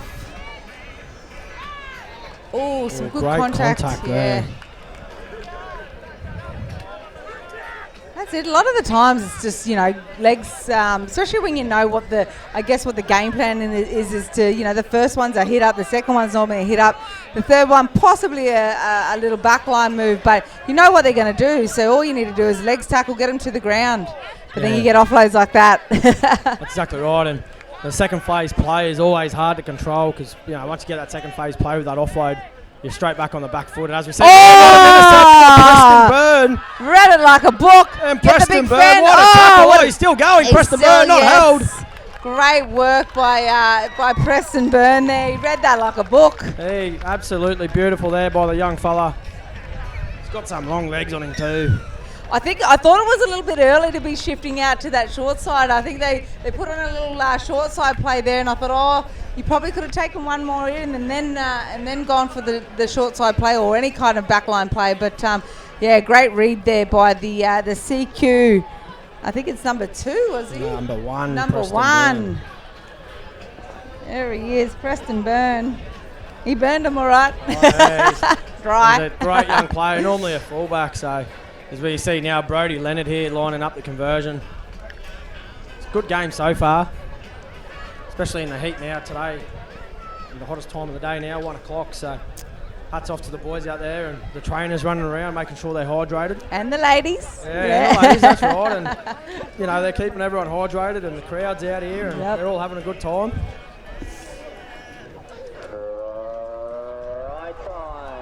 It is hard to get yourself up for games. Oh, and he's converted that. What a great strike. Beautiful conversion, but it is sometimes hard, eh? Like you know you've got to play another game, and you're like the energy's zapped out of you. You're trying to do your best, and sometimes things they're just not coming off. Especially like SA playing 2 games, you could feel the heat, and you know you have that little break, and then you go back out there. The first probably 2 minutes you feel alright, and then that heat really starts setting in. Yep, nice kick off. Oh, it might even run dead here, and it's going to run dead. Brilliant great kick. Brilliant result. It wasn't a sort of an end over end kick, was it? He sort of put it up on a bit of a like horizontal. And they're hard to read. And we've been saying, like, the last couple of days, I feel like teams haven't been using the wind to their advantage. Like, they haven't been kicking it into the wind so it can hold the ball up to get your chases through. It's bizarre, but then you can use it for your advantage as well, especially for your 40-20 kicks. Oh, here we go. As we see the drop out. Yeah, and kicks like that. Just exactly like that. And it's just the bounce of the football too. Sometimes it doesn't go your way, as we see there.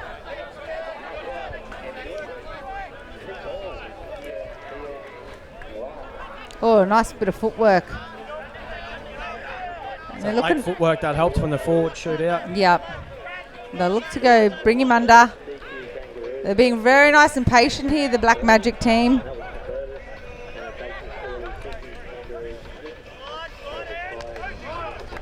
Nice line, nice offload. They've got numbers out here to the left.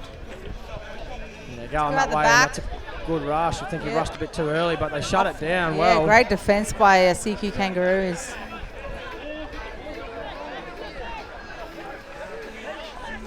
Oh, he's dropped it. I think they'll get a repeat set here. Yep. Great result there for the Ty John Black Magic side. Good read by the CQ Kangaroos. They had numbers out there to the left, and they've just shut it down pretty easily. And he's just oh yeah, I thought he was injured. I thought he might have started cramping. We've seen a lot of cramping over the last couple of days, haven't we? Yeah, absolutely. It's, you know, the heat, you know, playing a big part. As you see, CQ Kangaroos look to be out on their feet a little bit here, defending a fair bit. So it's really playing a part on them now. And they just flipped that last defender the last minute. And they've manned up here. Oh, beautiful little dummy through. Oh, great run by the hooker. What a great little footwork. It sort of wasn't even a mismatch either. He just was pure determination. Yeah, that's exactly right. And yet again, as I said before, that just comes down to the fatigue. As you can look over there, you can see the fatigue slowly creeping in on the CQ Kangaroo side now. And see, yeah, that was just pure determination. And just a couple of missed tackles there, going high. Nothing around the legs, but yeah, great work by CQ Magic. Sorry, Black Magic. Got the LJ Creek team down here having a bit of a dance. They're out of the grand final now, or out of the finals. Well, that's crazy that both teams who played in the grand finals last year, both have been knocked out. So looking for a new winner this year. It's not a bad thing, because it makes them more hungry to want to come back next year. That's exactly right. And we've got Isaac Walker lining up for the conversion here. Straight in front, you're backing him in. Oh, I wasn't going to say anything. We've had JL throw a couple there yesterday, so. I backed in Delaney today, Coldridge, and I I knew, we know what she can do. She's one of the, best kickers going around. And I just said, nah, I'm backing her in, and she got it. So thank goodness it wasn't a commentator's curse. JL was definitely shaking his head at me.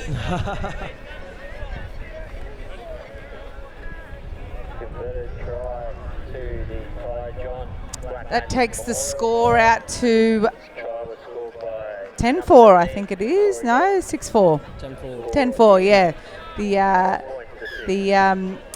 The scoreboard is a bit slow over the other side of the field. Good contact. And if you're tuning in through the InSport app, you've downloaded it, and welcome to the new platform for all community sports. Tell your friends about it. Tell them how amazing it is. We'll be trying to come to you from all corners of the country, showcasing community sport.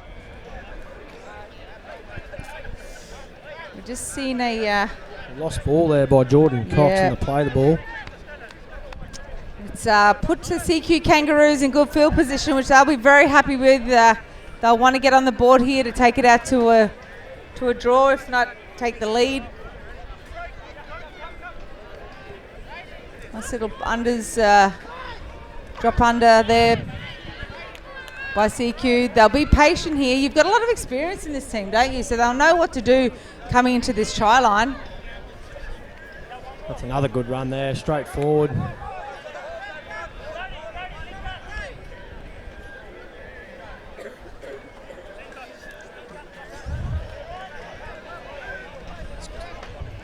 Some good defense here by... Oh, unlucky. And they're just the ones you don't need, especially when you're not ahead on the scoreboard. There's 3 minutes to go. You want to go into halftime either winning or a draw, and just simple little errors like that can really, really hurt a team.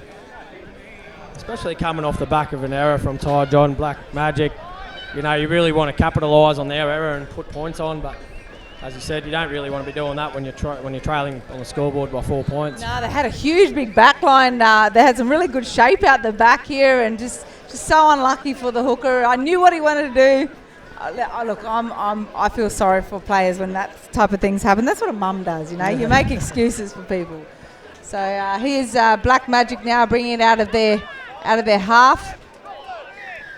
They've got themselves a penalty. Yeah, he tried to play that cool there, and definitely see he knew exactly what he was doing.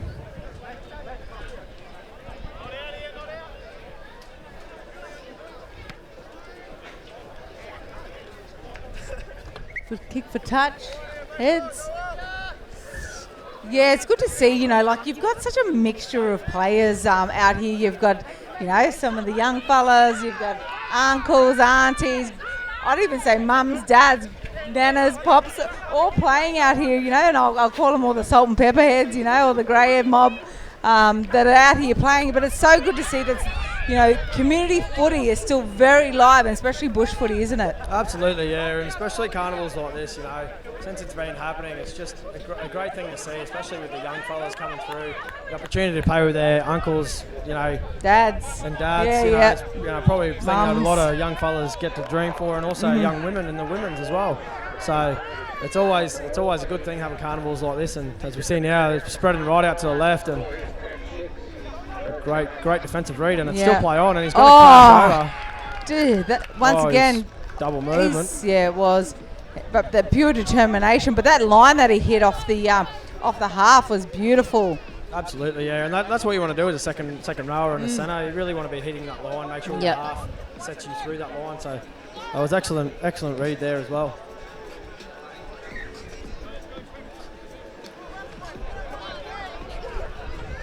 Yeah, I've been really impressed with the quality and the level of, and I shouldn't be, because I know a lot of bush footy, especially throughout this region. There's been some, products of this region, some of the best players in the world.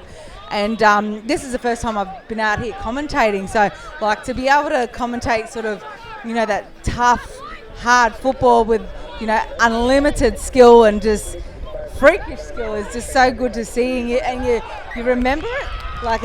that stuff was the stuff I grew up with. And so, you know, when you're in the cities commentating all these, you know, other games that are very, very high profile, you forget that this is the stuff that I actually really do love to commentate. So thank you for bringing me back out here. And yeah, it's been such a pleasure to see this raw talent that I go back in and go, hey, these NRL clubs, NRLW clubs need to get back out to our regional and rural communities. Well, I think that's a good thing about having Brown Park redone in Rockhampton there. Hopefully we get to see a bit more of that happening.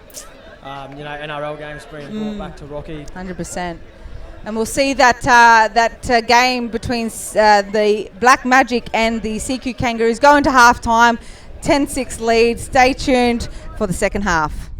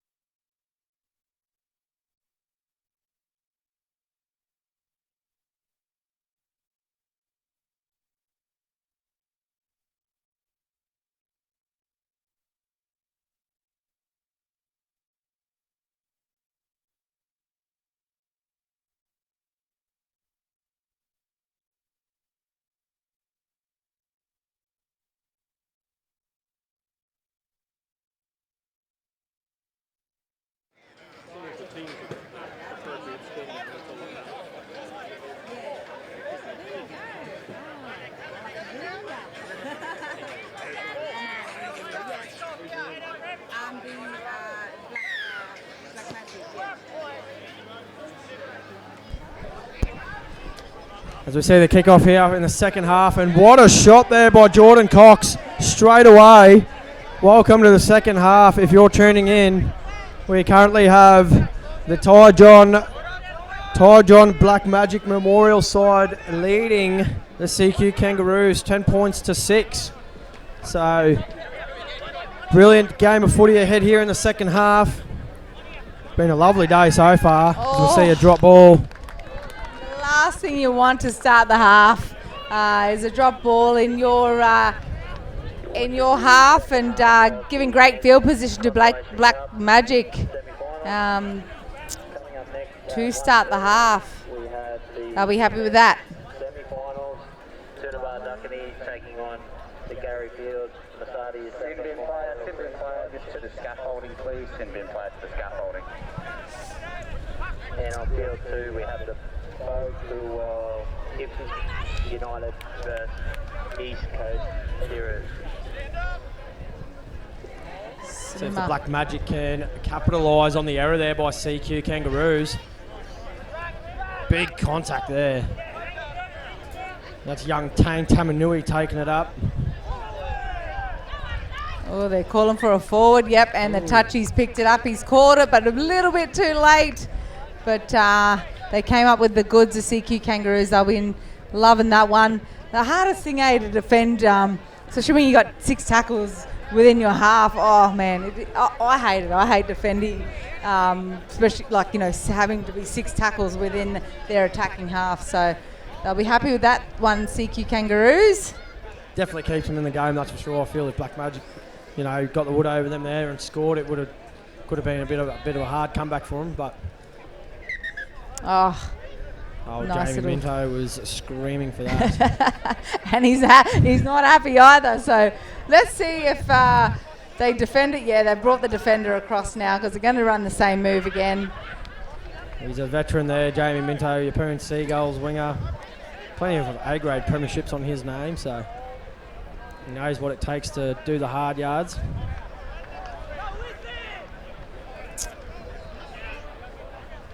He's still going here, he's not held. Great work. Any relation to Matty Minto? I'm not too sure. Yeah, it's not a common name, so I think Matty was from this region as well. So Yeah. I'm assuming it would be brother or cousin. Yeah, that's right. As we see a beautiful run there by Brodie Leonard. And now they see the space there. Preston Byrne starting to lead the boys around a bit. Shaking his head. Not what they wanted. Good meters here by CQ Kangaroos.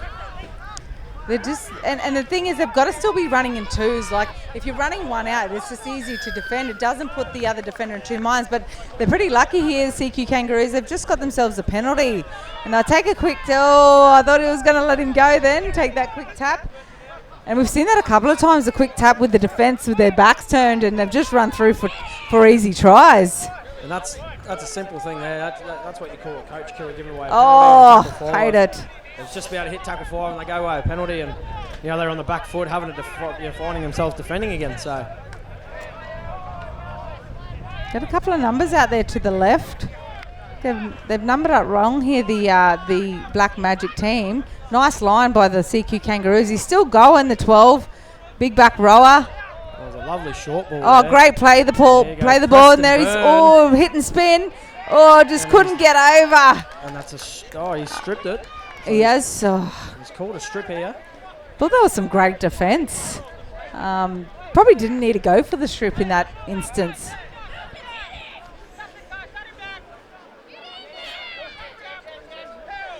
This is the hardest part to defend in the field too, defending your own line. But everyone hates it. But some people thrive on it. Some people love it. And that's what makes a good team, if your goal line defence is good. And here we see Jamie Minto taking a front row looking hit up. It's a bit of a rugby union type of move where they just... As we see here now, Brodie nice Leonard ball. With a nice ball out to Preston Byrne. He dropped him under and he's lost the ball forward. Yeah, when he dropped him under, he's just a little bit too shallow. Like, you probably got to, I think, when you're playing a move like that, you've got to be sort of a bit closer to the ruck to give yourself some time to get across. And the person coming under wants to give him a bit more time as well. Like, because you don't want the defenders going, I've got the person with the ball, then I've got the person coming under as well. So just a bit more width and depth off that little unders play there, the little X. Oh, great pickup. See Black Magic going to work their way out of their own 10 here at the moment. Good marker work, yeah. Here at the moment, so. He did split the markers there for a minute, but then he's come back and defended that really well, the CQ Kangaroos. Yeah, and as we see now, they're just onto their 20 now, and it's third tackle already. So this is good. Oh, and there's a break here. And he's little line breaks. He's looking for someone to back him up. Oh, he's got to go himself, and he's still backing himself. Oh, great run by Black Magic there. And here we go. They've got numbers here to the left. Huge numbers. They just have to spread it, and they're going to do it. Put it through the hands. Just through the hands. Yeah. He sees an opportunity. He's going to go for it. I think they've got a 6 to go. And they're all offside. Oh, great work by the Black Magic team there.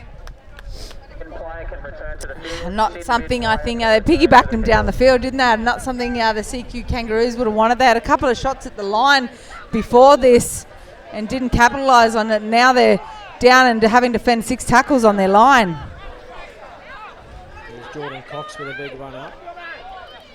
Finds his front and gets rolled over to his back. It's right at the back. Oh, that the block play was on there. Well, I think that was on there, the winger. Yep. Or even a long ball over to the winger. It's still on here, and the little hooker goes for a scoot himself. And I think he'd be centimetres off that line. And there's Beautiful a big long cutout ball. pass, and there's a step, and nice defence here. And there's a short side play on here. If they can really get their time, they can actually score. Oh, he's knocked that on. Yeah, just a little bit. I understand you take the opportunity when it's on, but if it's sort of like a 50-50, you don't overplay your hand too much, and that's what I felt like Black Magic just did. They had so many better opportunities, but they took the wrong one. So unlucky for them, but they get another shot at the line here.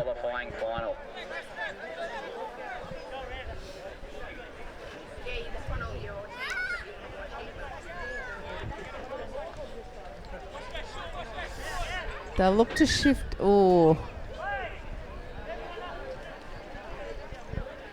They've got an overlap out here on the left. Oh, no, he's just flipped the one defender now.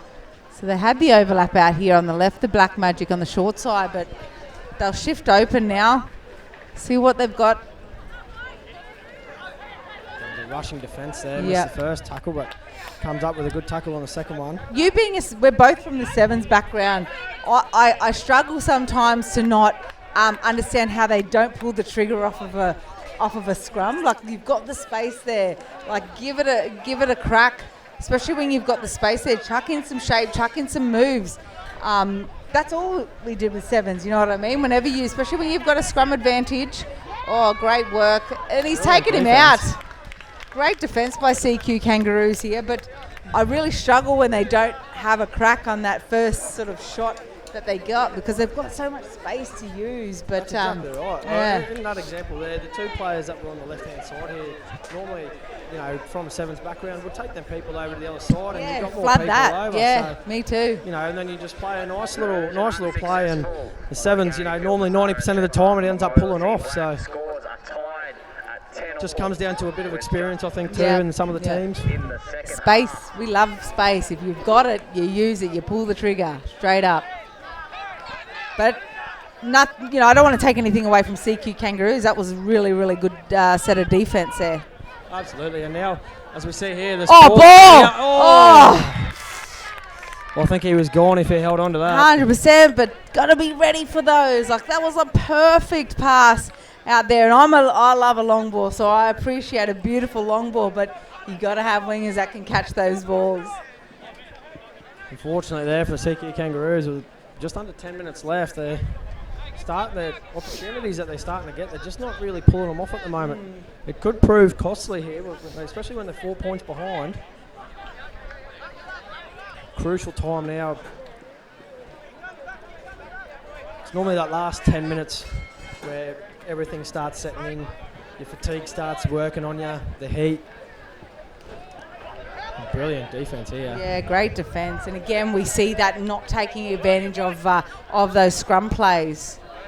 Yeah, nice little crafty play there by the hooker. Yeah, he split the markers as well then. There's no markers at the moment. No markers, yep. Here. Jordan Cox sees the opportunity. Yes. And here goes Jordan Cox. Where's on the inside? Oh, he was there. And yet again, they can really work Huge it numbers out here. They can come to the left-hand side. Oh, he's just got to straighten He's up. gone flat. And he scored it. He's put it down. Oh, made it hard for themselves, didn't they? They made exactly it really, right. even though they got over in the end, they still made it hard for themselves. All they need, and that's when you've got some ball players or forwards ball playing, just to straighten up that little bit more, just to make it easier, bring in the defence. On field 2, please turn around and put your hand up. But yeah, the winger there was licking his lips, so he thought he was going to be in for a long ball. Easy, yeah. They ended up going short, but brilliant work. Yeah, the number 3 for Black Magic, Matty Waits. He's still,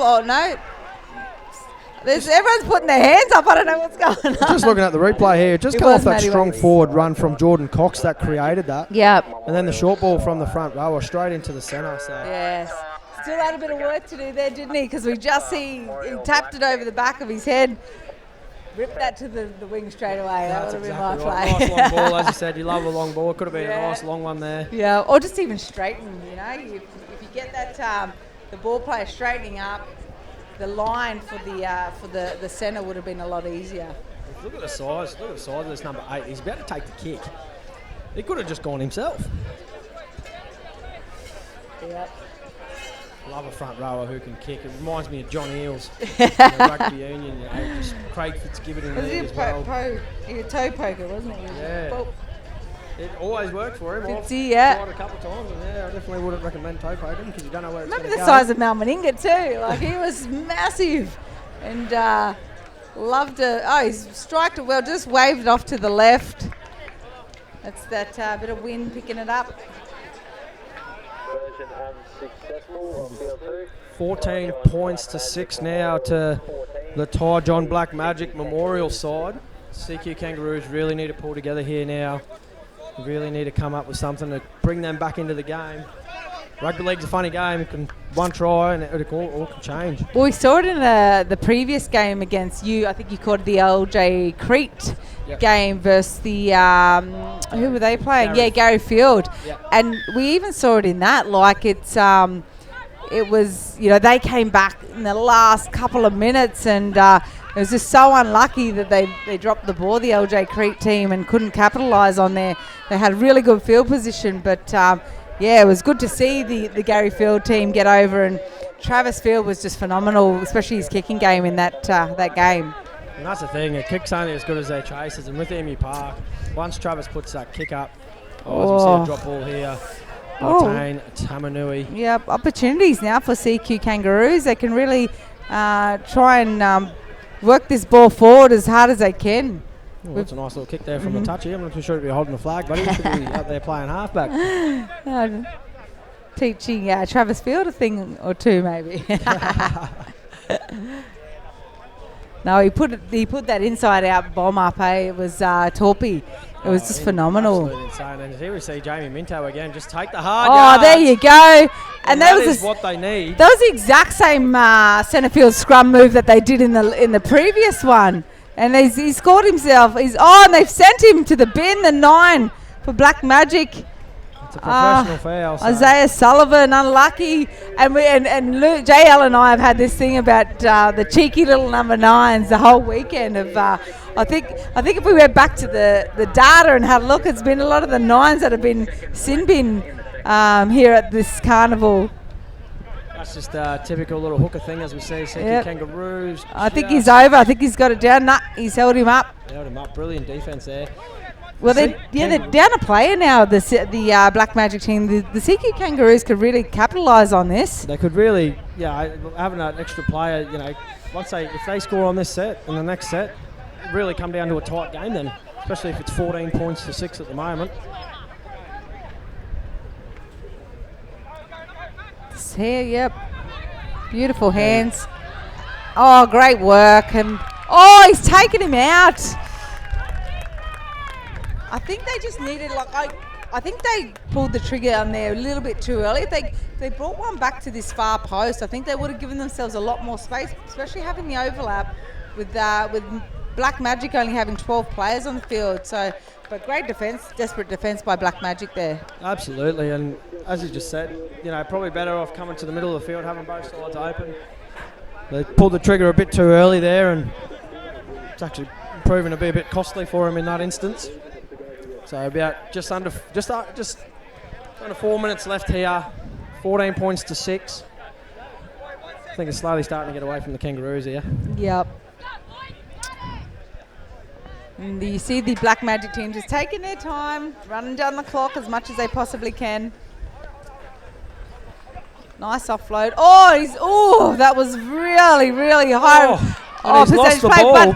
But the number 3 here for the Kangaroos in Nathan Lawton put on some crazy pressure there. He nearly got the little grubber through off of one of the offloads, that went to ground, and but he ended up getting it back. So great pressure by Nathan Lawton there. I think that's who it is. Sorry if it's not. Well, I think here Jamie Minto will definitely come off the back of the scrum again. You can see him just lurking up there. Yeah. He wants the ball again. He makes that last minute sweep around, doesn't he? Here he goes. And there's Quick a tap. penalty. If they take a quick tap here, they get the hooker. Here's Take little the quick Graham tap. Thomas Yep. now. As we see, brilliant ball movement. Oh, Sorry, that could have been Graham Thomas that came out of the. Oh no, it was the number 3. Sorry. Oh, what great a- defence! what a hit. What a hit! It was huge defence. He was going hard too. The Kangaroos player. And there's another big shot. They've just got this burst of energy all of a sudden, haven't they? Here goes Brody Leonard now, and he's wrapped Get that up, and he offload. gets the Beautiful offload offload. here. We've got numbers out here. A bit of space here. And Get a quick play of the ball. they They can can get a still quick come play to of the the ball. short side here. There's definitely numbers on here. Oh, you Brody get them Leonard mismatched. now gives it to Graham Thomas. Thomas with a short ball. Oh, They he's could got score. Little step off the right, straight up. Could Oh, see you stepping up here for him, and I don't think it worked. if he would have just chucked that little jink off his right, and he would have been in and under the defender there. But quick play. It's the 5th and last. Oh, they'll try the. Oh, it's gonna he's work. Over. Great work by the Kangaroos here. They've gone the little short side play. Too big, too strong. I think it was the number 12 for Kangaroos. Still got a minute 30 on the clock. That was Brady Williams there with that try. He just took on the centre, didn't he? And just knew, I'm going to take this fella one-on-one here. Look at the size of Brady Williams. Yes. He's definitely going to run at the centre, that's for sure. I wouldn't like to be in front of him. So this kick here by Brody Leonard now, it's 10 points to 14 with just over about a minute left now. This could really be a close one here at the end. Well, I think they'll take their time in bringing the ball back. The Magic team, Black Magic, but they're going to wave that one away. 14 points to 10, going towards Black Magic. They'll just walk themselves back.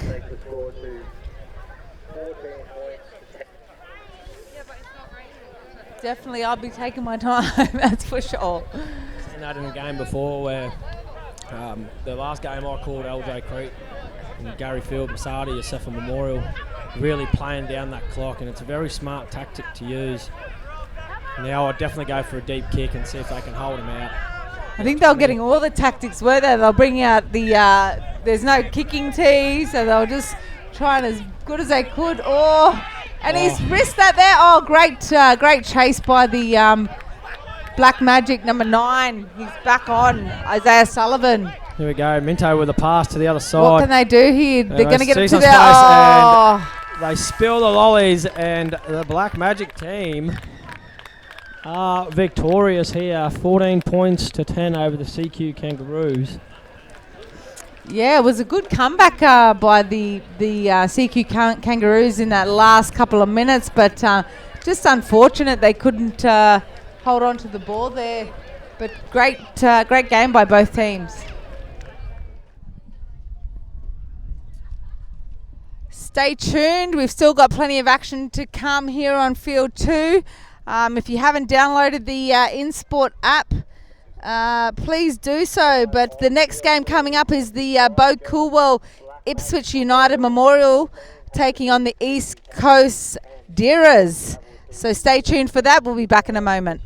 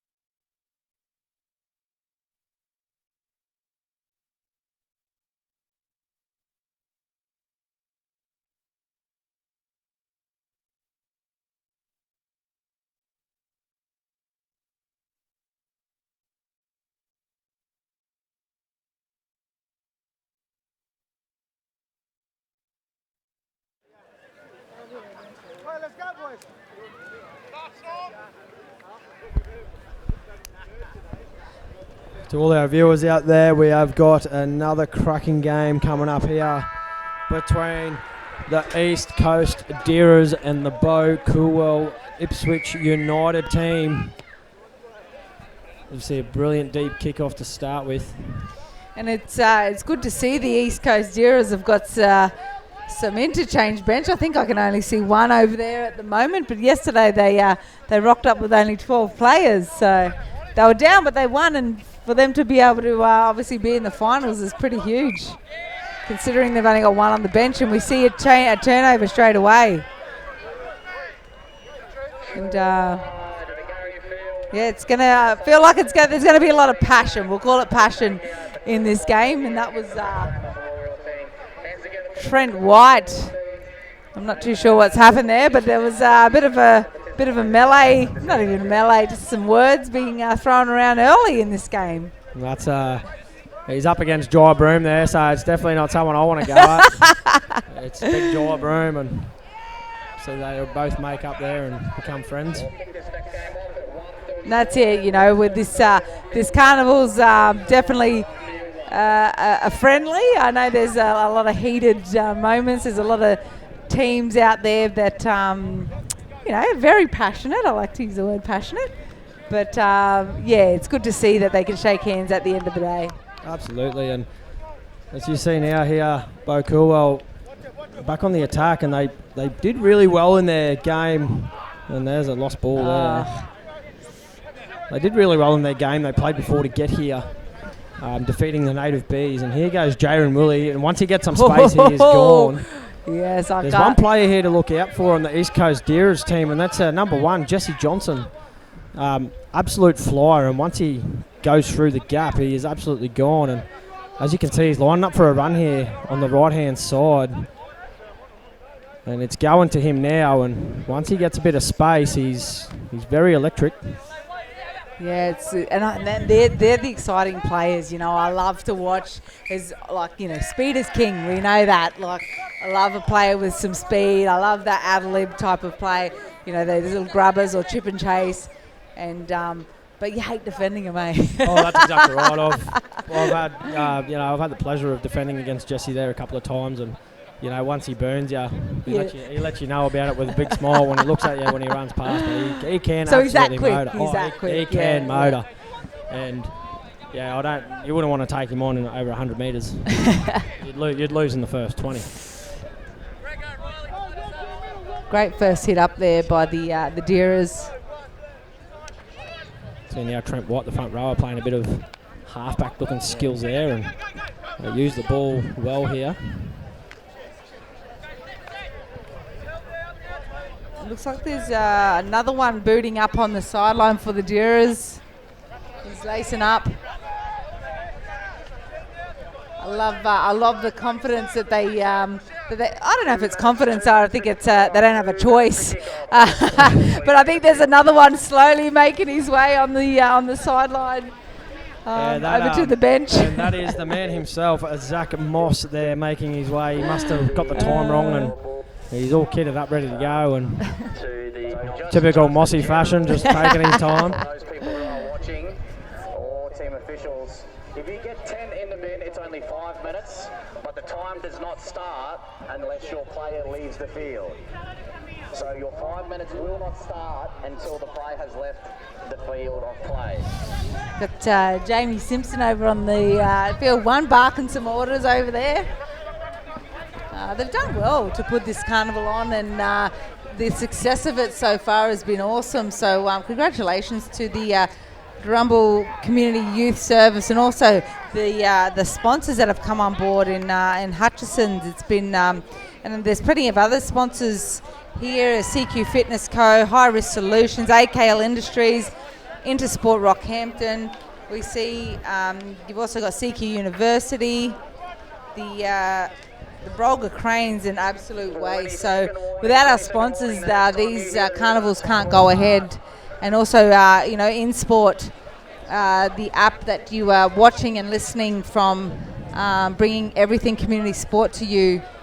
via the app. So if you don't have it, you're hanging around your mate's phone, go and download the app. It's absolutely free. And probably to note, when you put in a password, when you are creating a profile, you have to have a special letter in there, or a special symbol. Had a couple of people come to me saying, I can't log in. Well, that's the reason why. But if you're wanting to watch any replays, jump onto the Warba Carnival YouTube channel to watch all your replays. Just as we see here now, Bo Coolwell, Ipswich United trying to work out their own end here. They're struggling a bit now, and the hooker sees a bit of space and he decides to dart. He's had a really good carnival so far, the hooker for the Bo Coolwell Ipswich United Memorial team, and that's Dean Kelly. And I was having a good yarn. I've known Gregory Davis for a long time, and he looked at me and I just shook my head at him like, what are you doing still playing? But I mean, that's how much our players, they love it, eh? They're still playing. I think we're close to being the same age, 21. Yeah. But it's good to see him still out there playing, steering these young fellas around the park. He said he's retiring, but he said that about 20 times, I reckon. Yeah, I think he was talking about playing next year, so we'll see how we go, whether he puts the boots on or not. And come and commentate with me, bro. Come and commentate with us. It's all right. You can stick around in rugby league. It's all right. Commentary's nice and relaxing. Bring your wisdom to the commentary box.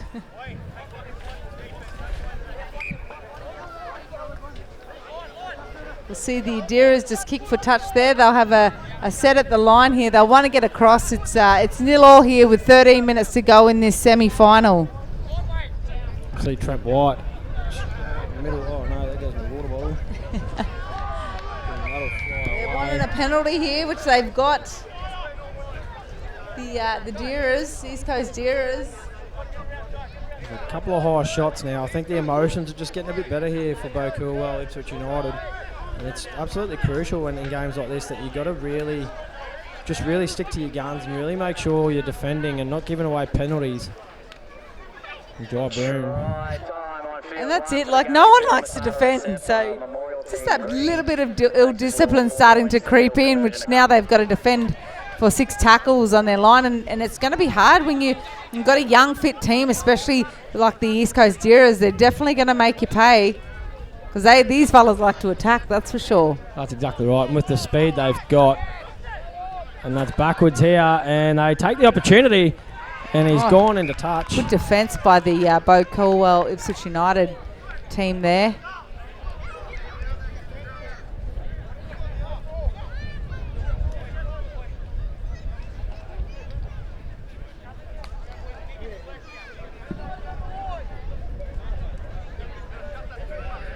I think we've got a few of the Conway boys in this team as well. I think I saw Chris running across the field before, looking like he could probably still throw the boots on. Yeah, he was thinking about it. He just had a shoulder reconstruction not long ago, so he's just trying to take his time.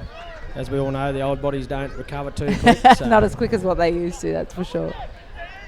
And here's Greg Davis taking it forward for his team. They're wanting to play fast by the sounds of it out there.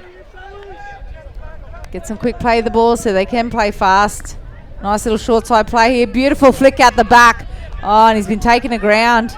They'll play it fast again with a quick play of the ball. Oh, nice little fade away there and back on the inside.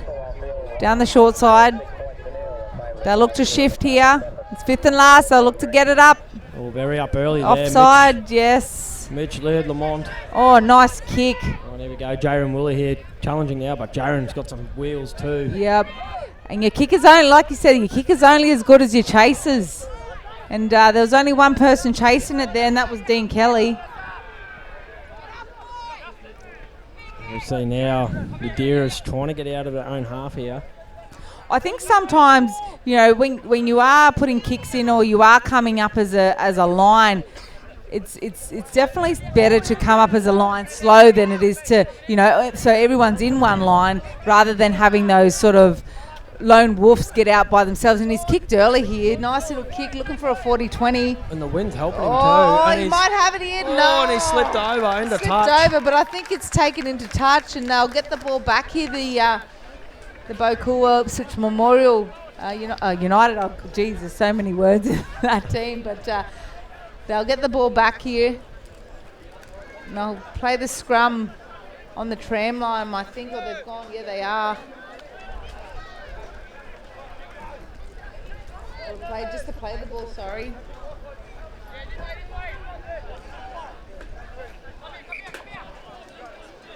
They'll want to get on the scoreboard here.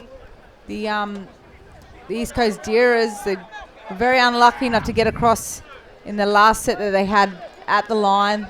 They've got 6 tackles. They've got to play smart, bring in the defence, and play wide. Nice left foot step. Time off field 1, the turnover Duncan. They can get a quick play of the ball here. They'll come left and go and play fast, which they have. Nice footwork there again. Great defence by the Bo Coolwell team here. To go back to the middle of the field. Nah, he's come back to this left side. Defended easily. They're not looking very threatening at the moment, this East Coast team. Going short side again. Oh, and he's kept it in. He's batted it back in there. And In the end goal. there's a bit of chat here, a bit of controversy going on here at the moment. I'll have a look on the app. See if there's a bit of a replay here.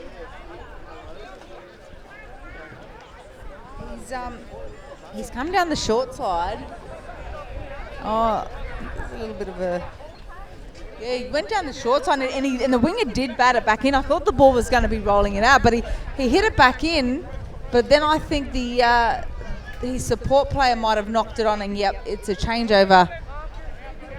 As we say, with about 8 minutes left in this first half, it's still 0-all. So They're going to have to take their medicine here, this Bo Coolwell team, and they're looking to offload. They've got to get out of their half here. They've got some really good defence. A beautiful run here by the Bo Coolwell team. A nice little offload out to the centre. Just pushing that pass. One too many. that really just was not on there at all. But in saying that, I feel like the Bo Coolwell team are back in their defence as well. Like they've give. This is a third shot the East Coast Deerers are going to have in their good ball field position, and they haven't been able to capitalise on it yet. So I definitely think it might be third time lucky here for the East Coast Deerers, but the Bo Coolwell United team are definitely back in their defence. We'll see here now some good run here by the hooker. Zach Quick. Is he in? Oh, he's going to be... Oh, he's held lost the up. ball. He's lost it. Those big rangy bodies, they're always very deceptive. That is just absolutely brilliant there. And great As you said, defence. Bo Coolwell, Ipswich United are backing their defence, and it's paid off yet again. Let's see if they can get out of their half here, the Ipswich United team. They've struggled to get out of their half in the last couple of sets. They've just got a beautiful big run, and this is what they've got to do. Just take the ball forward, run in their twos, hold the ball in two hands until they're going to tuck and run. Nice. That's what it does. It just puts a defender in two minds. He came up early, the centre out there. I think that's Braden Conway. He came up early, just put the defender in two minds. They've played a couple of games, both these teams today, so definitely that energy's being zapped in a great big run here by the Bo Coolwell Ipswich United team, and that was the number 10 for them in Pene Tongia. Nice kick. I think the kickers, and I think the kickers might be in front of the kicker there. Yeah, and they've just he'll play the first knock on the ref, and that's to the Bo Coolwell Ipswich United team. So the East Coast Deerers will get the feed here off the scrum. You can see the energy, isn't it? It's not there from both teams at the moment. They need some get some players on the field that are going to bring some energy. As we see there on the far side now, Zach and Moss looking to be coming on very shortly. And there's, if you've just tuned in, there's no score here yet on field 2 between the East Coast Deerers and the Bocool Ipswich United team. And he's going to kick. There's no fullback. Oh, and he's taken the...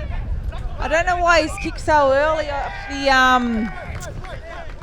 off the scrum, and it's put the Bocool in good field position here to get the first points on the board. He's kicked off the scrum, so I get it. There's no fullback, and there's a lot of space behind the defensive line, but I think that wouldn't. I think he took the wrong option. Well, personally, don't think it should have been a chip. If he wanted to really do it, it should have been a long, nice, kick decent downfield. kick.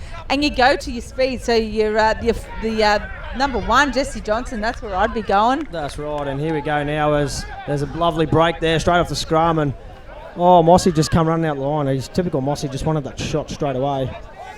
And they've got the numbers out here to the left, and he's going to play it to the 8. Jai Broom. Big Jai. He's definitely he's got some size on him there. He's definitely looking to barge over, but they'll go again out the back here to the 21. Sorry, he'll step back. Brilliant defense here by the Deerers, though. They just holding their line together, and they're absolutely just talking to each other the whole time. And it's really working in their favour at the moment. You see now, they're going to go to the left-hand side here. They've got some space out there, but they're all bunched up in the middle, and that's what happens when they're bunched up. And it's still last, and they've got to try and look for a repeat here, but he's got the ball away. Great hands, and he's kicked it. And it's Simi Razak here. I think he knocked it out, but the ref has. He did see it. The touch he got in there for the little fumble. Simeon Razak there trying to pick the ball up. And this is what you do. You got to capitalise on these opportunities you get at the line, and I feel like there's To look at the Ipswich Deerers, they've got quite a fit team. So I would say, in this last couple of minutes of the half, that you've got to get your little your nippy quick fellas around these forwards, just because it is the back end of the first half, and your forwards start to really, really tire out. So that's when you get these little, nippy halves, and also your fullback and your hookers needing to get around these, and here goes Jesse Johnson again. Wait, he can run. Once he gets through that gap, he is absolutely gone. And this is probably who you want to get to the ball to, and like I just said, speed is king, and you want to get those fellas like the Jesse Johnsons of the world, and your quick little halves and hookers, or your wingers getting around these big forwards, because you can see that they're all tiring right now. They'll go for the little chip over the top, which they have. You've got the speed coming, but just couldn't place it well and give the time for the chasers to get through. This is perfect opportunity now for the Deerers just to keep Bo Coolwell, Ipswich United here. No penalties will be perfect for him now. Yeah, there's a few hands on hips out there. There's a few tired bodies you can see from both teams. Big contact there by the number 8, Trent White. They'll look to shift early here. Yep. And there's a bit of space here if he can get through, but and you can hear some of the players saying, "Hold it, hold it." Here he goes. He's going short side. It definitely didn't work here for him. As we look now, fifth and last. Yeah, the winger hasn't dropped back here for the East Coast Deerers, and here's some space here. Space. And here we go. They've got some motor here, and they're going to score. Oh, there we go. Off of nothing. The Bo Coolwell Ipswich United team have just, instead of opting for the kick on the fifth and last, have actually run it and come up with the goods. And to run it out of their own half too, that just shows they've got faith in their team. Yeah, they got stuck down there, didn't they? So I definitely thought they were going to kick to try and get themselves out of trouble of handing the ball over once again in the Deerers half. But no, they've picked the ball up. They've come down the short side, and they've got themselves a try and under the post. So they should kick this too here. See a lot of hands on hips here from the East Coast Deerers. Kelly Conway there running water. Definitely giving them a bit of a chat. They're very much still in this. And you got to give it up for them. They don't have a full bench when you're still looking over there. There's still only 3 people on their bench, and I know yesterday they only had 12 players, so they're doing quite well. When you look over at the Bo Coolwell Ipswich United team, they've got a full bench, and they're being smart. They're rolling their subs pretty quickly, but as we go into half time, they'll look to kick this conversion. You'd hope so. They're in front here. So it'll take it to 6-0. Yep, and that's the number 3 in the boys' writing. The boys' writing is just really hard to read. But the number 3 for Bo Coolwell, Ipswich United has converted that try, so they'll go into the half time leading 6-0. So coming up is the second half. Stay tuned. Don't turn off that app. Don't go scrolling, and we'll be back with you soon.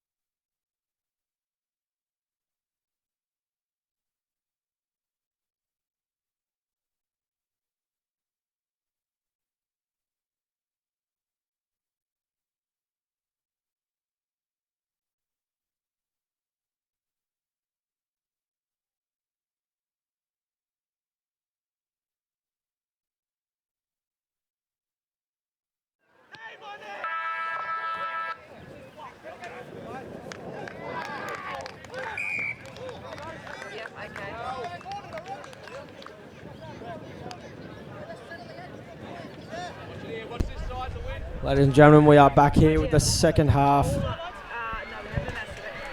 with East Coast Deerers taking on the Bo Coolwell Ipswich United. There's an error straight away here, and we will see a dropout. Goes into the hands of Zach Moss. You see Trent White hitting straight up here. Trent White looking to run.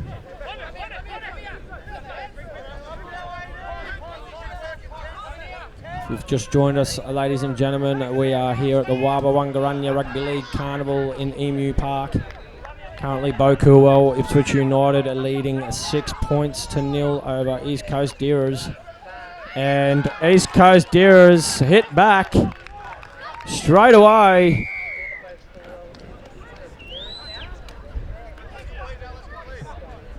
After an error from Bo Coolwell off their kickoff. And we see East Coast Deerers capitalise straight away, 6-4. With just over 18 minutes left in this game.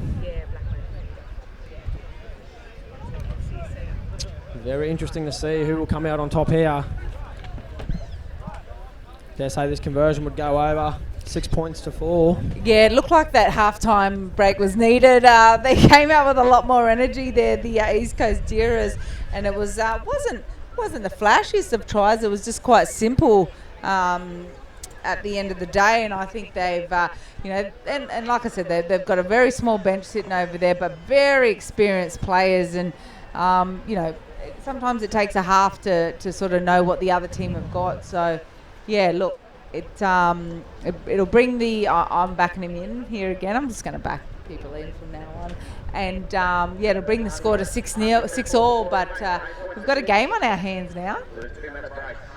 He's definitely got that one over. So 6-all at the moment.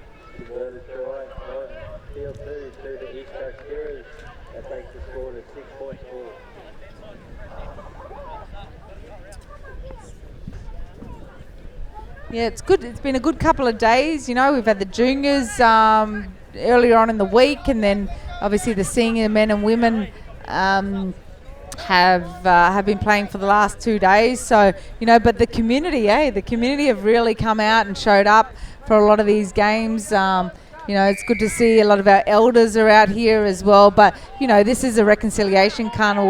We've got people from all nationalities, all backgrounds coming and playing here at the Warba Wangarunya Reconciliation Carnival, which I love to see, and so great way to start the year off for community footy.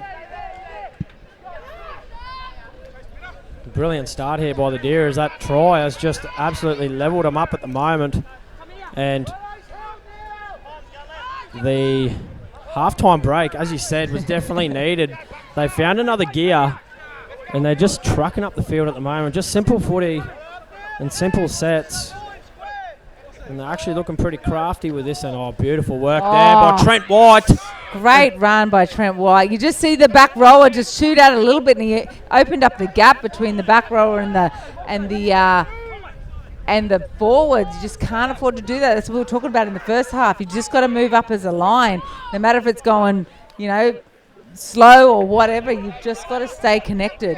That's exactly right. And as we see there now, let's see if the defence really holds up here for the East Coast Deerers. But Bo Coolwell, Ipswich United, they love coming out of their own end, and they're doing a very good job of it.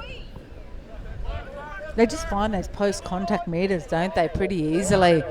So that goes to tell me that somebody needs to be going at the legs when they're tackling, and it's easy for me to say, like, some of these fellas have got tree trunks for legs, and it's hard to wrap your arms around them, but at the same time, it's like, got to take your medicine, There's got to be a little speed hump somewhere. That's exactly right, and especially there with that number 10, definitely hard to go for his legs. They're definitely massive. As we see now, a good deep kick here. A couple of boys chasing, but that's a great Oh, what about run. that step off his And here right? we He's just go. straightened up. And he's But the defense is sitting back here on the halfway line. That's it's exactly like right. They've got, we've said it all weekend. Your chase is just as good as your kick. Is that what it is? Yeah. Yeah. But Here we go. no one Look was at our wanting Jesse Johnson's side here. Oh. And Jaron Willie, a crafty little man when he wants to be. And they're still playing it on here. And here they go. Definitely Jesse Johnson wanting the ball here. He's just not getting it. And here he goes now. from that sideline. Some brilliant defense though by Bo Cool, Ipswich United. You've got to, Jesse. You've got to get Jesse in when it's those, those fifth and last. I feel, and the tides are, the forwards are blowing. Somebody like him with his footwork and his speed, just get around those lazy forwards and put the afterburners on. Yeah, he's got some strength behind him too, as you could see there, just bumping people off. But another error. In games like this, it's crucial not to make any errors. Complete your sets.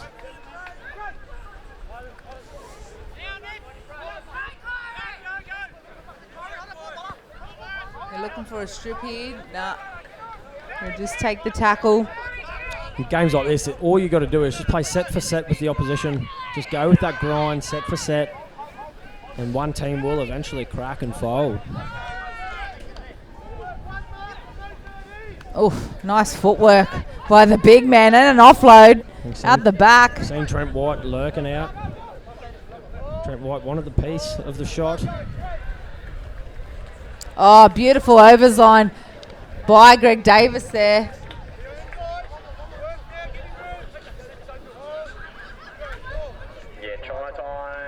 Oh, gee, Trent White has just, I think he's made nearly every tackle in that set. Yeah. Just huge work rate. And now he's having a break. Now he's having a blow. And this kick is going to go out on the full. Oh, just unlucky. And yet again, it's that breeze that we've been talking about all day with that kick. It sat up nicely, but the breeze just takes it away. And they're kicking with the wind. So the more you kick over to this left side of the field where the commentary box is, the wind's just going to pick it up and take it. Either kick it into the wind, put it high, and get your chasers to come through. Gives them time to contest the ball. And here we go now. Jackson Miller gives it out here. And here's Jesse Johnson. If he can get open space. Oh, wow. What a tackle. Great tackle. Great footwork by Jesse as well. Here goes Conway. Definitely worked. Jesse. Oh, and he's got his team a penalty here, Braden Conway. But that run by Jesse Johnson, and we've been saying all day, just get the ball to him. He can create something out of nothing, Jesse Johnson. And as we see now, Trent White wanting a run here. He just does not stop. He wants to play a bit of ball here. Huge engine. And here we go. Here's Jaron Willie. Oh, Jaron Willie on the outside. And Jaron Willie. Oh, great work. He will bring it underneath the post. Great work by Jaron. He just backed himself. He didn't even swap the ball. The defenders were coming to the ball, the side that he had the ball in. Confidence. And he's just gassed him down the outside. You can see them trying to go for that ball as well, but he just he held it on pretty tight to it and got himself a 4-pointer and did well to get his right under the black dot. You've got to love a winger that can just back himself there. 100%. And it kind of looked like a bit of a broken play when Trent White got caught with the ball there, not knowing what to do, but they found a way, they found the answer, and that puts them in front now by 4 points at the moment with the kick to come. And I'm going to back him in here, so it'll be 12-6 with 10 minutes to go. So Yep. It's anyone's game at the moment still, but Jesse Johnson, you just need the ball in his hand. Mm-hmm. As we've seen here down the outside, Jesse Johnson and Trent White have absolutely been a standout, but credit to the number 16 as well, Jackson Miller. Yep. They're just creating space where it needs to be, and we see now Trent White sucking in the water, and Bo Coolwell, Ipswich United, just kind of starting to lose their way a little bit. But I think that when you know what you got to do to win most of the time, and that's play really simple footy. You truck it up the middle, then you play an expansive game, and that's what the East Coast Deerers have done well in the second half so far. So And that's all the Bo Coolwell Ipswich United team need to do. They need to, one possession, hold on to the ball. Ball security is so important. When you're only playing 20-minute halves, you've got to hold on to that ball. So now they're taking their time to get to the kickoff here. Just buying themselves a bit of time, just so they trying to regroup and get themselves together. And I like that the side that he kicked to. He's kicking into the wind, but if I was there, I would have put it up just to hold, so the wind holds the ball up and gives the chasers an opportunity to get in and contest that ball. Especially with the tall wingers that they do have. Can leap as well, can leap. See now Mitchell, Laird, Lamont. These Bulldogs. Did a Bulldogs contract there for a while, New South Wales Cup. So a bit of experience there for him. We'll see a nice, beautiful run up here. Another veteran of Carnivals here for the Deerers. There we go, Miller there. Gives it on the outside, and there's beautiful meters here by the East Coast Deerers now. Yeah, just so definitely calling the ball out here. You see out here, Trent White's calling for it. So let's see if he gets it. You can hear the call there of settle it. And here we go now. They go the opposite way. And the kick goes right up. And it's going to be a nice one too. It's going to sit. I'll wrap him up here. Great chase by the Deerers here. And by the kicker too. I think that's Jet Hansen. Good work by him. There's not a lot to him, is there? No, absolutely not. And oh, that's beautiful. They're just muscling up in defence now. Yep. We've got a tight game over here on field 1 as well between Toonabar Darkany and Garyfield Masada Yosefa Memorial. 12-10 at the moment. So there's plenty of footy, and this one's 12-6. So we've definitely... Heavy contact there on Dean Kelly.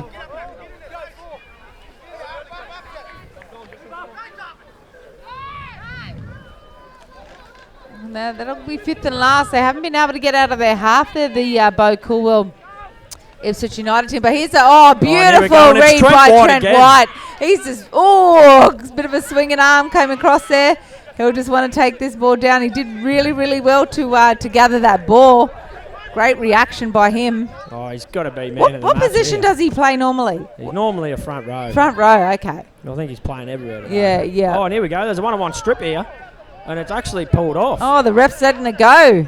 And the young fella here is trying to get it back, but I nearly thought that was a bit 2-on-1 there. You see here, Jai Broom take it up now.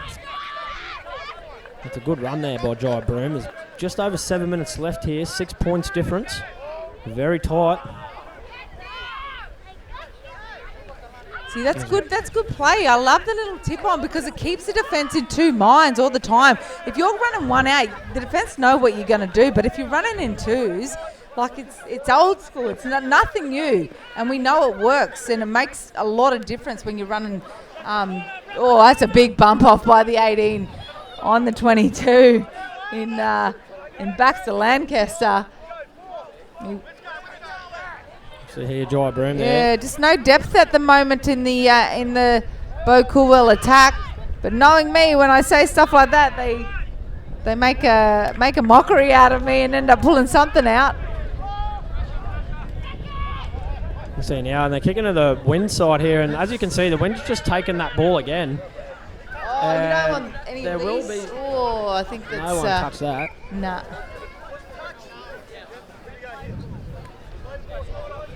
So yeah, just a bit of a set that I think Ipswich would want back if they could. Not a lot doing at the moment there in terms of attack for the Bo Coolwell Ipswich United team. And this is just very simple play, simple footy that Trent White's just playing right now. They're just taking it forward. So, and this, see, right now is the opportunities for the likes of the Jesse Johnson and the Braden Conways of the world to, get in there around. You could see how Brilliant tired. kick. What a kick. Jackson Miller. You can see how tired these forwards are right now for the Bo Coolwell team. They're struggling to get on side. But this is where I'd be bringing those quick, nippy fellas like Willie into the game. The fullback for them, the number 20.